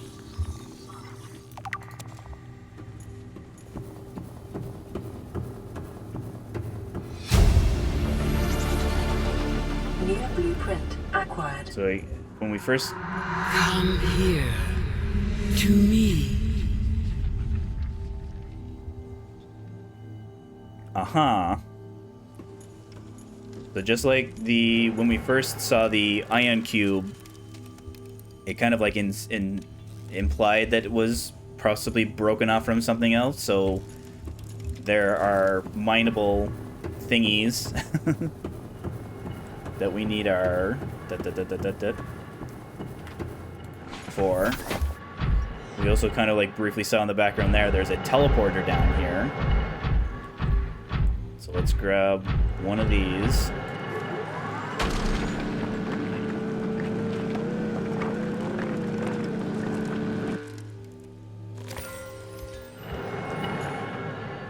Give me one. So let's plug that in here. So we now have a teleporter down here. So there should be...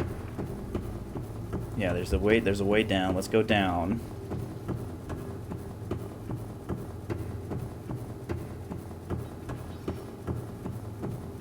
All the way down. Oh, there's an iron cube down here already. That's fine. Integrating new Fossil PDA data from the volcanic rock. Aliens recorded data of the indigenous organic remains remaining between 10,000 and 1,000 years ago. Life forms unretired. So extinction event. Soil samples from 1,000 years ago contain 300% concentration of organic remains from the soil. Average data supports a mass extinction event, killing off a majority of the species and forcing rapid adaptation among many of the survivors. So they had a dinosaur type situation. So yet another tablet. That's fine. That's why we brought all these.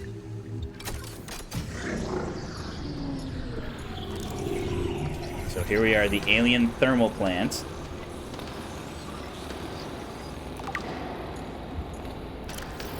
System is directly converting local thermal energy into electric, currently at 90% efficient. It's pretty good. Most of these energy is being stored in the battery-like devices within the plant itself. Each of these holds enough to power a small city for a year. Some of it, however, is being drained off, presumably as it is distributed to other facility. Fully automated, given current understanding of mechanisms involved, uninterruptible. So that would explain why it's still running, completely automated. So here we are, PDA data. the primary containment facility. Primary alien facility location updated. Volcanic area connected to this cave system at depth 1.4 kilometers. So southeast of our current location. Yeah, these research facility, offline, not drawing power, makes sense. Quarantine enforcement platform, 35%. Sanctuaries, we've actually already seen one of these sanctuaries. That's what we unlocked with the orange tablet. The Arch network, so that's our fast travel. Self-warping quarantine enforcement units, wow, 5%. 20% reserve, 20% primary containment facility. There's also one more facility, terminal up there.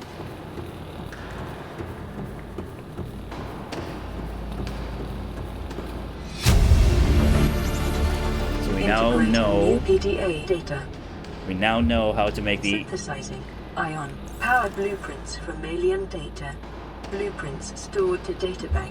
We now know how to make the ion batteries and ion power cells. So that's yet another. We have to come here in order to beat the game as well. Yeah. So blue tablet, ion cube, kyanites, ion battery. So it's ion cube, gold and silver, and then power cells is 2 batteries, 1 silicone rubber. So let's see how much. We have some ion cubes back at the base. let's just kind of take however much we have space for.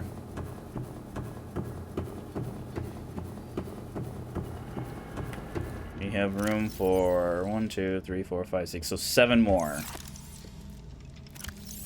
Welcome aboard, Captain. Oops. I mean, I don't think we'll need all 7 of these.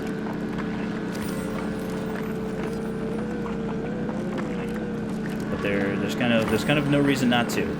To not take as much ion cubes as we possibly can. Add to storage. Add to storage. There we go. Alright, well, I think we should see where this leads.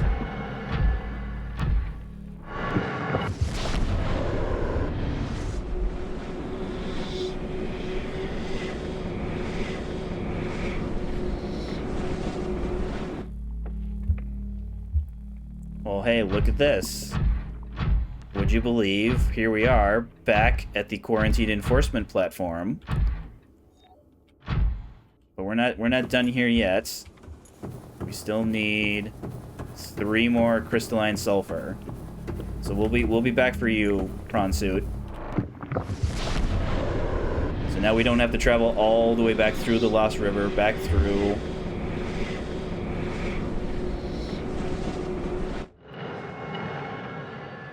So let's see, if I remember correctly, we should be able to get the remaining crystalline sulfur in kind of the area around the thermal plants.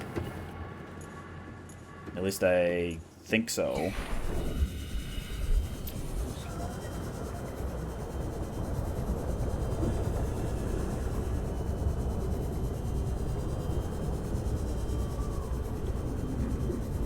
Okay, there's like a little cave thing down here. I mean, again, we're here the Sea Emperor. He can't get to us.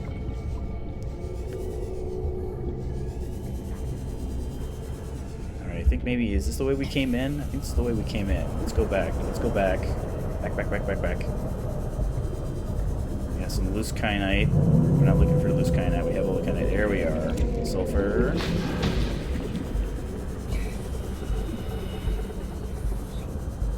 Should be just on the cave walls here.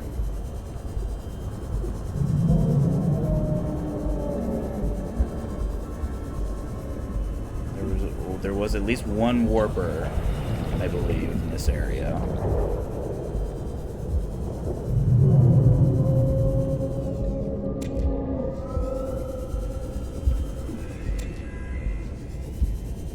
Six.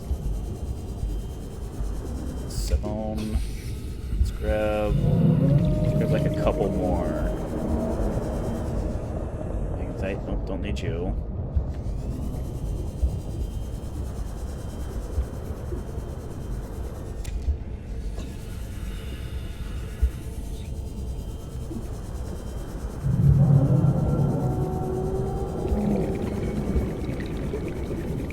Back.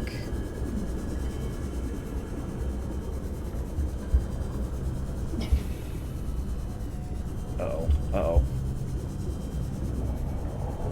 Wait, how do I get back?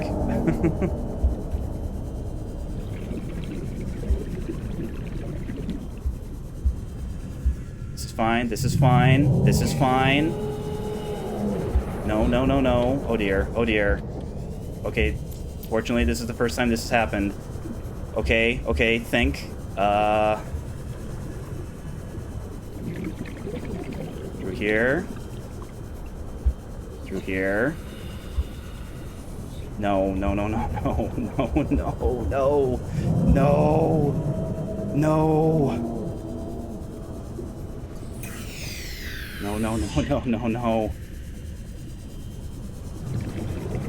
Okay, there we go.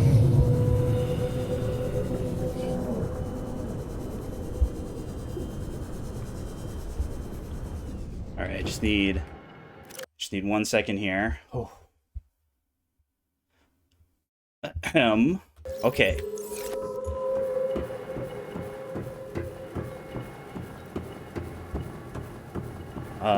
If we need more of the crystalline sulfur, we'll just come back and get it.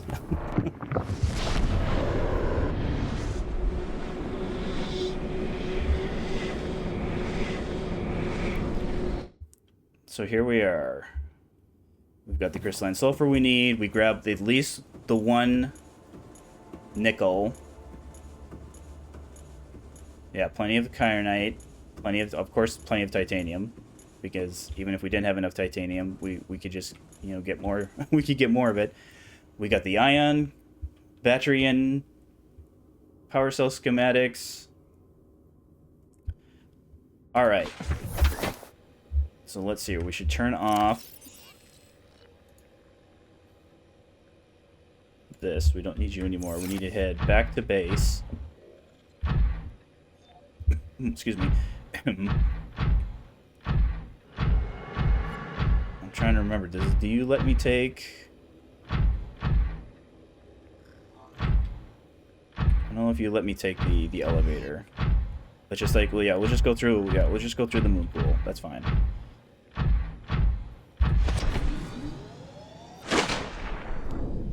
I mean, that's right. Yeah, technically we can fabricate the blue tablet right now. Now, that's not the main reason why I build. Just make sure I have it on me. Ion cube, yeah, okay. That's not why I build this little thingy right here. There's actually another reason why. Welcome aboard, Captain. Personal equipment. Here we are. Blue tablet.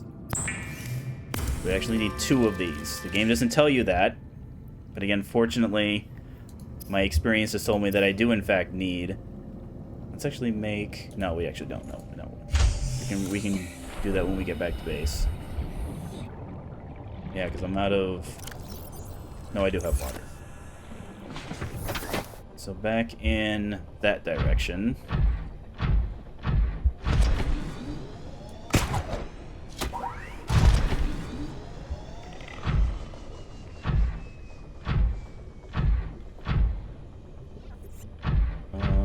Up. Actually, yeah. Do I need one more? I do have a purple tablet. I mean, this is kind of where it's located. In this area here. Yeah, let's actually get out on our person. There it is.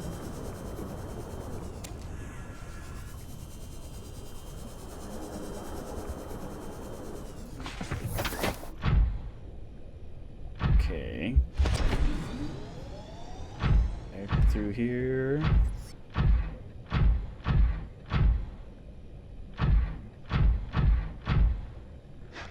I don't really think... Yeah, as much as I'd like to try and go over, I don't think going over would work out the way I wanted it to. Or would want it to.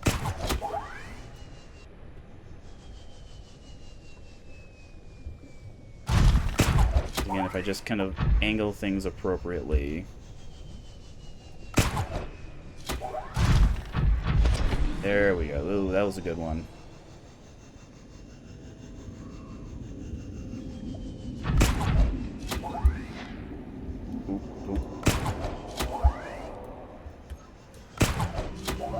There's another going one. Ooh, okay, maybe not that one.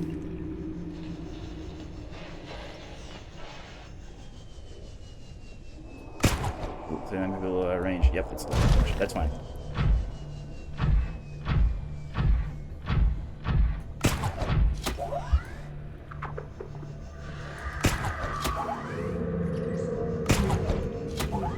Ooh, ow, ow, ow, ow, ow, ouch. Fortunately, I don't take. I mean, yeah, when bone sharks when bone sharks be bone shark and me. Go that direction. There we go. Course correct. There we go. Okay. Oops, it's a little too far. Ooh, there we go. That's a good one.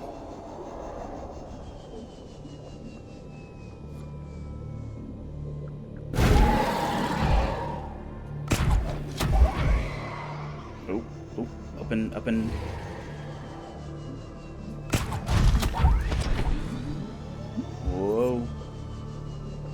Okay. Yeah, I'm just now realizing that I did not bring I did not bring extra power cells with me.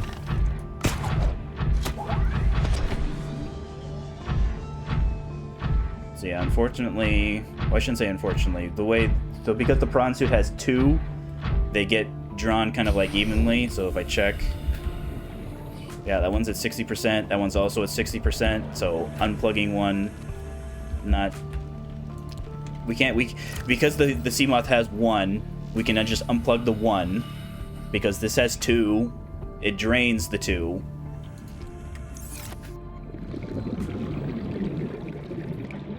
So we need to actually kind of flip-flop them around here. Welcome aboard, Captain.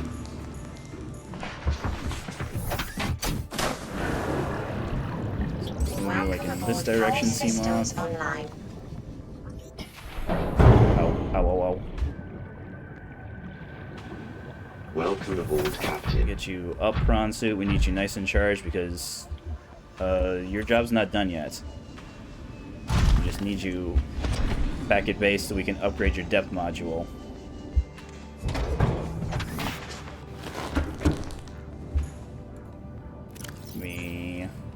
Depth module. So we need depth module, lithium. Okay, good. So that's modification station. 1 prawn suit depth module Mark II. Get it plugged in immediately.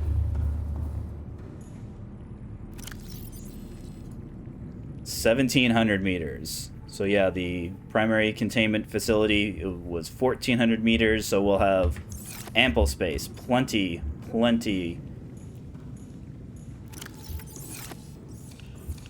Alright, put you... Oh, that's right, I should have put you back in. Let's put the tablets... We'll just put the tablets in here for right now.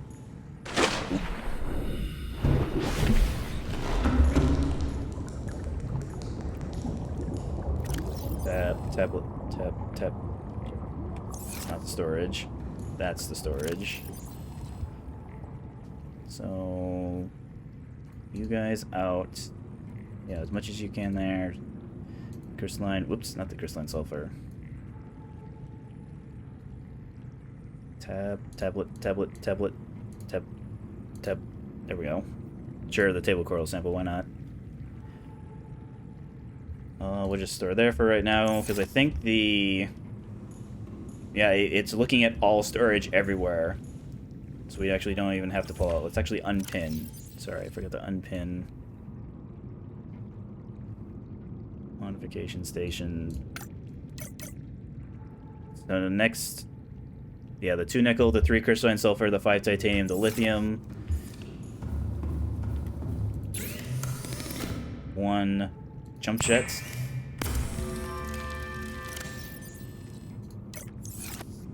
Upgrade. Let's go. Yeah, I'm actually considering the storage. Do I have to pull out... Yeah, I might have to pull things out. So maybe... No. The hull. That's what we were going to do. Plug in... That's... Just drop the hull in the Seamoth.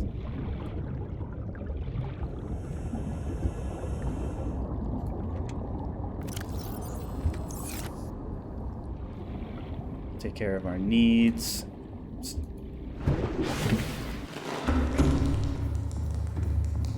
Went the wrong way. That's fine. That's fine though. I took the scenic route.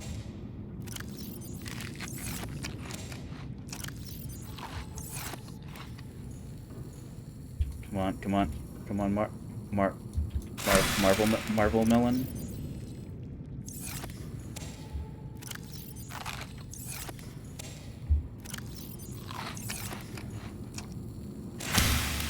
Alright. So we need at least 1 plasteel. put it on our person so that it gets drawn rather than the titanium on the prawn suit.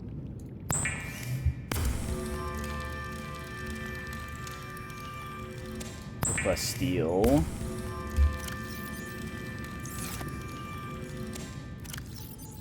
Lead. 6 and 4. Okay, so just the... So we need 2 batteries, so 2 cubes. Where did I get more silver from? Not that I'm complaining. Okay, 1 silver there. I think that might be it, though.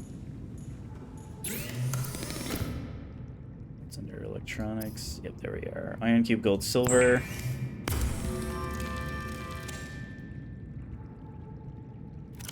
RQ for right now. We've got the silicone rubber already. Okay. If I was 1 single solitary silver... I know that makes silver deposits. It's just that's one of those things where, unless you're like standing right up next to it, I generally don't. I can't tell that it's like, is this copper? Okay, it's copper. That was a good guess, man.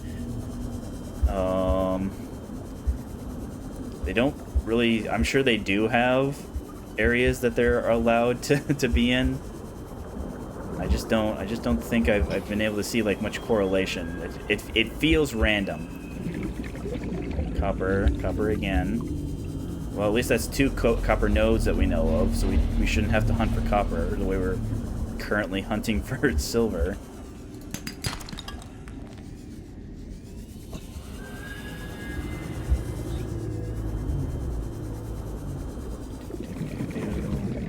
Sure, okay, why not? Salt.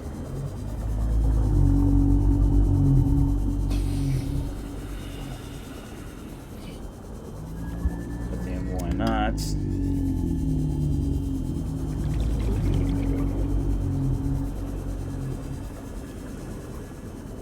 Nothing under there, I don't think.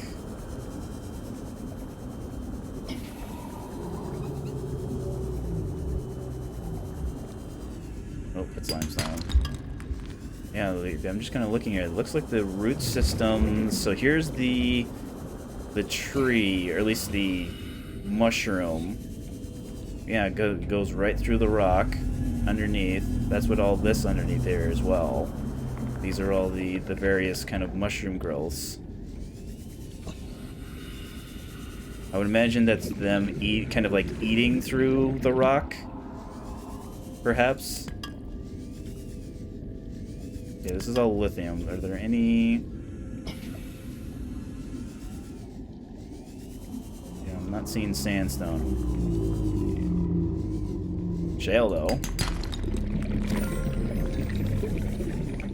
Yeah, I think that's why we haven't had any problems with gold, is because gold shows up in both sandstone and the shale outcroppings.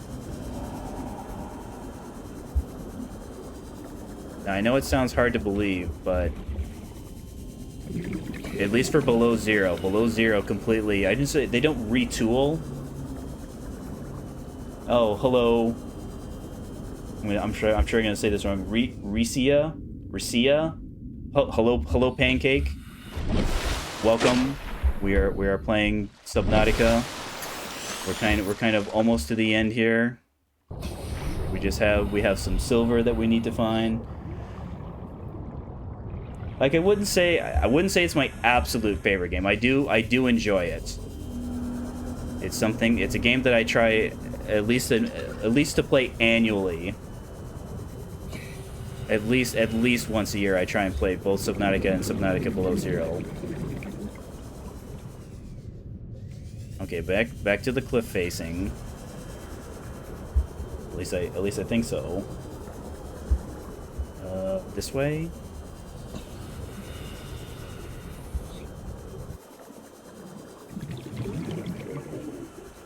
Ooh, I don't think we'll see sandstone. No, this will all be just regular limestone. Let's say, okay, back towards Unless there's a cave. There's not a cave, right? No, I don't think so. Okay, back towards... let's see here. We started it on Friday, I believe. Yeah, we started playing on Friday. So yeah, I played it Friday, Saturday, Sunday. I was off Monday. Let's actually get some oxygen back. Alright, back out through the front door.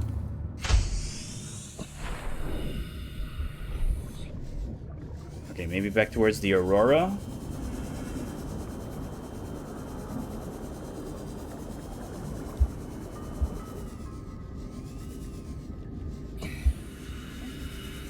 Is it hard to play? I would say no.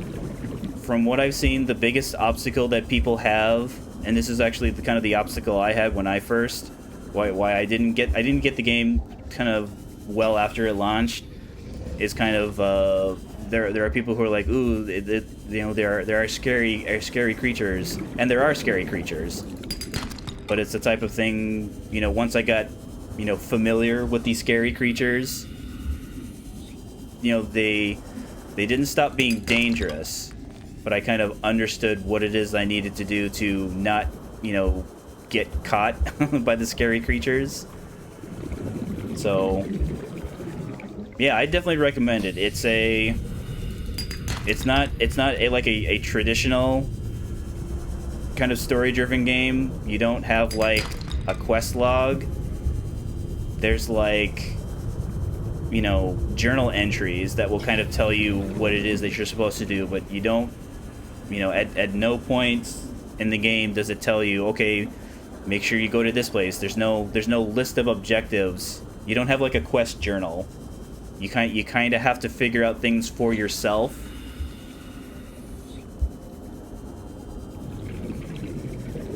So as long as that's something that you're comfortable with, I think anybody could once they're familiar with the game, have no problem with playing Subnautica. Is that a sandstone? No, that's not an outcrop at all.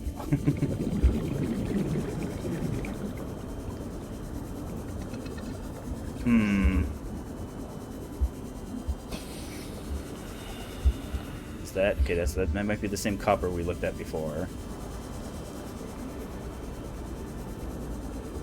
All right, let's try searching in the morning and see if maybe sunlight. Welcome aboard, Captain. The sunlight will help us see a little bit better.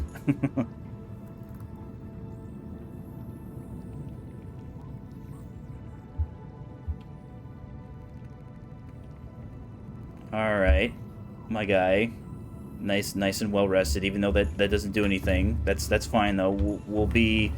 We have the benefit of knowing that we slept well because we had a nice comfy bed.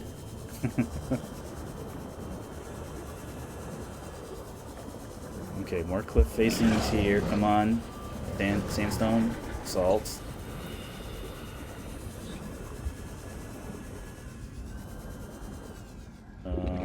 Mushrooms. I hear a sand shark, but I think he might be below us. There we go. All right, so that's our second. Oh no, I'm just now seeing I need two. I need 2 power cells. Uh-oh. That means 2 more silver. Okay.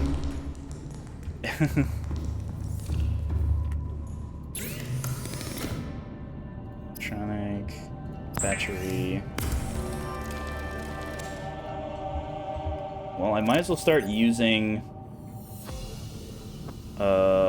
Let's actually plug in the ion batteries, because again, just like the regular batteries, they don't have to be full when we make the power cells. They just have to exist.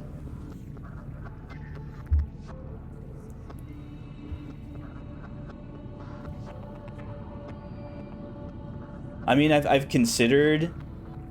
I'm still kind of like in the hobby. I'm just kind of like streaming as a hobby right now, I'm still kind of like getting used to the idea of something that I may or may not want to commit to. You know, I appreciate your interest. I'm not currently looking for logos or banner art though, but thank you for your interest.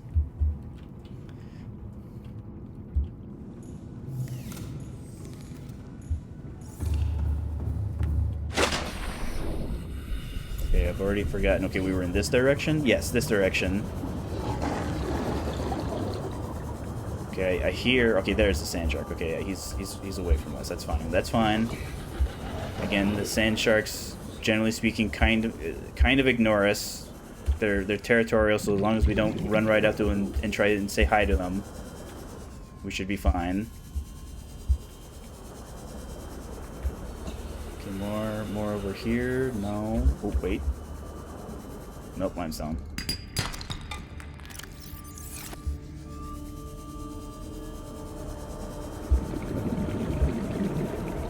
Let's see.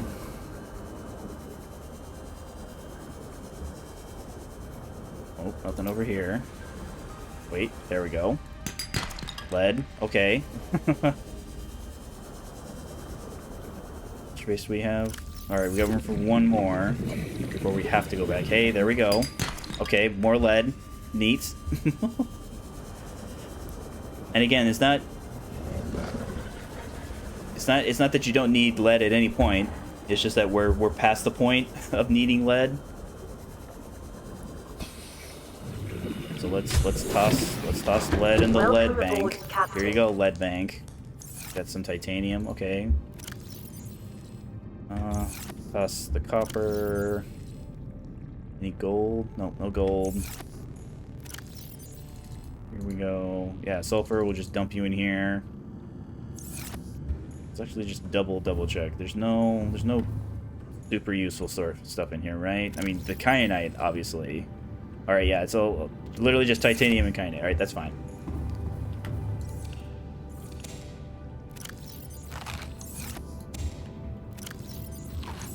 Okay. So this direction then. That's copper.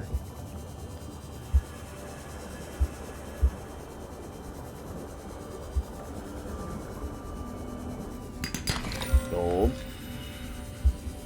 I mean, gold would be an issue were not for the fact that we had plenty of gold. We have so much gold we could, you know, retire. But again, it's one of those things where our company is going to be like, because you are our employee and you found the gold, therefore it is our gold. Okay, where did titanium? Where did you go? I thought I grabbed you, but I must have. Oh dear. Well, I don't need the titanium, so. Yeah, the same thing with the diamond. Altera's like, you are our employee. The reason that you're out there in space is because of us. Ergo, anything that you find that we might want actually belongs to us. We'll give you you'll get a good performance review that you found however many millions of credits worth of precious metals. Okay, 1, 2, there we go.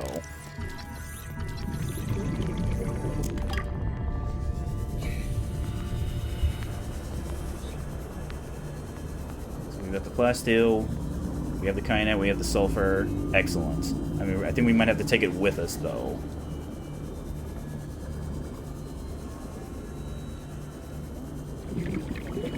But yeah, the ion batteries are absolutely positively worth it. The issue is that you get them so close to the end of the game that there's no need to switch over. That's something that, fortunately, Below Zero kind of helps with. You get them early enough to where you can actually benefit from using them. Actually plug in that partially charged one. Oh yeah, it was almost dead. So I think we're gonna need more silicon rubber.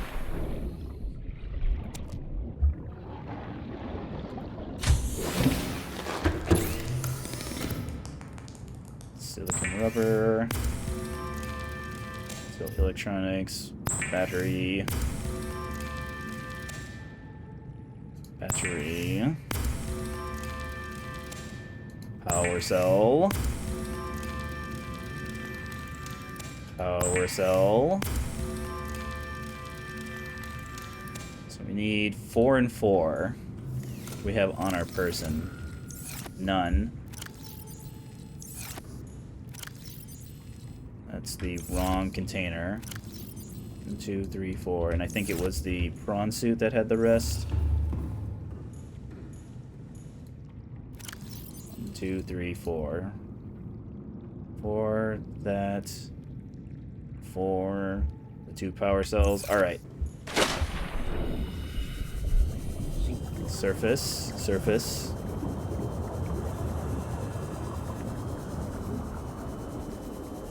So this should be stage 2. There's just stage 3.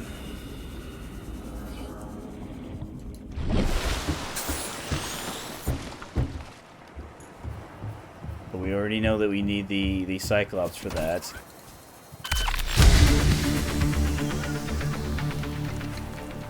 So we've got thrusters. We've got kind of crew companion or systems.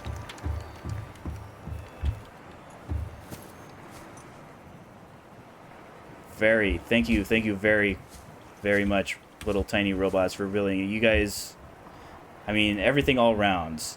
The fabricator works fast, power comes fast. Alright, so here we are. 1 plasteel, 1 Cyclops shield generator, 1 enameled, 1 computer chip.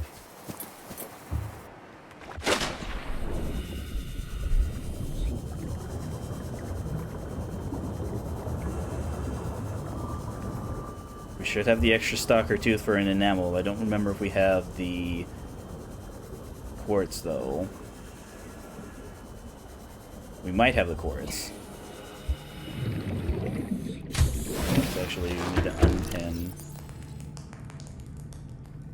you.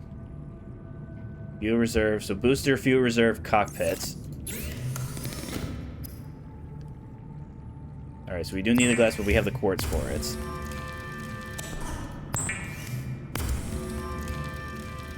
Then need... There was another plasteel, right? Yeah, another plasteel.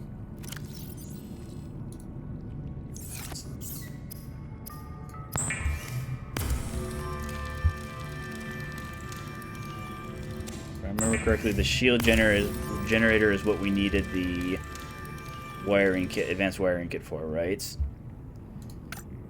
Yes. So poly power cell, but again, power cell is on. We'll just use one of these, one of the 6 on the Cyclops. Poly should be the, yeah, hydrochloric, gold. So Jeeptrums, salt. 1, 2, 3. You in the seeds. 1, 2, 3, 4.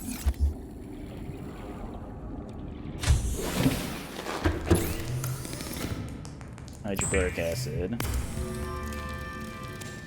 polyaniline, and with me, advanced wiring kits. So computer chip.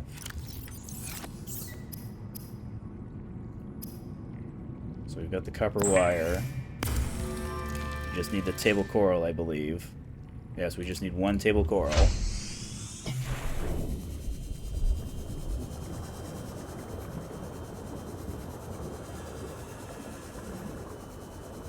Shouldn't be too bad.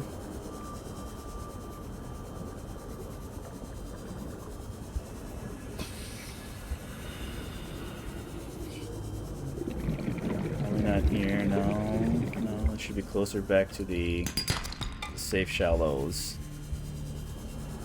Let's actually take that. I don't remember how much more titanium we need. We're kind of running out of stuff that we have to build, though. we... Yeah, we have to build those two things.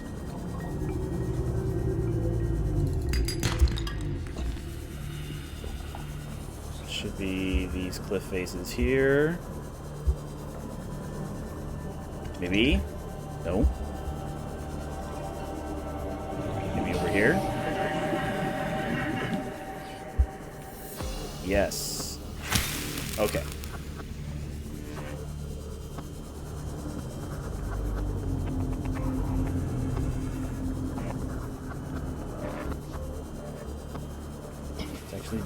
Let's do the shield generator. And again, this is the reason why we have to build a Cyclops, because the only place you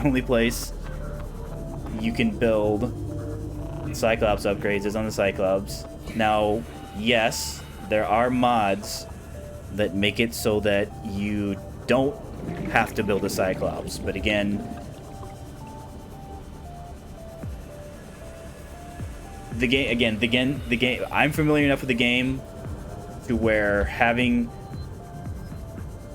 one less thing that I have to do is nice from a gameplay perspective, but it's something that maybe if it's the type of thing where I felt the game was challenging enough, I'd consider that. But again, I'm not trying to say the game is too easy. Because it's not. It's a test of endurance. It's a, you know, you need attentions to detail. That did not open it. There we go. The game, I'm not saying the game plays itself. It doesn't. It absolutely positively needs interaction on the player's standpoints. It's something that was done very, very deliberately. If it's the type of thing where if the developers, when they made the game, made it so that you didn't have to have the Cyclops in order to upgrade the Cyclops, like, I wouldn't complain about how, oh, well, you should have to build it on the Cyclops. Because it could very easily just be the modification, the vehicle upgrade station, or it could be the modification station where there'd have to be something that you'd have to build. Computer chip. I should have all this on me. Well, yeah, the titanium. Hot steel, enamel glass, shield upgrade, or shield generator, computer chip. Yes.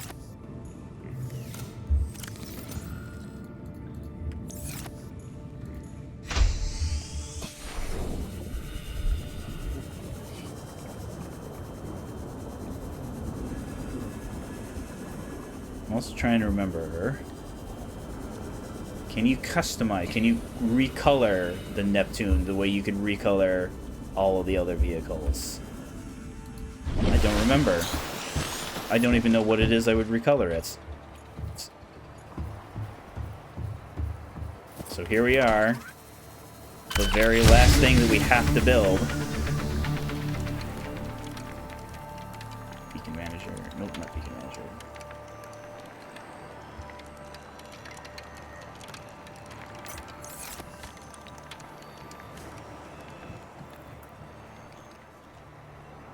Oh yeah, that's right, the gantry. We also had to build the gantry. But again, that's all the way over here.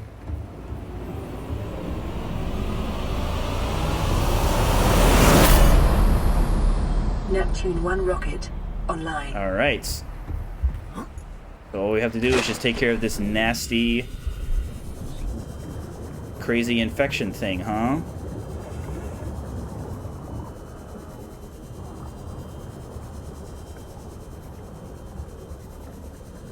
Alright, let's take care of our needs. Oops. Okay, I probably should clear out before I forget. Clean out. We need you still, we need you still. I mean, technically we need quartz, but again, as we saw quartz down there. We need all those, we need that, we need you. Batteries are good. Alright, let's unload all this other stuff. Oop. Do not have room for them in there. That's fine.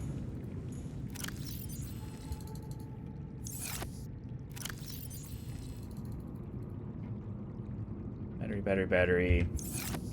Yeah, give me water.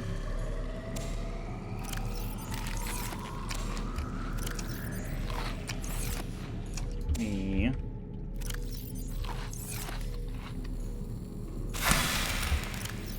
boy, am I ever lucky that these marble melons are so good.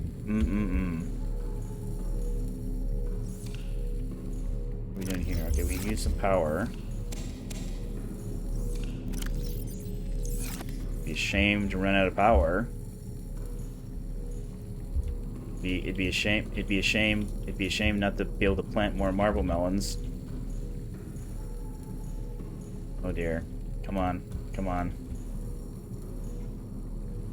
Like, if you could crouch, but again, for whatever reason, there's no crouch. You can sprint. There we go. You can sprint, but just for whatever reason, there's no crouching.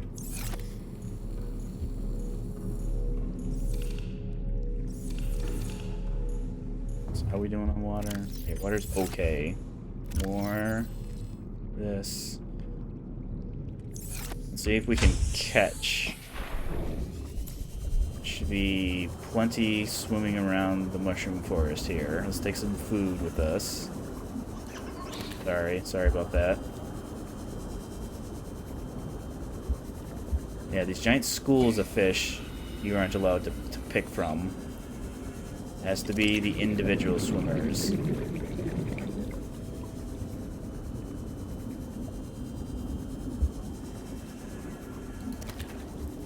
Alright, that should be plenty. Medkits. We're good. Prawn suit storage is good. Just double check the power situation here.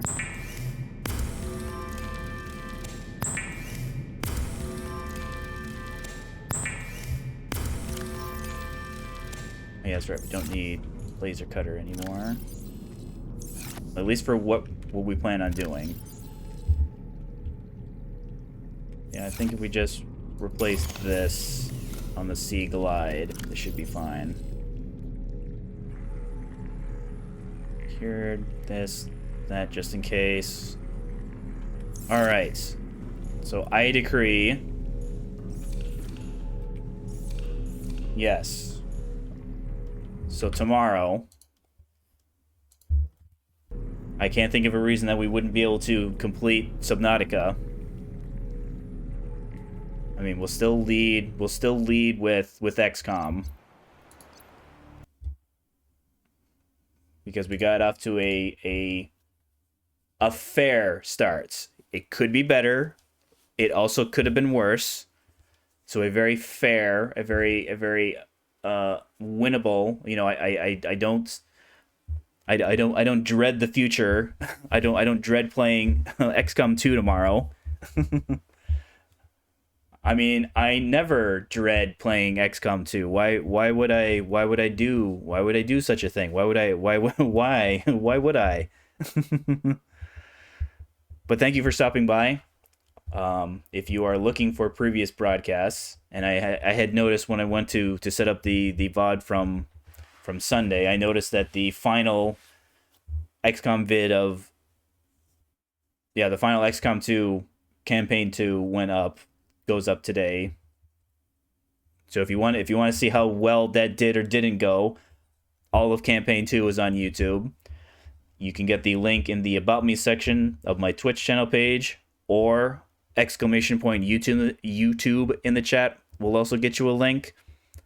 They go up 7 days because since I'm not an affiliate, I only get 7 days worth of VOD storage. So as they fall off on the Twitch side, I do like a superhero dive. I catch it in midair. I do like the combat roll. I then stand up.